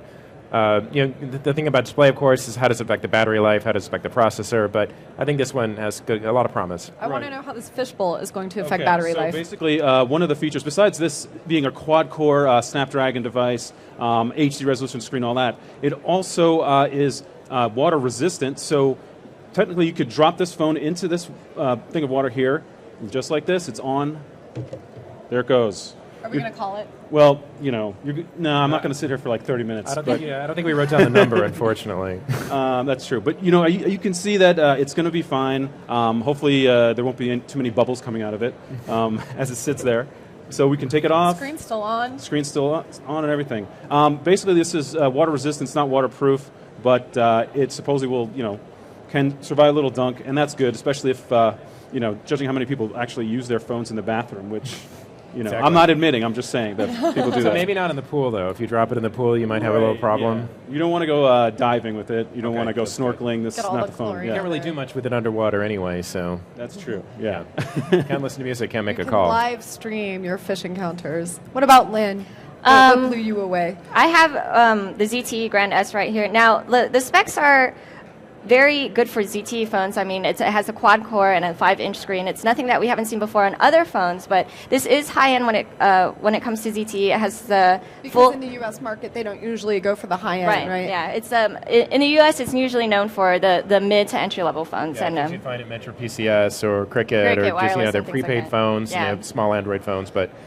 Nothing quite like this. Yeah, this is like in their foray for the high-end phones in the U.S. and there is no carrier announcement yet, and there isn't. There's no carrier announcement or pricing, but as you can see, it has a really nice screen, and ZTE put on its user interface there. It's called Mi Favor. Usually, we see like a really skinless kind of Android experience. This one is running Jelly Bean, so you do know it is running like a recent version of Android. And it's just really a really nice phone on the back. There's a 13-megapixel camera, which is, really high. And, and that's basically it. It's a really good... It's a unibody construction, so it's very solid. And did we get any availability on that one? I can't remember. It's going to come in China in the first quarter, or either the end of the first quarter or the beginning of the second quarter. And after that, it's going to hit the U.S., but we don't know when that will happen. And what was the thing they said during the press conference about traditional Chinese design? Right. Like, there was a release before it that came out and said that it was going to show, like, the traditional Chinese style, and we didn't know what that meant until later during the press conference. It said that they were inspired by traditional Chinese ink colors for the colors of the phone. So mystery solved, I guess. That was. Yeah, but I would like to see a document written in chartreuse. Right. If I see like an ancient Chinese scroll in pink and yellow, like call me and let me know because that'd be really good. So actually, you brought something up. The camera megapixels, we are seeing a lot more of those too. Not just 8 megapixel cameras, but 12 and 13. And just because you have the megapixels doesn't mean that your photo quality is going to be good either, because there's so many things that go into actually making quality photos. There's imaging, there's the lens size, all of that good stuff. Well, there's one thing I wanted to mention really quickly. This Xperia Z also has a 13 megapixel camera, and it also has a backside illuminated sensor. So it has an HDR mode that also works while you're shooting video as well as taking stills, which is something that's pretty interesting to see. I don't think any other phone that I know can do that right now. Yeah. It's interesting about the megapixels is that is thing that something's creeped up as well. It used to be, I was working at CNET when we had the first 1.3 megapixel camera. So I know, old dates me, but it was all VGA, and then we had the first 1.3, and it's like, oh my God, that's so cool. And then it came out with 2, and then that was the minimum, and now we're really up this high. On that note, do you think at this show we saw a lot of, what's happening in phones right now is just a little bit of that feature creep where features are kind of being thrown in the phone. They're maybe not really tested, they're maybe not really work all that well, and they certainly have nothing to do with making a call, which of course is what a phone is all about. Do you think we're seeing that? Not anymore? No, that's like a tertiary feature now. Yeah, I know, making a call is. But it didn't seem like a lot of these phones had features that we really haven't seen before. True. I think that most of the time what we're seeing is sort of everybody kind of coming up with the new standards and the new high level and status quo. Here at the show, we don't get a lot of time, and we definitely don't get the lighting to go out and actually test things like the camera. So all of that comes later when we can actually take it back to the offices and get some real hands-on time with it. So right now the specs sound good, but what is that actually going to do when it's in your hand performing it? That's what we find out after CES. Yeah. And that brings me to a phone that really grabbed my attention. It is called the Yoda phone. We have a little bit of video. And that's not Yoda, right? It's not a Star Wars reference. Okay. It's actually Yota. Got it. Okay. So there's a Russian company, Yota Devices, and they make this. It's prototype. They just announced it in early December. What is so interesting about it, and I don't have it on the stage, but I do have the video, and the video is playing now, is it's got Android on the front, looks like an Android Jelly Bean smartphone, very high-end specs. You flip it around to the back, and there's an e-ink display. And so that's the technology they use on a Kindle, right? Exactly. Yeah. So it's sort of like a paper display. It looks really monochromatic, almost like faded newspaper stuck on as a sticker. It looks really bizarre, but the concept is really cool. And it's interesting to me because this is something that nobody else is really working on. Nobody has really thought to do this. That could be a good or a bad thing in the end. But the idea is that it's really low power. So if you're running out of battery or if you want to conserve your battery, you can sort of put the thing that you want to look at all the time on the back, like a map, or maybe it's a picture of someone or a boarding pass. It makes sense to me too, because a lot of times you want an e-reader just for reading books in direct sunshine. You can't do that with a lot of these tablets or larger phablets or whatever. It's hard to read on vacation. So this way you can actually have 2 devices in one, and it seems like it doesn't look very much thicker than a regular phone, right? I mean, it's a little bit thick, but it's not super thick. It's no thicker than the thickest out right now. I'm a big fan of that e-ink technology, but unfortunately we're probably not going to see the phone for a long time, right? Well, it's supposed to come in the back half of 2013 to Russia first and then other markets. The company is in talks with U.S. carriers, but it could end up being vaporware. It could end up being terrible in real implementation. But what's exciting is that they're doing a lot of things, and they're adding other design elements too that nobody else is really trying. And so they are going to kind of push this forward, I think. Other companies are going to see their design and start thinking more out of the box so that we don't get a lot of phones that are beautiful but all look the same. We will get something different. And something we've just never seen before, which we always like, right? We love it. So what about phones do we see anything here that is actually, yes, it will come to the United States, or we will actually be able to hold it in our hands in the next year? Yeah, so I've got some of these Huawei phones here. This is the Huawei Ascend W1. In the US, it will just be called the W1. It's a Windows phone. It's, in fact, their first Windows Phone 8 device. Really colorful, might remind you of some other phones that are out on the market. Looks a little like a Lumia, don't you think? And therefore also like the HTC Windows Phone 8X. But it's a really nice looking phone, and I think this is a trend that we're seeing, is that Windows phones are going to be colorful, bold statements. That's kind of where they're going right now. It really matches the tile interface in a lot of ways. So exactly. So And then we saw the Samsung Ativ Odyssey. That wasn't a phone that was announced here, but it was actually announced at a Microsoft event in New York in October. But it's Verizon's... In San Francisco. Oh, that's right. Verizon's second Windows phone, right? Or third Oh, third, even. yeah, But right. it was, Very it early was to win Verizon. Yeah. an early Samsung Windows phone as well. So that's something that we're going to see here. We've got to go soon, but let's talk really quickly about what we didn't see. Well, phones from the big players. But, Mobile World Congress, which is a huge trade show coming up in February in Barcelona, these three will be there, and we expect a lot from that show. So if you're a big phone, mobile fan, check back for our coverage then, of course. And so we are going to wrap it up right now. Thank you so much for joining us. Next up on this busy CNET stage, we've got Jason Jenkins and Luke Westaway from CNET UK. They're really awesome guys, so stay tuned.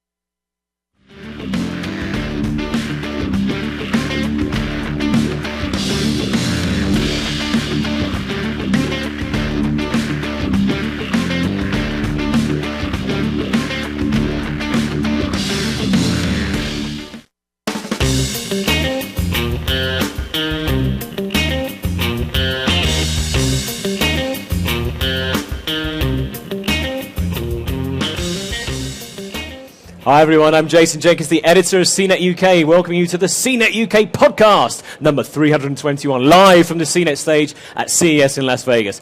Coming up, we're going to take a look at the coolest kit we've seen at the show and some of the rubbish bits as well. But before we start, a reminder that if you're listening to the audio version of this podcast, make sure you go to the CNET and look for the video version of it, because it's pretty cool. With me this week is podcast regular Luke Westaway. Hello. Hello. And plus a very, very special guest. He's a tech columnist for Reader's Digest and presenter of the amazing Answer Me This podcast. Welcome, Mr. Ollie Mann. Hello. Wow. I've got 4 times the pixels of an ordinary podcaster. It's good to be here. Thank you very much. Thank you for inviting me. No problem. How's the show been for everyone so far? It's been all right. It's been okay. Okay. I think it is sort of... I'm kind of feeling it out. Nothing's blown my mind, but nothing's really upset me. Okay, nothing's hurt my feelings. Yeah. I haven't seen any technology that's physically harmed me. Although I did see this laser burning thing that was etching something in wood, and I got a little wood etching from it, and that was really cool because it was an extremely precise laser etching that was being done, and it looked phenomenal. But because it was burned wood, it did smell quite bad, and I put it in my pocket, and then my pocket smelled bad, and then I put it in my hotel room. When I came back, my hotel room smelled. It's a good story. I hope you've got more like that. Right, let's crack on with the themes of the show. Right, we always start with the themes of the show. Was that not one of the themes of the show? Surely that was the top tech. Yeah. So I guess the first thing is it's always about TVs, isn't it? So what's the big TV thing this year, Luke? There are 2 big TV things. So the first is OLED, which is a display technology, as you may or may not know, that is currently most popular in smartphones. So loads of smartphones use this. It looks absolutely gorgeous, and when you blow this display tech up to proper TV size, it looks mind-blowingly gorgeous. So you get this amazing contrast ratio. You just get these really, really deep, bright colours, and it just looks fantastic. What So have that's one. you seen that's an OLED TV? I've seen basically everyone's got one, but Sony's is the most impressive because it adds in. How do you factor that in? Because they all look the same to me. To the naked eye, they are all amazing, but I cannot differentiate between the Samsung one, the Sony one, the Panasonic one, the LG one. Well, there's this thing, right? What you do is you look at it, and at the bottom, there's normally a little word. It says Panasonic or Sony or whatever, and that's pretty much it. Well, I also worry sometimes whether, if I was looking at a normal LCD screen as well, if they were showing the same images of a leaf. It's always a leaf, isn't it? It is. A leaf, a waterfall. Copyright-free leaf. A copyright-free leaf. I'm not sure with the contrast whacked up high that I'd always be able to tell the difference. Like, you never really know until you watch a film on it, do you? That's the thing. Are you trying to shatter the myth that there is much difference between most TVs? Because we might have to stop this podcast early if you're going there, Ollie. But there is difference between OLED TV and the LED TVs that we've seen, right? Because OLED looks a lot better than normal TV. Plus, there are 2 4K OLED TVs. So do you want to explain a bit what 4K is and what those products are? So 4K is another very exciting display technology because it just has a phenomenal number of pixels. It's got about 4 times as much as 1080p as full HD. So when you're looking at it, it's like the first time you looked at HD, but a little bit more. It's just a bit more HD. Ultra HD is what they're calling it here. Yeah. So 4K is one thing that you see in the cinemas, and there's also Ultra HD. Now there is actually a reason for that, and I know you're worried about this. The reason is that the 4K you get in cinemas is actually something like 7% wider than the 4K you get on a TV, because the aspect ratio is a bit different. That's where you get the bars at the bottom and the top. So hence the name Ultra HD. So there you go. Anyway, sorry, I interrupted. That's fine. But Sony's done something very cool. It's made a 4K OLED TV. That's something I've seen, and it really, I saw it and was just kind of awed by it. It was like chancing upon the first time. I was moved. According to their new corporate slogan. Yeah, exactly. Almost to tears. One thing I did notice is that even from the back of the press conference at Sony where I was, it did look very crystal clear in a way that actually an HD or an LCD TV wouldn't. In the same way, you can get very, very close up, can't you? And you don't notice the pixels. I mean, that is noticeable straight away that even right from the other end of the hall, it still looked like a really crystal sharp display. Yeah, exactly. It looks beautiful. There's another use of OLED that you've seen as well, Ollie, haven't you? The multi-view TV from Samsung. Oh yeah, I do kind of think this is sort of end of days, this stuff, really. And I'm a bit of an evangelist for the second screen, you know, the second screen, tweet whilst you're watching TV, all that stuff.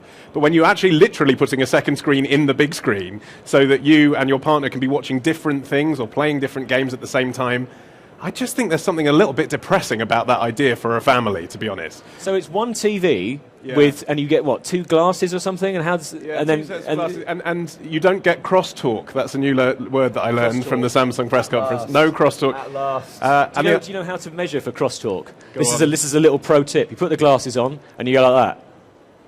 Oh, really? Just slightly out of centre? Like, and if you go like that and the images separate, that's crosstalk. It's amazing on video. We're all now doing this. Oh, no, I'm the only one still doing it. Okay. I also love the inherent sexism as well of all of those presentations where they're like, you want to watch one thing, but say my wife wants to watch something else. Yeah. And you're just like, okay, you're making a lot of assumptions there. Firstly, everyone here at the press conference is male. Secondly, they're all straight. Thirdly, they've all got a wife. And fourthly, that the wife would have completely different taste to them because they're a woman. Just like, come on, text for everyone, people. Yeah, but you've got to remember that press conferences exist in this weird fantasy land where people like watching leaves.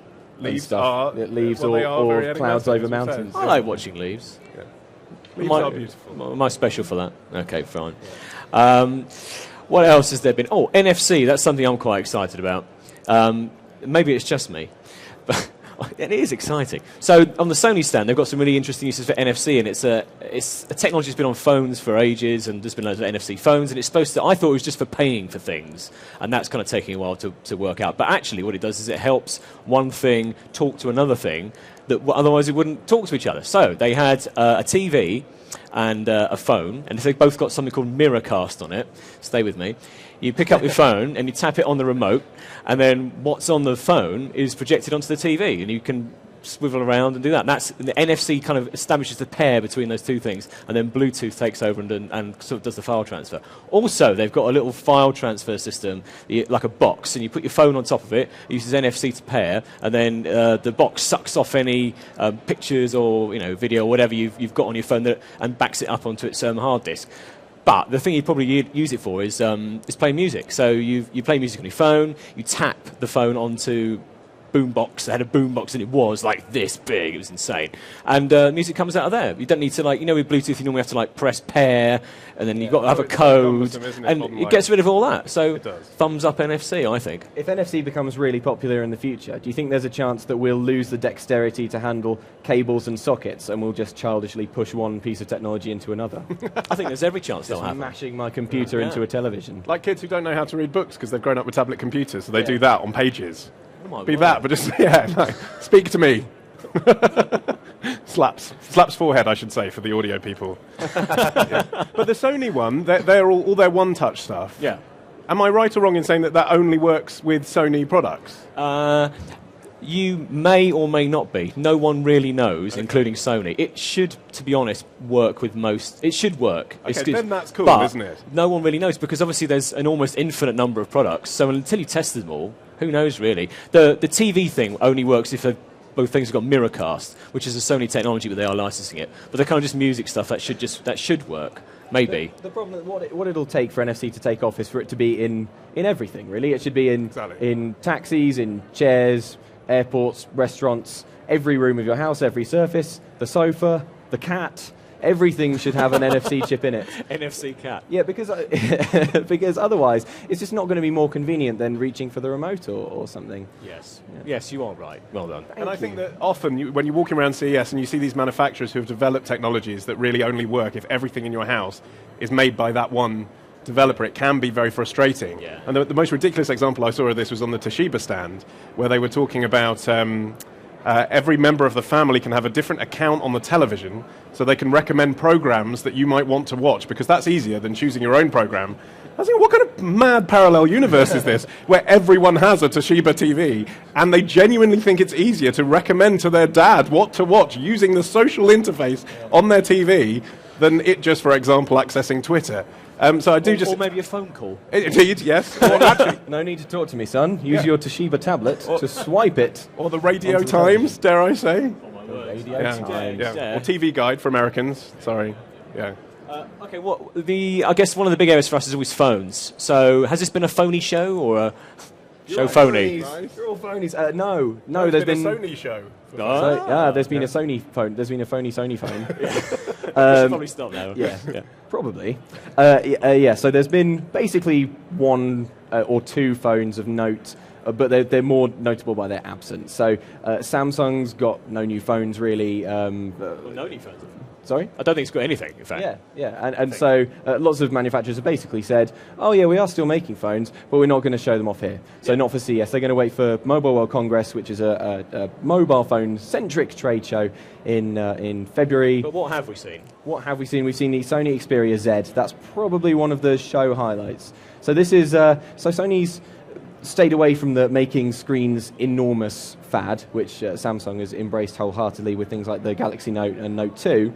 But it's decided at last that its phones aren't doing very well, so maybe it should try something that is working for other companies. So the Sony Xperia Z it's a 5-inch quad-core, 13-megapixel camera smartphone. It's basically every bell and whistle. Yay. The thing is, like, a 5-inch phone is not really very exciting. Quad-core's not very exciting because these things have happened before. I mean, it might be perfectly good, but it's not really pushing anything forward. The 13-megapixel camera, though, Sony makes nice cameras. But there is one other feature it has, right? Which is it's waterproof. Hooray! That is actually quite useful. And properly waterproof, if the demonstrations are to be believed. Yeah. There's a thing which actually ducks it into water on their stand. And I'm pretty sure I was reading a press release that said, feel free to use your phone in air quotes, water or something, which I think suggested that possibly in water is not... One of the use case scenarios that Sony mentioned at their press conference was, and I quote, blogging in the bathtub. I'm thinking, what kind of blog are you writing? Oh, man. If you're doing a food blog whilst you're in the bathtub, you've got it wrong. I can do my job in the bath as well. I'm No, good. I thought I was I thought it was all gravy doing my job in my pants from bed. I didn't really But now you can be in the consider bath. I could be in the bath as Just well. don't accidentally access the 13-megapixel camera. That's the issue. Yeah. There's another massive phone as well, though, and I mean massive in terms of its screen size. Oh, yeah. The Huawei Ascent Mate. All right, mate? You got 6.1 inches, jelly bean, and you quad core. Your processor is knackered. You're going to need a new one. This is an enormous phone. Obviously, 6.1 inches is way too big. Or maybe not. If you really like a big phone, it's fine. I know. I saw the first Galaxy Note, which was 5-something, 0.7 or so, I can't remember. And I thought it was the most ridiculous product ever. I still think it's the most ridiculous product ever. But they're selling, right? People like so it. what do I know? So with that in mind, maybe this is the best thing ever. But it's a 6-inch thing. It's like you have to stretch your hand to get it around it. Well, it is, but then it's very easy to say that when we've all got 2 netbooks and 2 laptops and 2 tablets. But actually, if you're just choosing one device and you're upgrading from maybe even a dumb phone to your first smartphone, and you just want one that does stuff that, everyone else might be using a tablet for who's a bit more gadget-centric, I can kind of see that you'd want one with a bigger screen. Actually, okay. Ollie Mann, voice of the people. I like that. Yeah. Down with the mates, mate. Okay, so maybe 48 hours of power as well, they claim. 48 hours? Yes. No chance. Yeah. No chance. It doesn't, I'm not 48 convinced. hours are being turned off, maybe. Exactly. Yeah. You All can right. turn it off for as long as you like. Yeah. It's a feature. Yeah. It literally can be a brick for as long as you like. Okay, right. Those are the main themes of the show. What other cool stuff have we seen? I've seen we should probably talk about the NVIDIA Shield. The Shield. An odd gaming concept. So you remember last year Razer kind of stole the show with its bizarre tablet with handles on the side. And that's here again, actually. That's here and again, it's a but real I think thing this now. time the handles are detachable. They're detachable. So and anyway, turning it into it's very complicated. And it's like tablet. $1,500 or something, or $1,200. Anyway. It's too complicated. Yeah. But the NVIDIA Shield, it's a small gaming handheld. It looks a bit like the Nintendo DS. It's got this 5-inch, I think, screen on the top. It plays Android games. That's fine. But what it can also do, which is really interesting, is stream PC games. So the idea is you're playing games on the PC and you're like, this screen is too big and this is too comfortable. I would like to go in the other room and play it on my NVIDIA Shield. Or possibly, I don't want to sound too cynical though. It could be useful maybe if, say for example, maybe your wife wants to watch something on television. So you have to stop playing your game, so you can transfer the game onto a different screen. It's an interesting idea. Okay. What have you seen, Ollie? Can I talk about Vuzix? Please do. I'm a big fan of Vuzix. I've been following them for years. They've got quite a big presence in the UK, and if you're interested in the sort of wearable technology space, they're kind of a leader, really. But they don't have the budget of Epson or Sony, who have been getting a lot of press coverage for their kind of wearable cinema screens and all the rest of it, which are worse, like definitely are worse. I've tried them all. The Epson ones are really heavy on your nose. The Sony one, I think you have to plug into the wall, which defeats the whole purpose of being on a plane with it. And Vuzix all along have been doing interesting wearable technology derived from military stuff. And this thing that they brought out for CES, the M100, they haven't announced when it's actually going to be available, and I wonder if indeed it ever will, or whether they just want to steal a march on Google Glasses. And you do feel a bit like the Terminator wearing it. You just sort of want to walk around saying, I'm looking for Sarah Connor. But basically, it's a little monocle that sits there. A monocle? It is, yes. It's British. Yeah. And you walk around and you say, I've got an SMS. And if you see something very surprising, will it pop off your face? But anyway, the idea is you can look upwards and it will send you through Bluetooth text messages or whatever from your phone. It pairs with your phone using Bluetooth. And I was sort of skeptical about the whole concept of, they say you can drive with it, and as you're driving, glance upwards and get a message. I'm like, that sounds like a recipe for a car accident. Yeah. But I tried it, and I can sort of imagine that. It's no more distracting than actually if you were looking at a sign going past. Hey, there's one right here. Oh, there you go. Genuinely did not plan that. Can we borrow that? Can we see You know this? what you should have Let's read, Ollie, just chuck with it up the- here and we'll get it on. With the Bluetooth monocle. So there you go. Can I hold it? I don't know what that's actually paired with now, but can you see anything through it? Yeah, there's a video on it. So now say, I'm looking for Sarah Connor. Looking for Sarah Connor. See?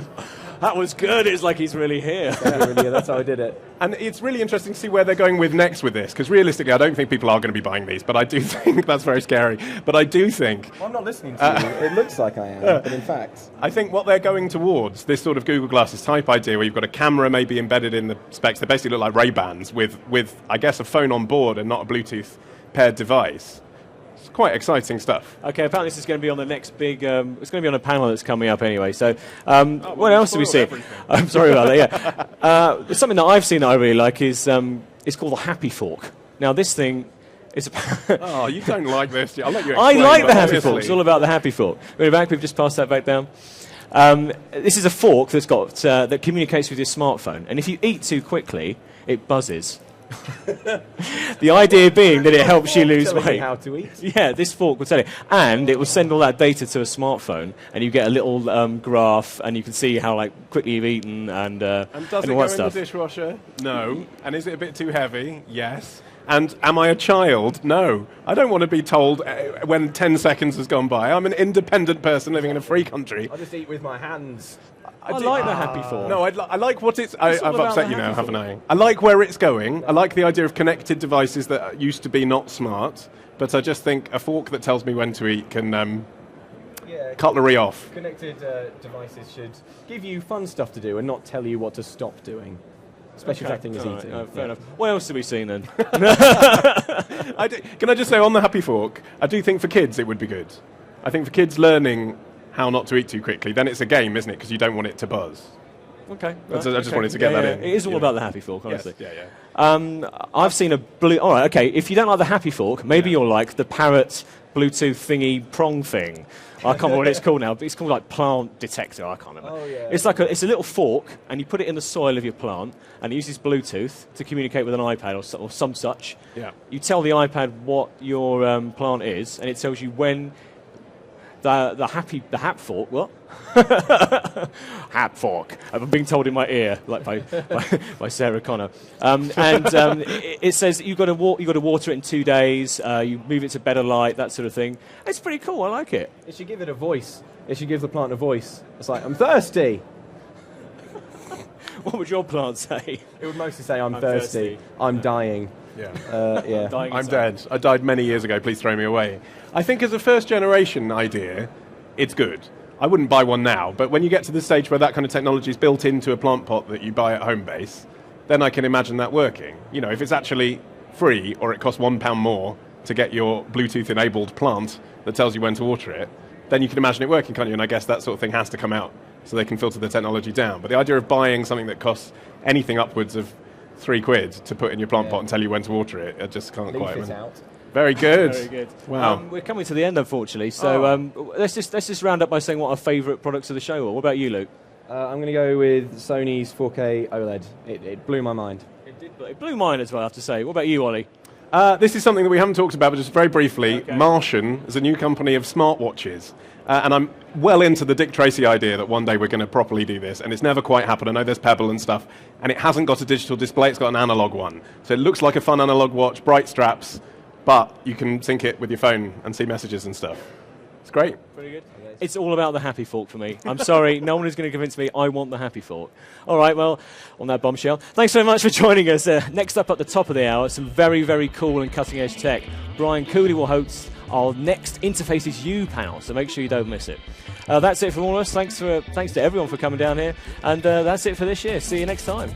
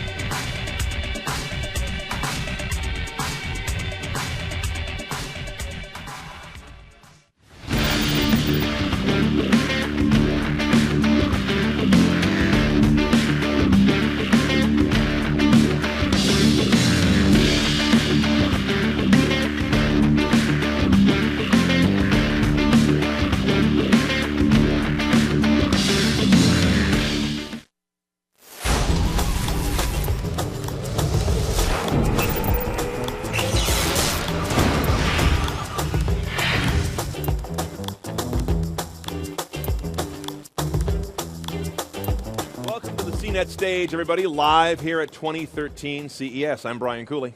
And I'm Lindsay Turrentine, Editor-in-Chief of CNET Reviews. You're watching us right now on a device that uses either a keyboard, a mouse, a touchscreen, a remote control. But imagine a world where all of those become obsolete. Instead, you might interface with your electronics in the fairly near future by gesture, by voice, by eye movement, even by brainwave. That's why we think the next interface is actually you. We have 3 guests who are making that a reality today. James Park is CEO of Fitbit, known for wearable tech that monitors your calories and your activity. And right next to him in the middle of our panel is Matt Rogers. He's founder and VP of Engineering at Nest. We are both owners of said product, makers of a connected smart thermostat that figures out your behavior by figures out your home's HVAC behavior by monitoring yours. And Michael Buchwald is CEO and co-founder of Leap Motion, which has created technology for operating electronics by just using your hands. And I also want to point out we've got Brian Tong over here on the little dais right there, and he's going to be showing us some other fascinating technologies from Vuzix, the Muse brainwave sensing from Interaxon, and also iTribe's retina tracking technology. So we've got a very interesting array of tech for the next hour. First off, though, let's get things started. CNET's Kara Suboy will get our mental juices flowing on this remarkable trend.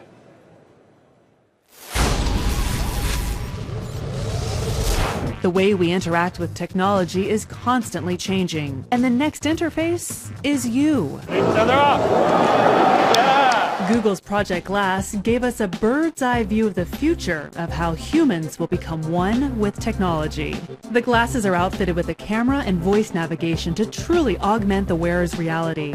And when they become available to consumers in 2014, we have to ask, will we ever need or want traditional computer screens again? That's just one of several products transforming the human body into an interface.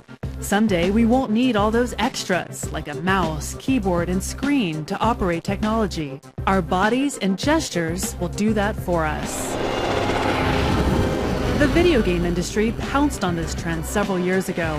Sony PlayStation, Nintendo Wii, and Microsoft Xbox all have their own motion-sensing devices that allow gamers to play without a wired controller.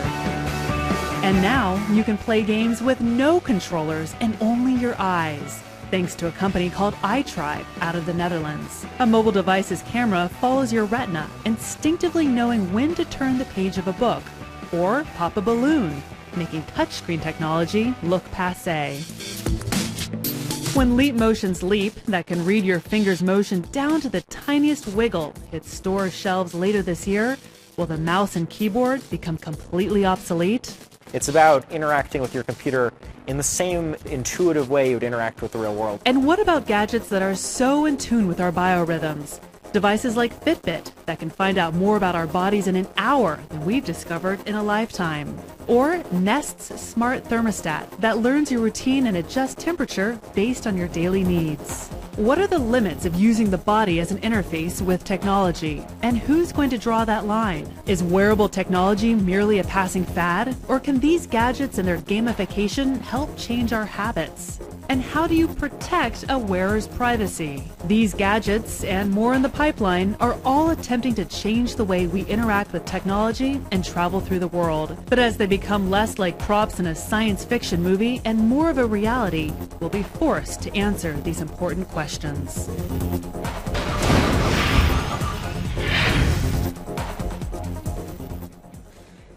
So let's ask you guys, just to kick this off, what are the benefits of connecting your body and your life and the hardware in your home to technology?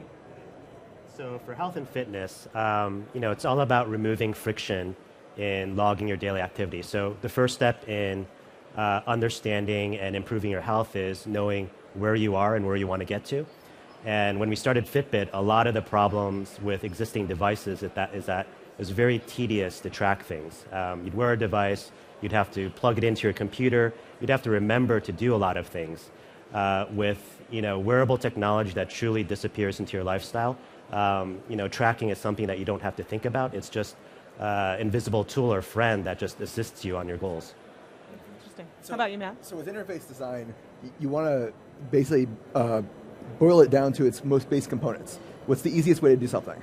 So it used to be, the technology we had, we do touch. Like, the touchscreen was the easiest way to interact with your phone, with your device. But that's not necessarily a one-size-fits-all. So when we did Nest, we thought, well, what's the best way you want to interact with the temperature in your home? You just want to turn it. You want to turn it up and turn it down. And that's the most natural gesture for that. So we built an entire product around that gesture. Interesting. Michael. The philosophy behind Leap is very much letting people reach into their computers like we interact with things in the real world. And in the same way that my reaching out and picking up this bottle is a very complex but totally thoughtless action that's totally instant, that's the same experience that we want to bring to these unimaginably powerful computers that are literally everywhere we go. Now, Michael, of all the technologies that we're seeing here, specifically at the stage with you guys, you're freaking people out the most. This is like as if it's by magic. I mean, all this stuff's really impressive, but you were describing to me that hand gestures are not just very natural, but they're also they're high bandwidth in a sense. What does that mean when you're dealing with analog human hands? Yeah, so it's all about letting people bring in the complexity.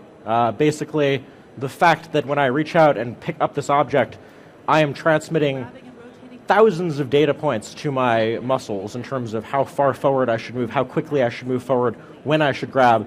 And if we can let people bring that to a computer, and they can sit in front of something like a 3D virtual piece of clay, and they can sculpt that piece of clay with their hands and fingers, suddenly people who have never created anything on a computer ever can create a complex 3D model that's just as good as what someone would create who is a professional 3D modeler, and they can do that with no training and in seconds. And that same accessibility, that extends to all sorts of applications. You know what's interesting here is that all of these panelists are taking us back to being children. Aren't you? Doing the simplest things and getting more out of them, in a sense? Simple works. So. Yeah. Yeah. One of the things that we thought about is not just children, but elderly. We want to build a product that works for everybody, and basically boil it down to its most base components. Yeah. I love it, actually. Yeah, and if you watch a child, like an infant, interact with a computer or even a TV or anything, actually, their first instinct is to reach out and grab it. So it very much is going back to that most basic instinct, I think. You know, one of the things I think about a lot is voice, which is not something that is necessarily integrated into the technologies that you're working on.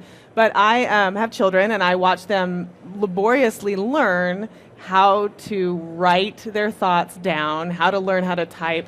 Do you think that there's a future in which that type of spending years learning the mechanics of communication becomes less meaningful? So, language is part of who humans are. And language is never going to go away. But the question is, can computers keep up? So this is a question that people have asked for tens of years.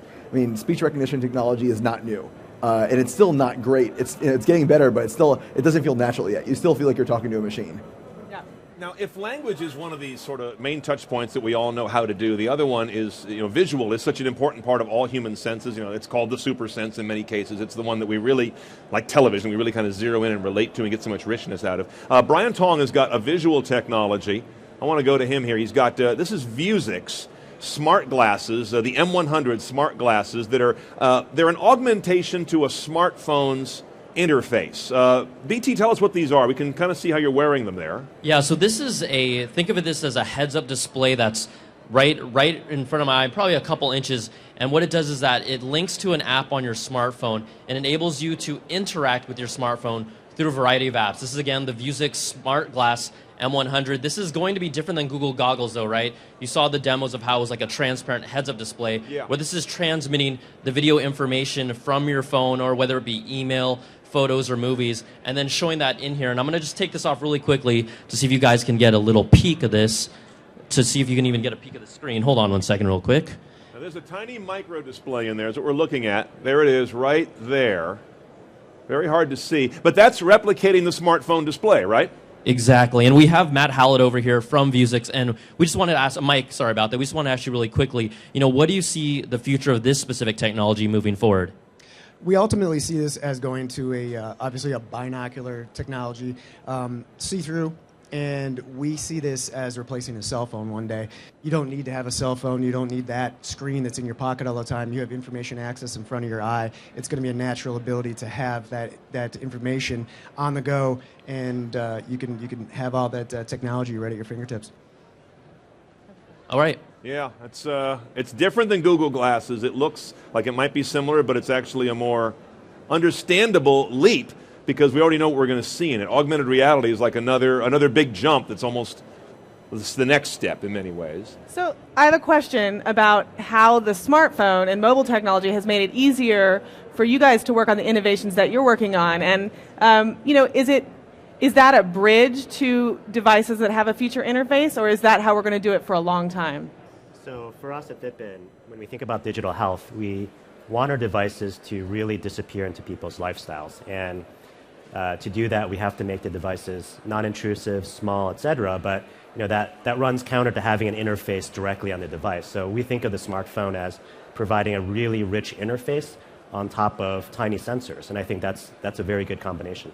Yeah, actually, we took a lot of the same thought. So thermostats today have very cumbersome interfaces and lots of data and lots of buttons. But we have this great interface in our hands with our phone. So let's put the simplest things, the things that you need to use every day on the actual display itself on the thermostat, and have all the deeper kind of analytic features, how much energy you're using, how to program it on the phone. Let's use the right user interface for the right job. That's interesting. And so, Michael, your technology skips that altogether, it seems like. I mean, does it render the smaller, tablet-style device not so meaningful?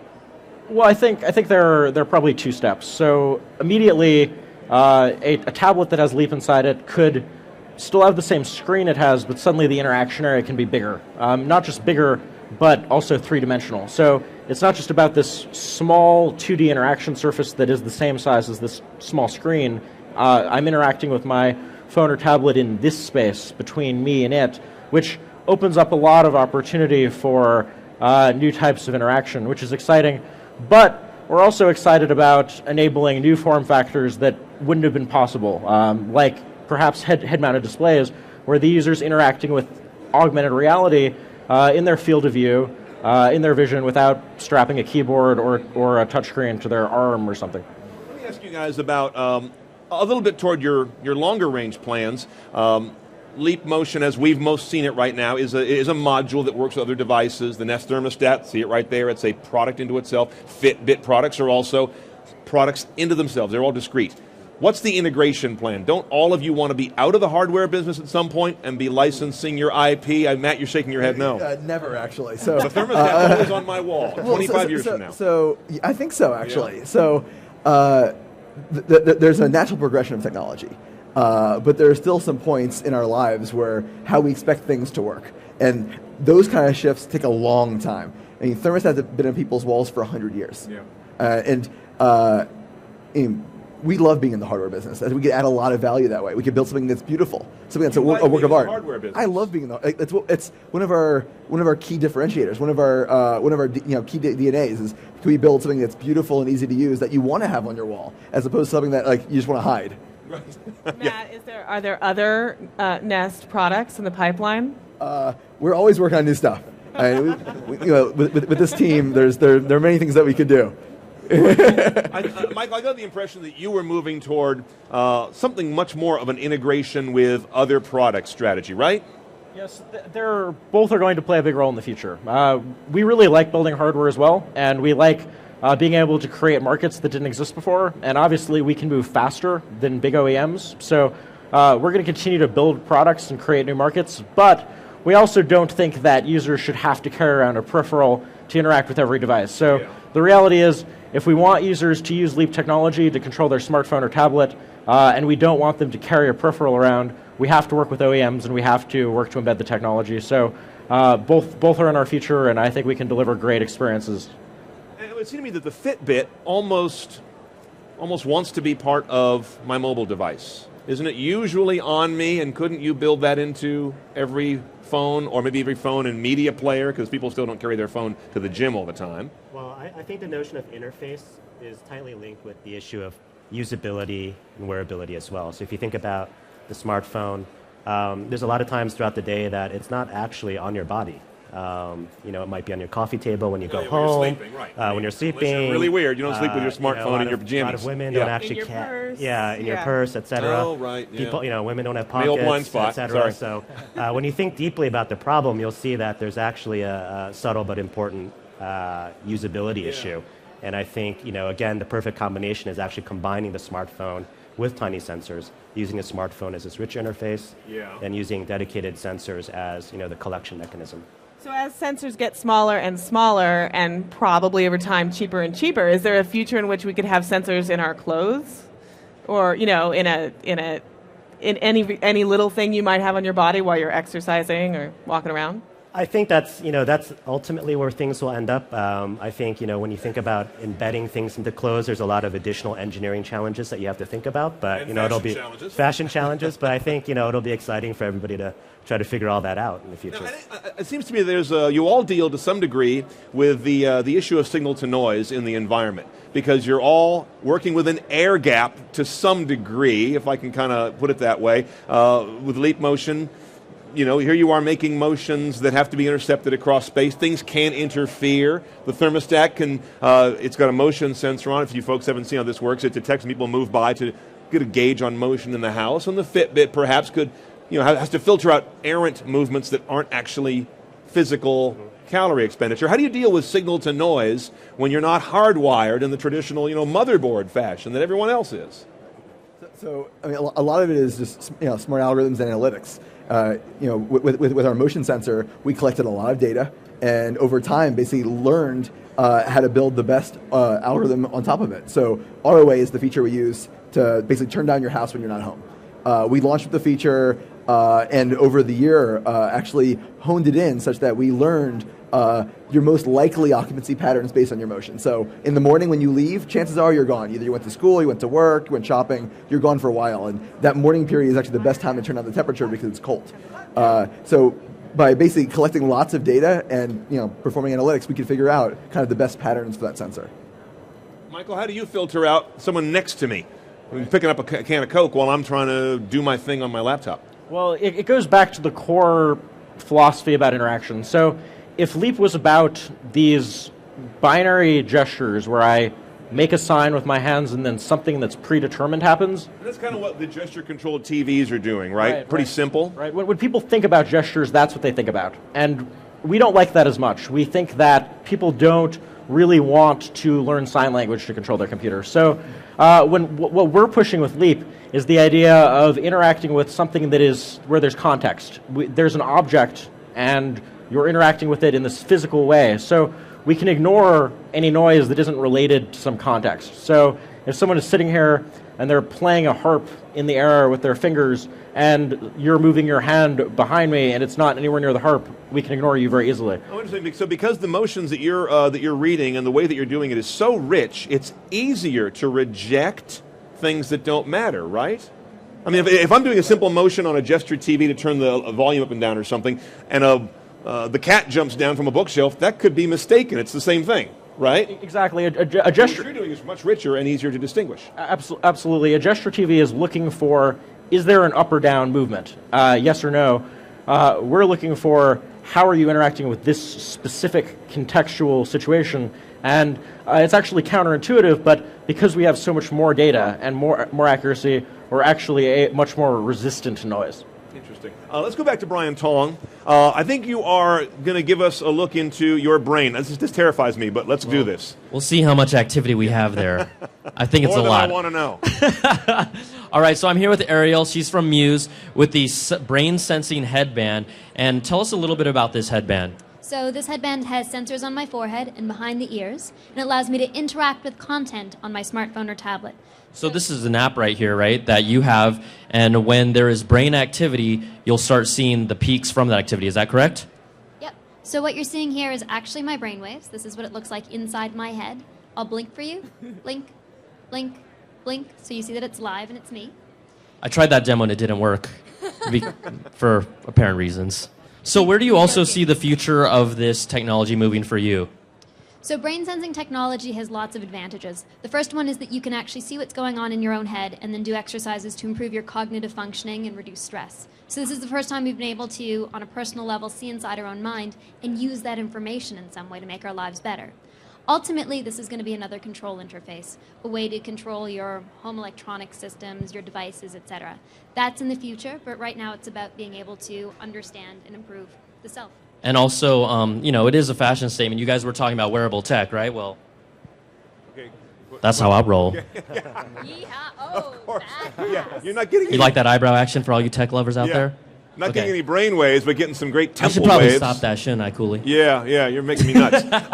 Here's you guys have got a party. I'm not trying to invite everyone to Interaxon's party, but explain to us how the headband is going to be used to operate the beer keg. This is a great story. We're at a CES VIP party tonight, and people are going to be able to pour beer with their mind. So as they focus on the beer tap, it pours a beer. When you're done, you just clench your teeth or sort of make a gesture like this, stops pouring, walk away, drink. That's what I do Pretty in the bar impressive. anyway, so it works. That's crazy.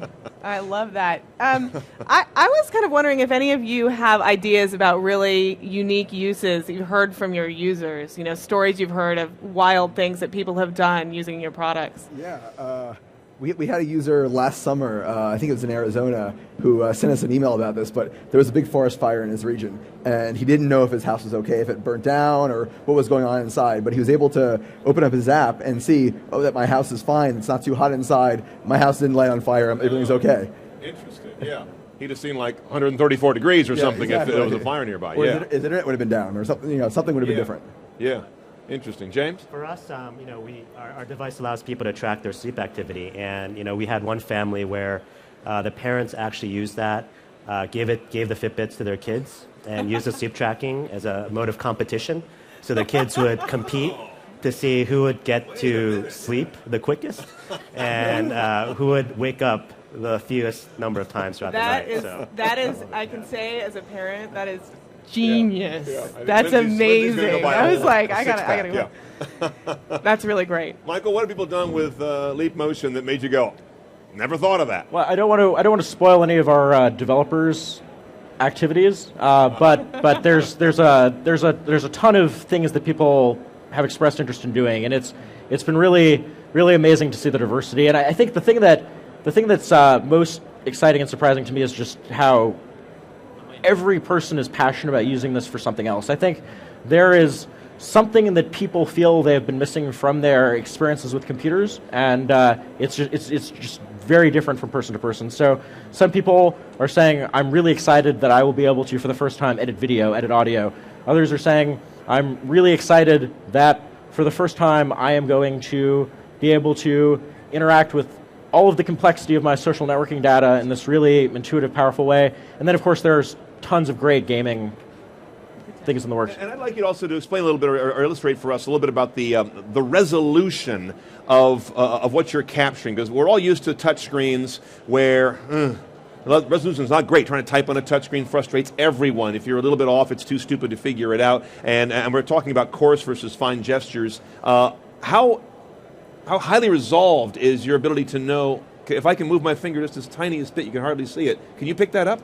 We definitely can. Our accuracy is about 1/100 of a millimeter. And I know that sounds excessive, but it's actually not. The goal with Leap is for you to feel like your arm is an extension of what's happening on the computer. And in order to actually feel that way, and to feel like this is a fundamentally better way of controlling and not just a cool gadget, it has to be extremely accurate, but also very responsive. The latency is almost as important as the accuracy. So right, it is, isn't it? Yeah. I've heard a lot about with tablets, a lot of the future innovation will be about the latency of the touch response as opposed to even the sensing of the touch response or the pixels in the display. Yeah, that's one of the things very early on with the iPhone that we had to get right. It had to be super, super fast. So it's one of the reasons why when you swipe left to right, it goes left to right immediately. That latency is super critical. Yeah. And the human brain is very good at picking up that difference in latency. And knowing that you're doing something synthetic and going, okay, this is laggy. Yes. Yeah, and you see touchscreen controller vendors competing on scan rates, basically. Right. Yes. So that's one of the things we're feeling when we're using a touchscreen is a little latency, even more than accuracy. Okay. The feedback loop is kind of off there. Let me ask you guys about getting the word out to customers. I know you're at various stages in your customer-facing life as companies. What works, or how do you get people to think differently about controlling things when they are very, in their minds, good at keyboard, mouse, and touchscreen because they've not known anything else? They say, what? Works great. How do you get them to sample, to think differently about that? Yeah, so for us, I mean, we're in very broad retail today. Yeah. So you could walk in your local Lowe's store, or Best Buy, or Apple store and see the product, and a lot of times just try it. And the best sales for the product is actually using it, using it in person. Yeah. And as we've grown and gotten more product out in the field, when people walk into someone's house and they see a Nest on the wall, they ask, "Oh, what is that?" Yeah. And that's the best sales tool is seeing the product and using it in action. Yeah, let me see your thermostat. You've got one here. It's charged up. It has a little battery. I'm going to get Lindsay's thoughts on this too, but the reason, in case you guys haven't seen this, one of the reasons I bought the Nest thermostat, which is $249, so not a cheap date as thermostats go, but of all the things I loved about it, being connected, you can operate the thing from your smartphone or connected device, that's great, and of course all the intelligence and the great interface they've got in this thing, but being able to turn to temperature, just like one of those ancient Honeywell button thermostats that cost $19 down at the hardware store. That was like, that's what I want. Because I'd had one of those push button thermostats for years. When you want to go from 62 to 69 degrees, it's 7 pushes, plus the 3 it doesn't register. So going back to interface design, that's when we made it round. That's the most natural thing you want to do when you control your temperature. It's in our brains. So Lindsay, what got you into the Nest? Because this is our little mini focus group of what got us into different interface. Well, I reviewed it for CNET. So that got me. But I loved it. I mean, I became a convert. And people who review technology products are very cynical, right? I mean, and it was as easy to install as I did it. It's like on camera. And I like the way it looks. I like how easy it is. But I also really like the ability to change. And other thermostats have this functionality, but that's my house, by the way. That's my wall. That's her hand. That's my hand. I like the ability to program it from afar. And I don't do it that often, but when I need to do it, it's really nice to be able to do it. So, coming home from a ski trip and you're freezing and it's winter and you want to turn on the thermostat, or also being able to turn it on from bed. That's nice. Right. We were talking about this earlier, and our question was, right now, Nest, you can have 1 or 2 thermostats in your house to work on different zones, right? But it seems like there should be a future in which there's a much more nuanced interaction than just when I walk in the front door. Absolutely, and you start to see this with products in the industry starting to be a bit more location aware. Did your car just enter the driveway? And you look at kind of the Ford booth and some of the interesting things they're doing there is the connected car. So starting to think about how do all these things work together, and is there a possibility of your thermostat learns from your car? I mean, it's crazy, right? Right. You're half a mile from home. You're headed in that direction. You're usually headed in that direction at that time of day. You're coming home from work. Turn on the thermostat. Exactly. I'm going to ask James a question here. You guys are, Fitbit is arguably the nearest thing to a household word, I think, in this category of wearable fitness tech. I mean, this has been such an explosion here. You said what? Your area has doubled since last CES, you'd say? Yeah, this is a really big bump this year for the wearable fitness space. What is the next thing that you've got to get done to really make it not part of a panel about the cutting edge, but mainstream? How do you make that tip over? I think it's a lot about consumer awareness, and there's a lot of different ways that we do that. So one is, there's a lot of retailers that actually, carry products in this category. When we started the company in 2007, I don't think there was a major consumer electronics retailer that carried digital sports tracking devices other than, Garmin's and Polar's for the very high end. So in the past 2 years, retailers like Best Buy, Apple, Target, REI, these mainstream retailers have opened up this category, and I think that's really raised awareness of how these devices can help you. So I think retailers help, the media, consumer health is always top of mind of everybody, and especially with these tools, people can take control of their own health, which I think is pretty powerful. Which one are you wearing right now? I'm wearing the Fitbit Flex. Okay, that's the new one. Hold that up and show the lights that it does to indicate what to you. I think our camera can zoom in and get there. Hold it steady right there. We see the LEDs moving. What do they tell us? So basically, it's progress towards my goal. So you can set a step goal. I set something pretty achievable for CES, so it was about 10,000, and I think I smashed that by midday. Yeah, it's easy. So the display on the device gives you very quick feedback throughout the day, and if you want something more, you actually fire up your smartphone, and the device has been syncing in the background. So you launch the app, the data is already there. You can see your past history, your graphs, etc. And on Android phones, there's actually an NFC tag embedded in the device. So all you have to do with certain Android phones is just tap the phone to the band, and the app will automatically launch. So we're all about removing friction in the process. So this tracks your activity, and what else? So steps, calories, distance, your sleep quality, so how long it took you to fall asleep, how many times you woke up. There's a haptic motor in there for waking you up gently in the morning. So it also has a Bluetooth 4.0 radio, so it's always syncing constantly in the background. So it's all about, how do we create an ambient device that collects meaningful metrics about your daily lifestyle, and on mobile apps and on the web, provide tools to actually help you reach your goals. I want to come back in a second. I want to ask you, Michael, about what will be the breakthrough for most people for your technology. What do you think is going to be the aha that might be the buzzworthy, hey, have you tried this thing? After we come back with this next demo from BT here, this is the iTribe technology. We mentioned this briefly at the Open, using eye scanning to operate the mouse or maybe other parts of the interface on a piece of technology. Tell us what you're doing, and not that you're ignoring us watching a movie.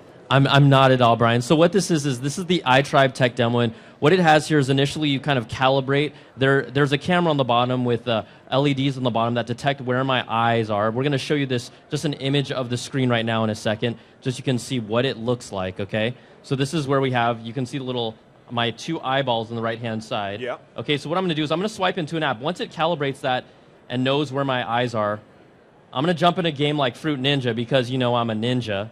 But this time, I'm a ninja with my eyes. So we're going to get to there. And all I have to do is I just have to look at the fruit. Look at that, Cooley. You like that? Seriously, wow. Lindsay, you got some of that? Pineapple, kiwi, mango, lime, pineapple, kiwi, lemon, mango. So you're actually using your eyes as the interface to move. Right now, this is set to move the cursor around as if it was your watermelon. And, there you go. Okay, it's not voice technology. No. I'm just saying it because I'm getting in the game, baby. I'm in. Look at that fruit. Uh-oh. You're distracting me. But that, it's an example of what we can see here. And we're here with Martin Tall, which is a very appropriate name here, right, Martin? Yeah, that's appropriate. 6'4".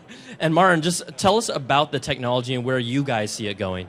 Okay, so what we've shown here today is an add-on device for your tablet where you can actually control the interface straight.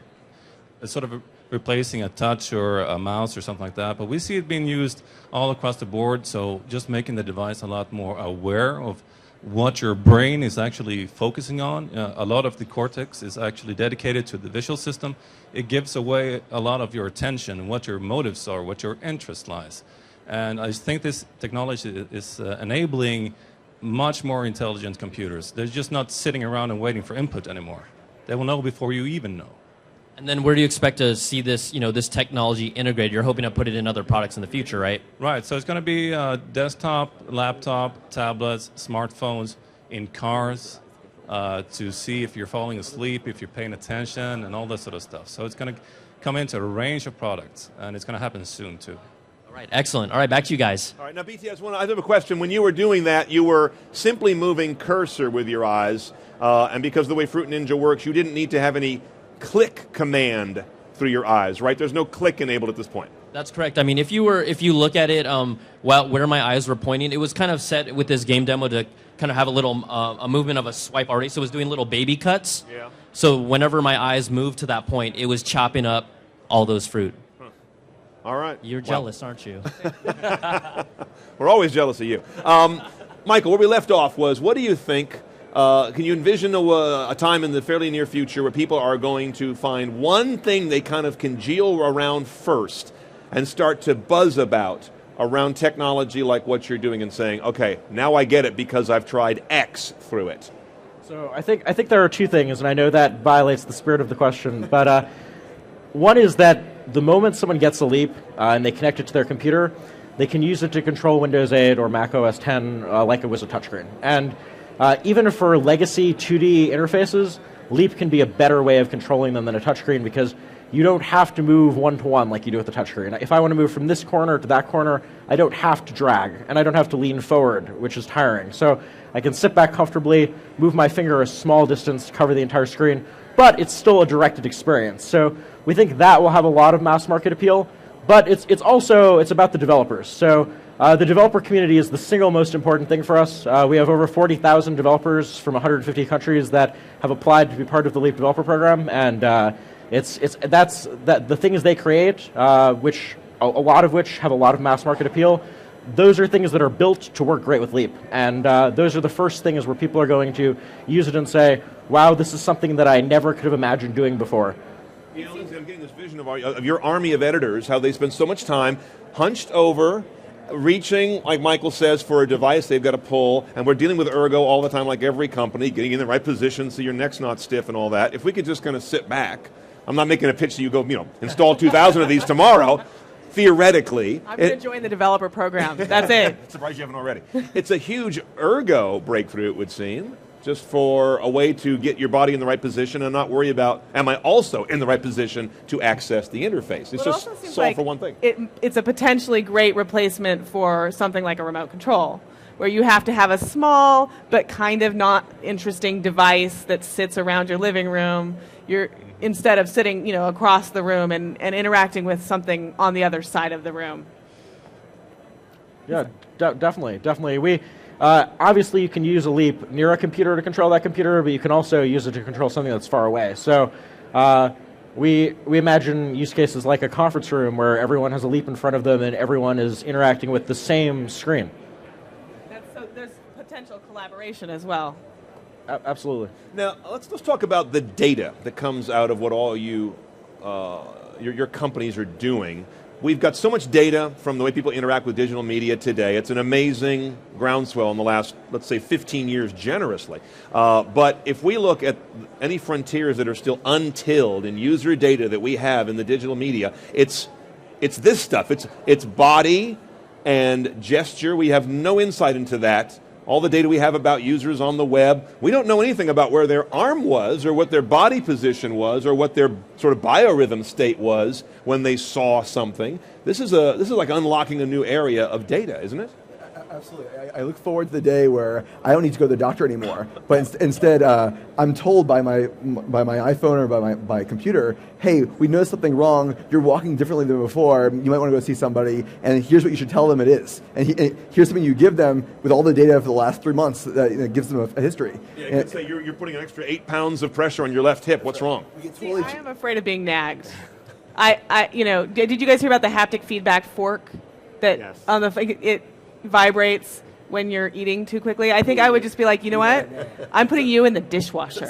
So technology again is supposed to mold to how humans already live. So it should never be too obtrusive.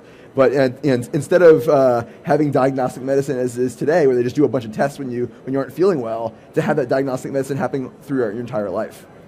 I think the key thing too is, if you watch the show House MD, House, one of his favorite lines is, people always lie.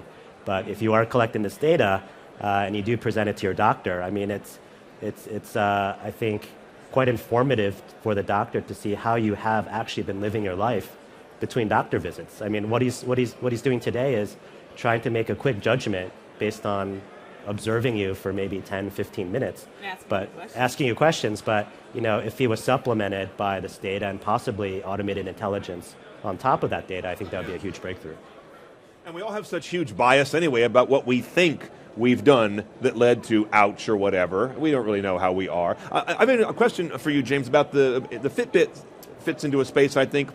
Tell me if I'm crazy here. That is, we're moving toward the 401k-ification of healthcare, where we have to become partners and be co-responsible for our health as we now are our retirement over the last 30, 40 years since that kicked in.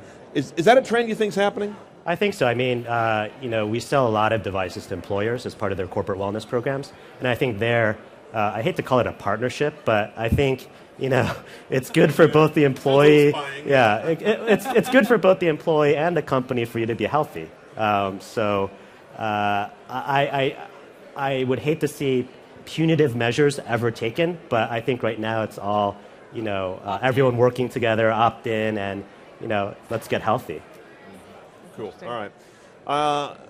Any final questions or anything that we've left out? What have we left out? What have you thought? Why didn't they ask this? Why didn't they ask that?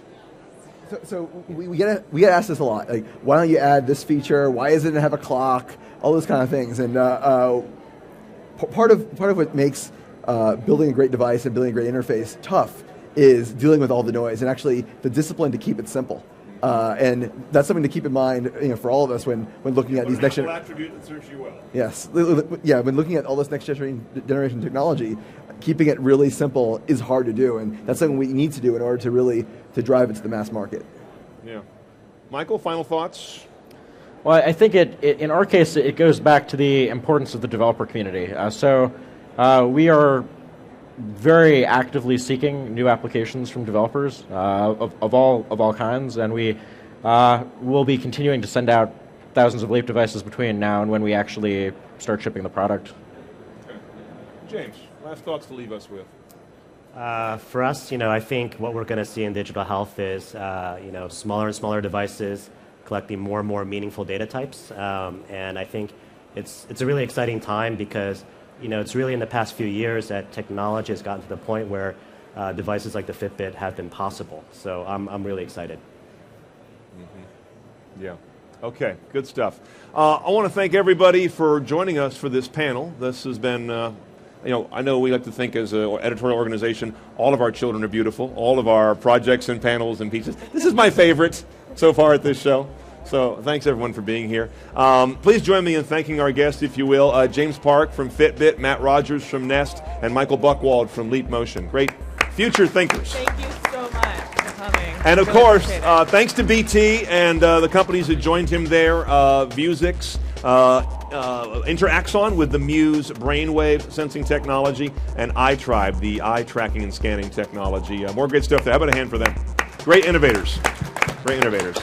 On behalf of myself and Editor-in-Chief Lindsay Turrentine, thank you for being with us, and our live coverage at CES continues here at ces.cnet.com.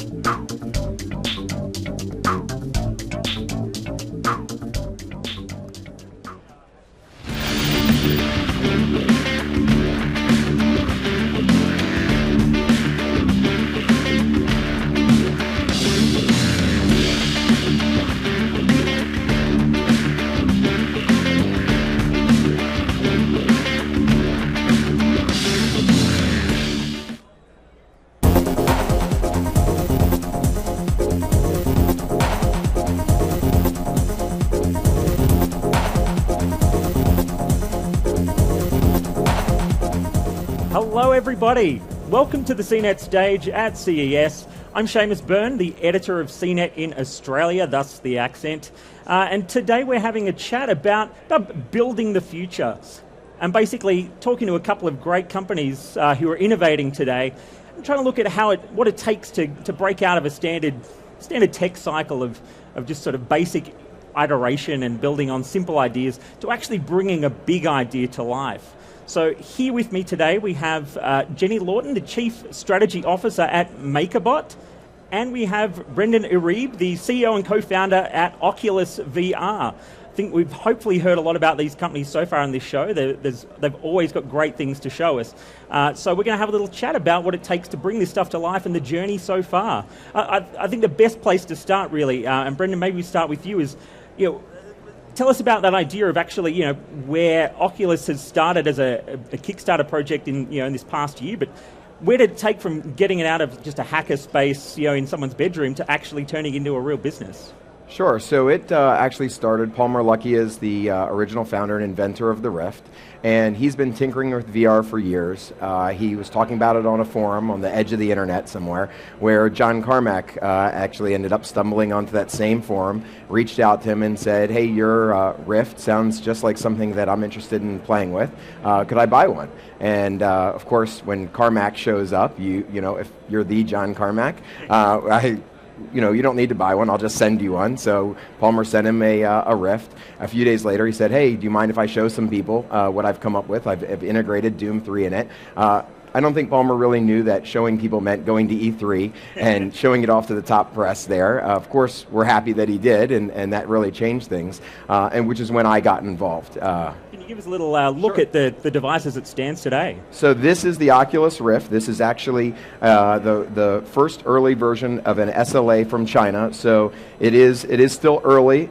This is a developer kit right now. This isn't ready for the consumer market. This is just targeted at developers. So before you have a big platform out there, whether it's a console or it's any kind of new computing device, you need content, and you need developers that are making content. And that's really where we came together, Palmer and myself and some of the other founders, saying, let's put together a developer kit that makes it really easy for game developers to develop content. Let's get it out there to the widest audience possible, which Kickstarter actually provided a great platform for doing that.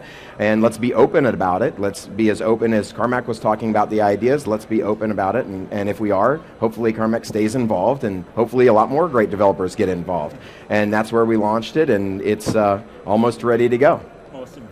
And now, Jenny, tell us a little bit about the background on MakerBot. Again, it has open source origins. It's a real kind of a hacker type story, and obviously, most of us only dreamed about the idea of 3D printing in recent years and had those Star Trek replicator ideas. Now you guys have a replicator, so what's that journey been like to actually start bringing that to the wider world? MakerBot started in 2009 with Bree Pettis, our current CEO, and Adam Meyer and Zach Smith, and they wanted to be able to have their own 3D printer, and so they decided to make one. And they made a 3D printer that could print itself, and as soon as they were able to start making 3D prints, they started selling the kit. And I don't think that they looked back ever. We've never looked back. And as soon as we started printing our own printer, we wanted to do more for people. We moved out of NYC Resistor, which is a hacker space where MakerBot was founded, into our own space, and took over a city block in Brooklyn, and here we are today with our 4th generation product. Brendan, you've also been involved with a few other, interesting. You've been involved with Gaikai. You set up Scaleform, so a lot of graphics intensive sort of background. But what made you make that next step in this sort of a big idea for bringing VR back? I mean, a lot of us thought VR was dead. Yeah, I actually did too. So when I was at Gaikai, we were going through the acquisition process with Sony, and it was a wild ride. It was a lot of fun. It was actually the second acquisition I had been through in just a few years, because our first company had also gotten acquired, Scaleform, by Autodesk. And I was at the point where I was really not ready for a big change. I really enjoyed what I was doing at Gaikai, and going and looking at what was going to happen at Sony was very exciting, until I got a phone call, and a mutual friend of mine and Palmer's reached out and said, you really need to meet this fellow Palmer, and you need to see what he's up to working with Carmack, and I think you're going to be excited about it. It's virtual reality gaming. And right when I heard VR gaming, I thought, oh, VR has never worked. I don't, I'm very busy over here. I'm sorry. I have a cloud to create, and it sounds exciting, but probably not right now. And he said, no, trust me, you really need to go see it. Go see a demo. So packed up a few of us. We have a kind of a Scaleform crew that still works together, was at Gaikai. We all went to see this crazy Palmer VR demo, which Carmack had been working with. And as soon as you put it up to your eyes and you look through it, suddenly your whole world changes and you go, wow, this really works. VR finally works for the first time. It's been imagined for 30, 40, 50 years, and hardware just wasn't ready, and now it's ready, and now it works, and leave it to Carmack to help bring it here. The guy who brought us 2D games, and then 2.5D, and then 3D games, now helps stumble upon and bring VR gaming. So we were really excited, being software developers, we were really excited to partner up with Palmer, who's a hardware developer, and bring the best of hardware to software and make it something that, on a software side, it could be used by everybody. A really accessible SDK, which is what our experience has been from Scaleform to Gaikai. I think this is definitely the big question here now, and it's something I think works for both of you in different ways, but that whole content versus users, and how people want to use these kinds of products, and how they might expand into the mainstream once people can see that there's actually things you can do with them.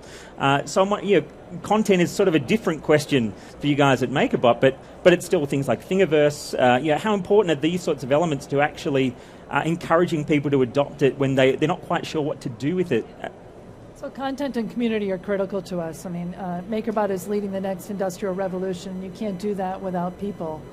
So people need to know what the technology is about. Thingiverse is an awesome place for us to have people share their designs and share their enthusiasm, and for us to learn and grow as well. So because of Thingiverse, where we have over 35,000 designs on Thingiverse that are shared under the Creative Commons license, it enables us to see what people are doing, to share what they're doing, and to give us input so that the next product is what they want to see. And I have to say, I think when I was looking recently, I saw a design for a little TARDIS desk set of drawers, and the doors folded back beautifully. It was printed in, the blue medium, and it looked. And suddenly I'm like, okay, I definitely now want one. I didn't know what I'd do with it before. Suddenly that made me think, I need one of these now just to print a little cool TARDIS for my desk. So Thingiverse is very exciting. I'd love to be able to make my own things, but there's so many things that I can make on Thingiverse that I need to make first. So. And then, Brendan, for you, I think, clearly you've had the Kickstarter success, but again, people, they can't just plug it in and, I don't know, maybe you can. How does Windows look just looking straight through the glasses? Windows desktop's not quite ready for VR. It wasn't necessarily designed for virtual reality. It was designed for a 2D screen, and most games were designed for a 2D screen. That's why we're getting that SDK out there early to as wide an audience as we can, as open as a platform as we can, because game developers need to do that heavy lifting of integrating and adjusting content if need be, modifying the game, ultimately making made-for-VR games. Content for our hardware platform is essential to selling a hardware. You don't need one of these somewhat crazy-looking ski goggle headsets if there's not content there. But when there is magical content and you can put it on, you can look around, then it's really going to be a very exciting device for a lot of consumers. But then, how are you actually selling the idea of trust us, make your content ready for this? It's going to have there's plenty of people who've asked that question before. Saying just make stuff and it'll happen. How are you actually selling that idea to the developers to really say, look, this is worth doing? Well, it's actually a little bit tricky when you can't show it. This is something that seeing is believing, and you actually have to put it on your face to really experience it. So getting people to trust us is, it's a challenge. Luckily, we have people like John Carmack, guys like from Valve, and when I met Palmer and we first got this idea put together that his original idea was to make a do-it-yourself kit, and you'd put it together yourself. Kind of some of the early days of 3D printing coming from do-it-yourself kits. When we started talking about it, it was like, well, why don't we make it for game developers and send it out to them, and they don't have to bring their own hot glue and build it themselves. They can just use this kit. To do that, we need to convince a lot of people to show up to want to buy this thing. What do we do? So we flew around and talked to Epic, showed them a demo, showed Unity a demo, showed Valve, and everybody, when they clicked it on, they looked through the lens. As soon as they saw that magical moment, they said, hey, we're behind this. This is awesome. This is going to change everything, and we want to be right there in the beginning and help you earn the trust of developers. Seeing is believing when it comes to VR today. Yes.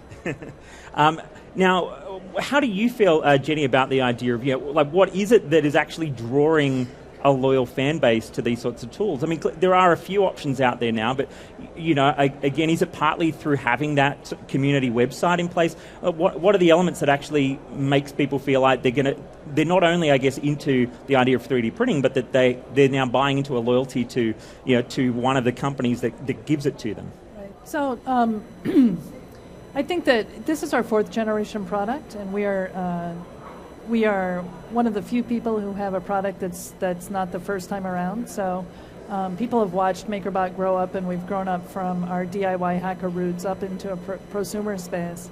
So there's a lot of information that people have about MakerBot, a lot of trust. We have a lot of fun. They have a lot of fun with us. And we have reliable machines that make cool stuff. And we're there for the people. So we have a very large community and a very big following. And people want to work with us, I think, not only because they get to design and create and iterate, but they get to have fun while they do it. Do you want to show us a couple of the, are these off the latest replicator? Well, the detail is actually looking quite exciting. I have here it's not a throwing star. It's a lotus, a 2-color lotus. It's red and black that was printed on the Replicator 2X, which we announced yesterday, which is the second in a family of the 4th generation. That's a ABS MPLA printer that can print with 2 colors. So if you want to print with 2 colors, this is the sort of thing that you can make. We have here a sweet little statue of Sappho, nice 100 micron print.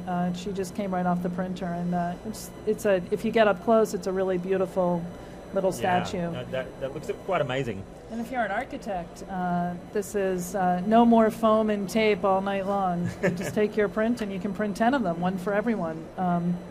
This is actually one of the Sears and Roebuck homes that you could buy in a catalog way back when. So we thought we would recreate those. And then for the car enthusiast, a nice V6 engine.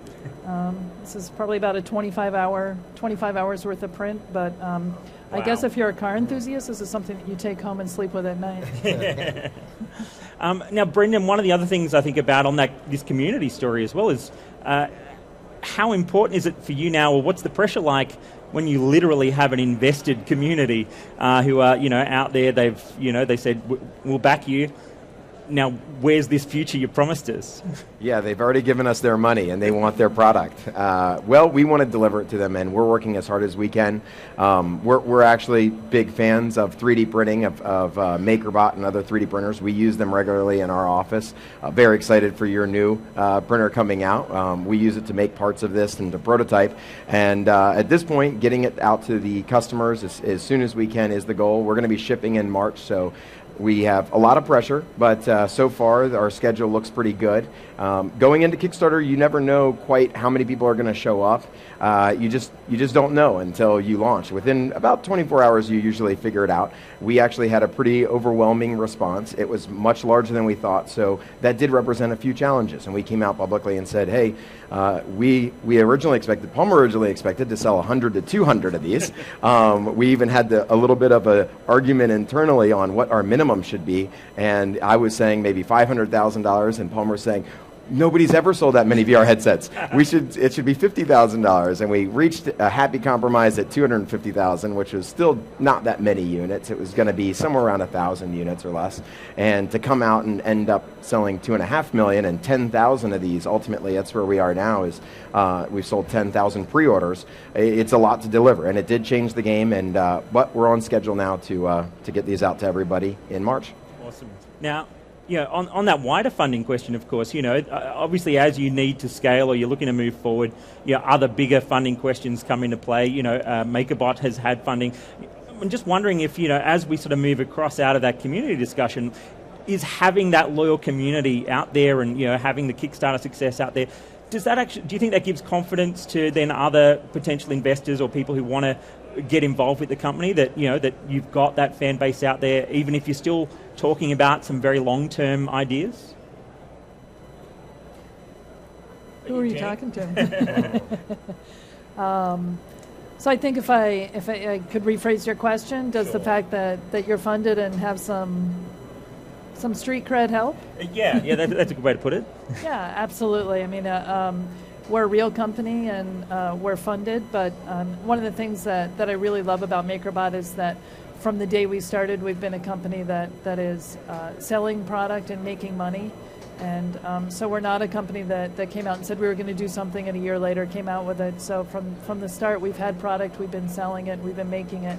So we've been building credibility from the beginning.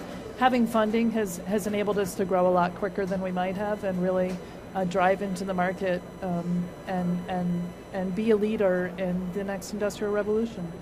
We're having fun while we're doing it. Yeah. And Brenna, how do you see that sort of a story? I mean, it's probably not something you're thinking all that much about at this stage, but do you think there's a little bit more gravity behind your company when you've got that crowd out there? Well, 100%. I mean, that's why we did Kickstarter. If a lot of people show up, then you suddenly have a real company, a very real company. In our case, a lot of people, much more than we expected, showed up, which was just really exciting. Looking back, the first company that I did scale for them took over a decade to just get half the revenue that we've already gotten, and it took 12 years actually. Even going into Gaikai and going in and creating this huge cloud network and infrastructure, it was still years in the making of putting it together. Starting Oculus and launching on Kickstarter, getting out there so quickly, it's I think 4 months now. We're 4 months old, and we're already 10,000 developer kits and several $1 million of revenue as a real company that we can now use to operate on.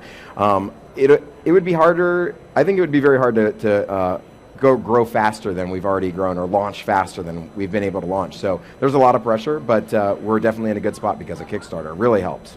And then there's probably two different stories for you when it comes to, say, just pricing your product, actually selling it.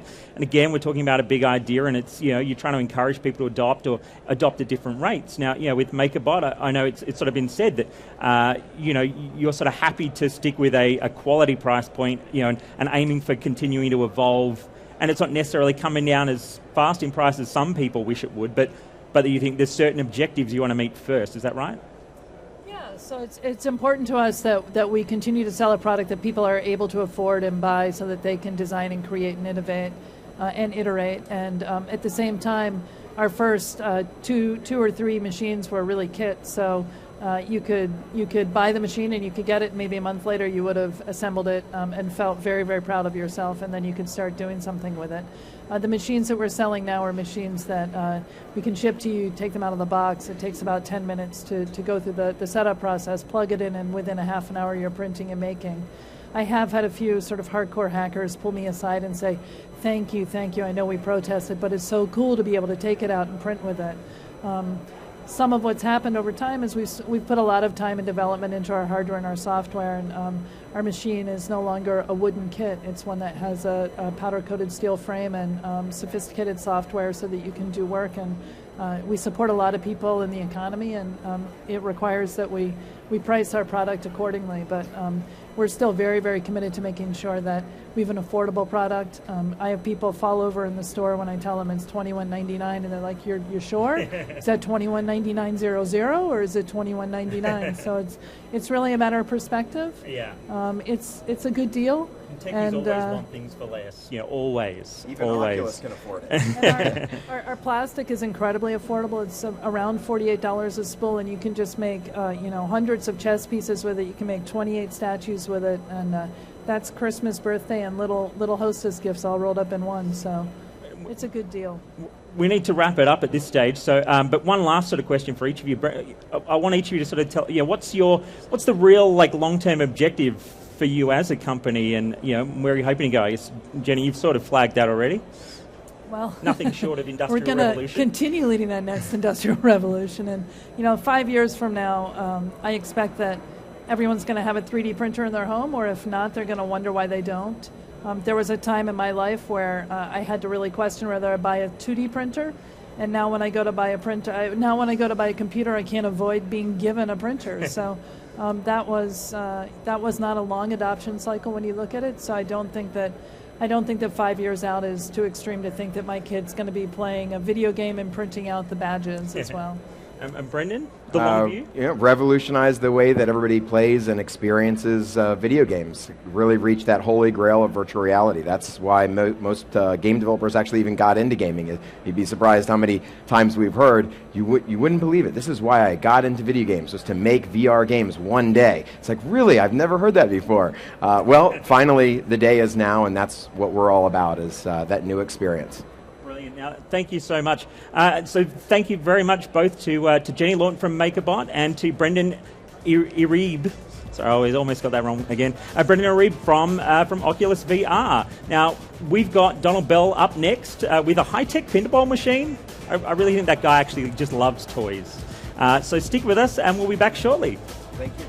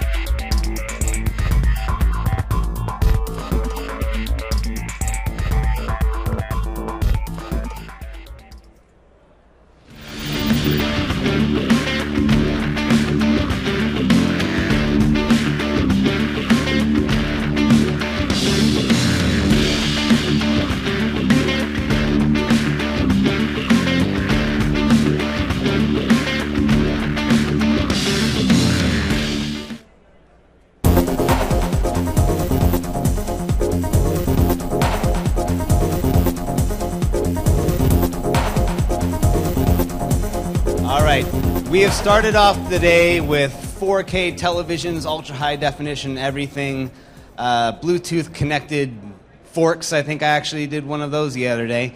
But we're gonna end the day, our last interview of the day, on something relatively low tech but very close to my heart, a pinball machine, and none better to represent it than Gary Stern, the founder, grand poobah, chief president, everything of Stern Pinball. Gary, thank you for coming here. Thank you for having me. I'm pleased. Now, tell me about this pinball machine. This is actually a pretty special pinball machine. This is one of the first of this type of pinball machine that are coming from Stern Pinball. We're manufacturers of commercial pinball machines, and we make 3 or 4 different models a year. We make them in different levels of complexity, and we export half of them. We ship them all over the world for people to play in arcades, for enthusiasts to have in their home, for just people to have in their home, in a rec room. We found that there were a lot of people who wanted games in the rec room, and we decided that we should make a real pinball machine, but at a lower price point. This pinball machine, we call this the Pin. It's our entry-level game. It's designed from the ground up to be a non-coin-op game, but with the same play and the same parts as a coin-op game. So the footprint's a little smaller. It weighs 125 pounds instead of 250 pounds. You can move it around in the house. And yet it is a full-size playfield with the full play features of our commercial games. It has our same flippers, our same pop bumpers, our same slingshots, drop targets, just like our regular commercial games. It's most important, it's fun. Yes. Well, I think for me also most important is that it's almost attainable for me. As I've been talking about and writing about a lot of your pinball releases over the past year, you've gotten some high-profile ones like the Avengers, a lot of Marvel tie-ins. Like you also got AC/DC. I'm a big fan of the AC/DC pinball machine, but it is priced. If I wanted to go out and buy that machine, it's going to be over $5,000 for me to bring that into my home. It's also going to be a long explanation for my wife. This machine it retails, I believe, for close to, is it $2,500? Yes, it's a suggested retail of $24.99. And by the way, thank you for writing about our games. I'm glad that you enjoy them. But that was the purpose here, was to get something a little bit more attainable and to enlarge the pinball community. Very important to us that we do have more people playing pinball, and not just because it's our business. We manufacture pinballs. We are an American manufacturer, very proud of that. We make these games in the Chicagoland area.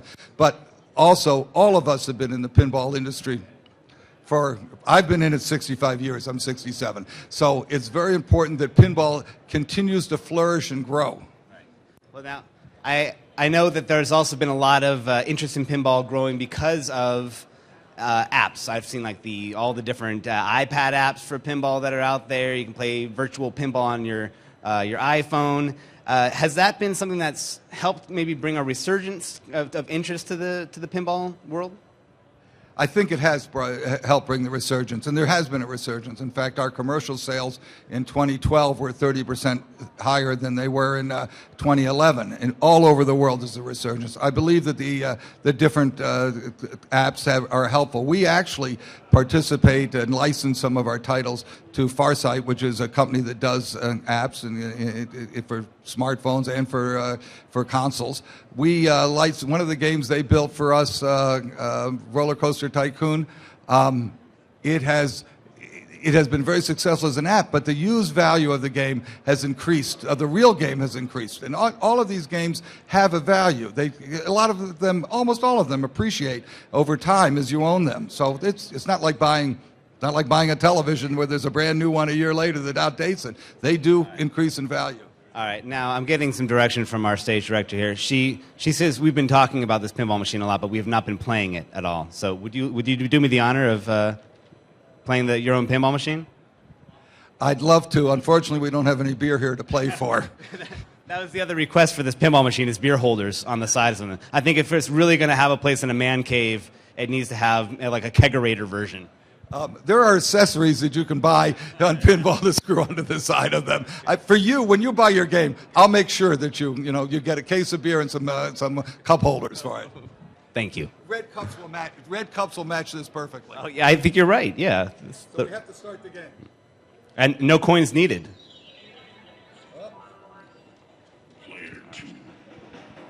Okay.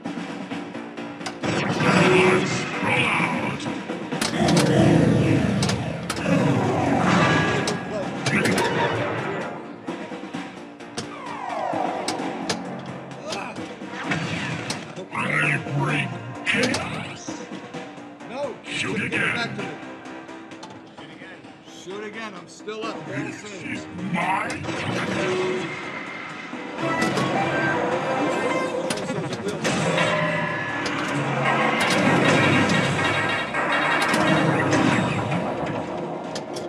So I'm looking at this and I realize this is definitely not a toy version of your real games. This is the real game.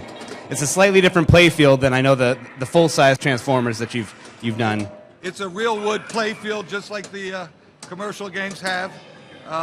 Little different composition of wood, but it's a real wood play field, and it plays great. Actually, I love this. You're killing it, Gary. This is great. You're setting the bar too high, though. You're going to get a high score on your own game, which I think is only right. Yeah.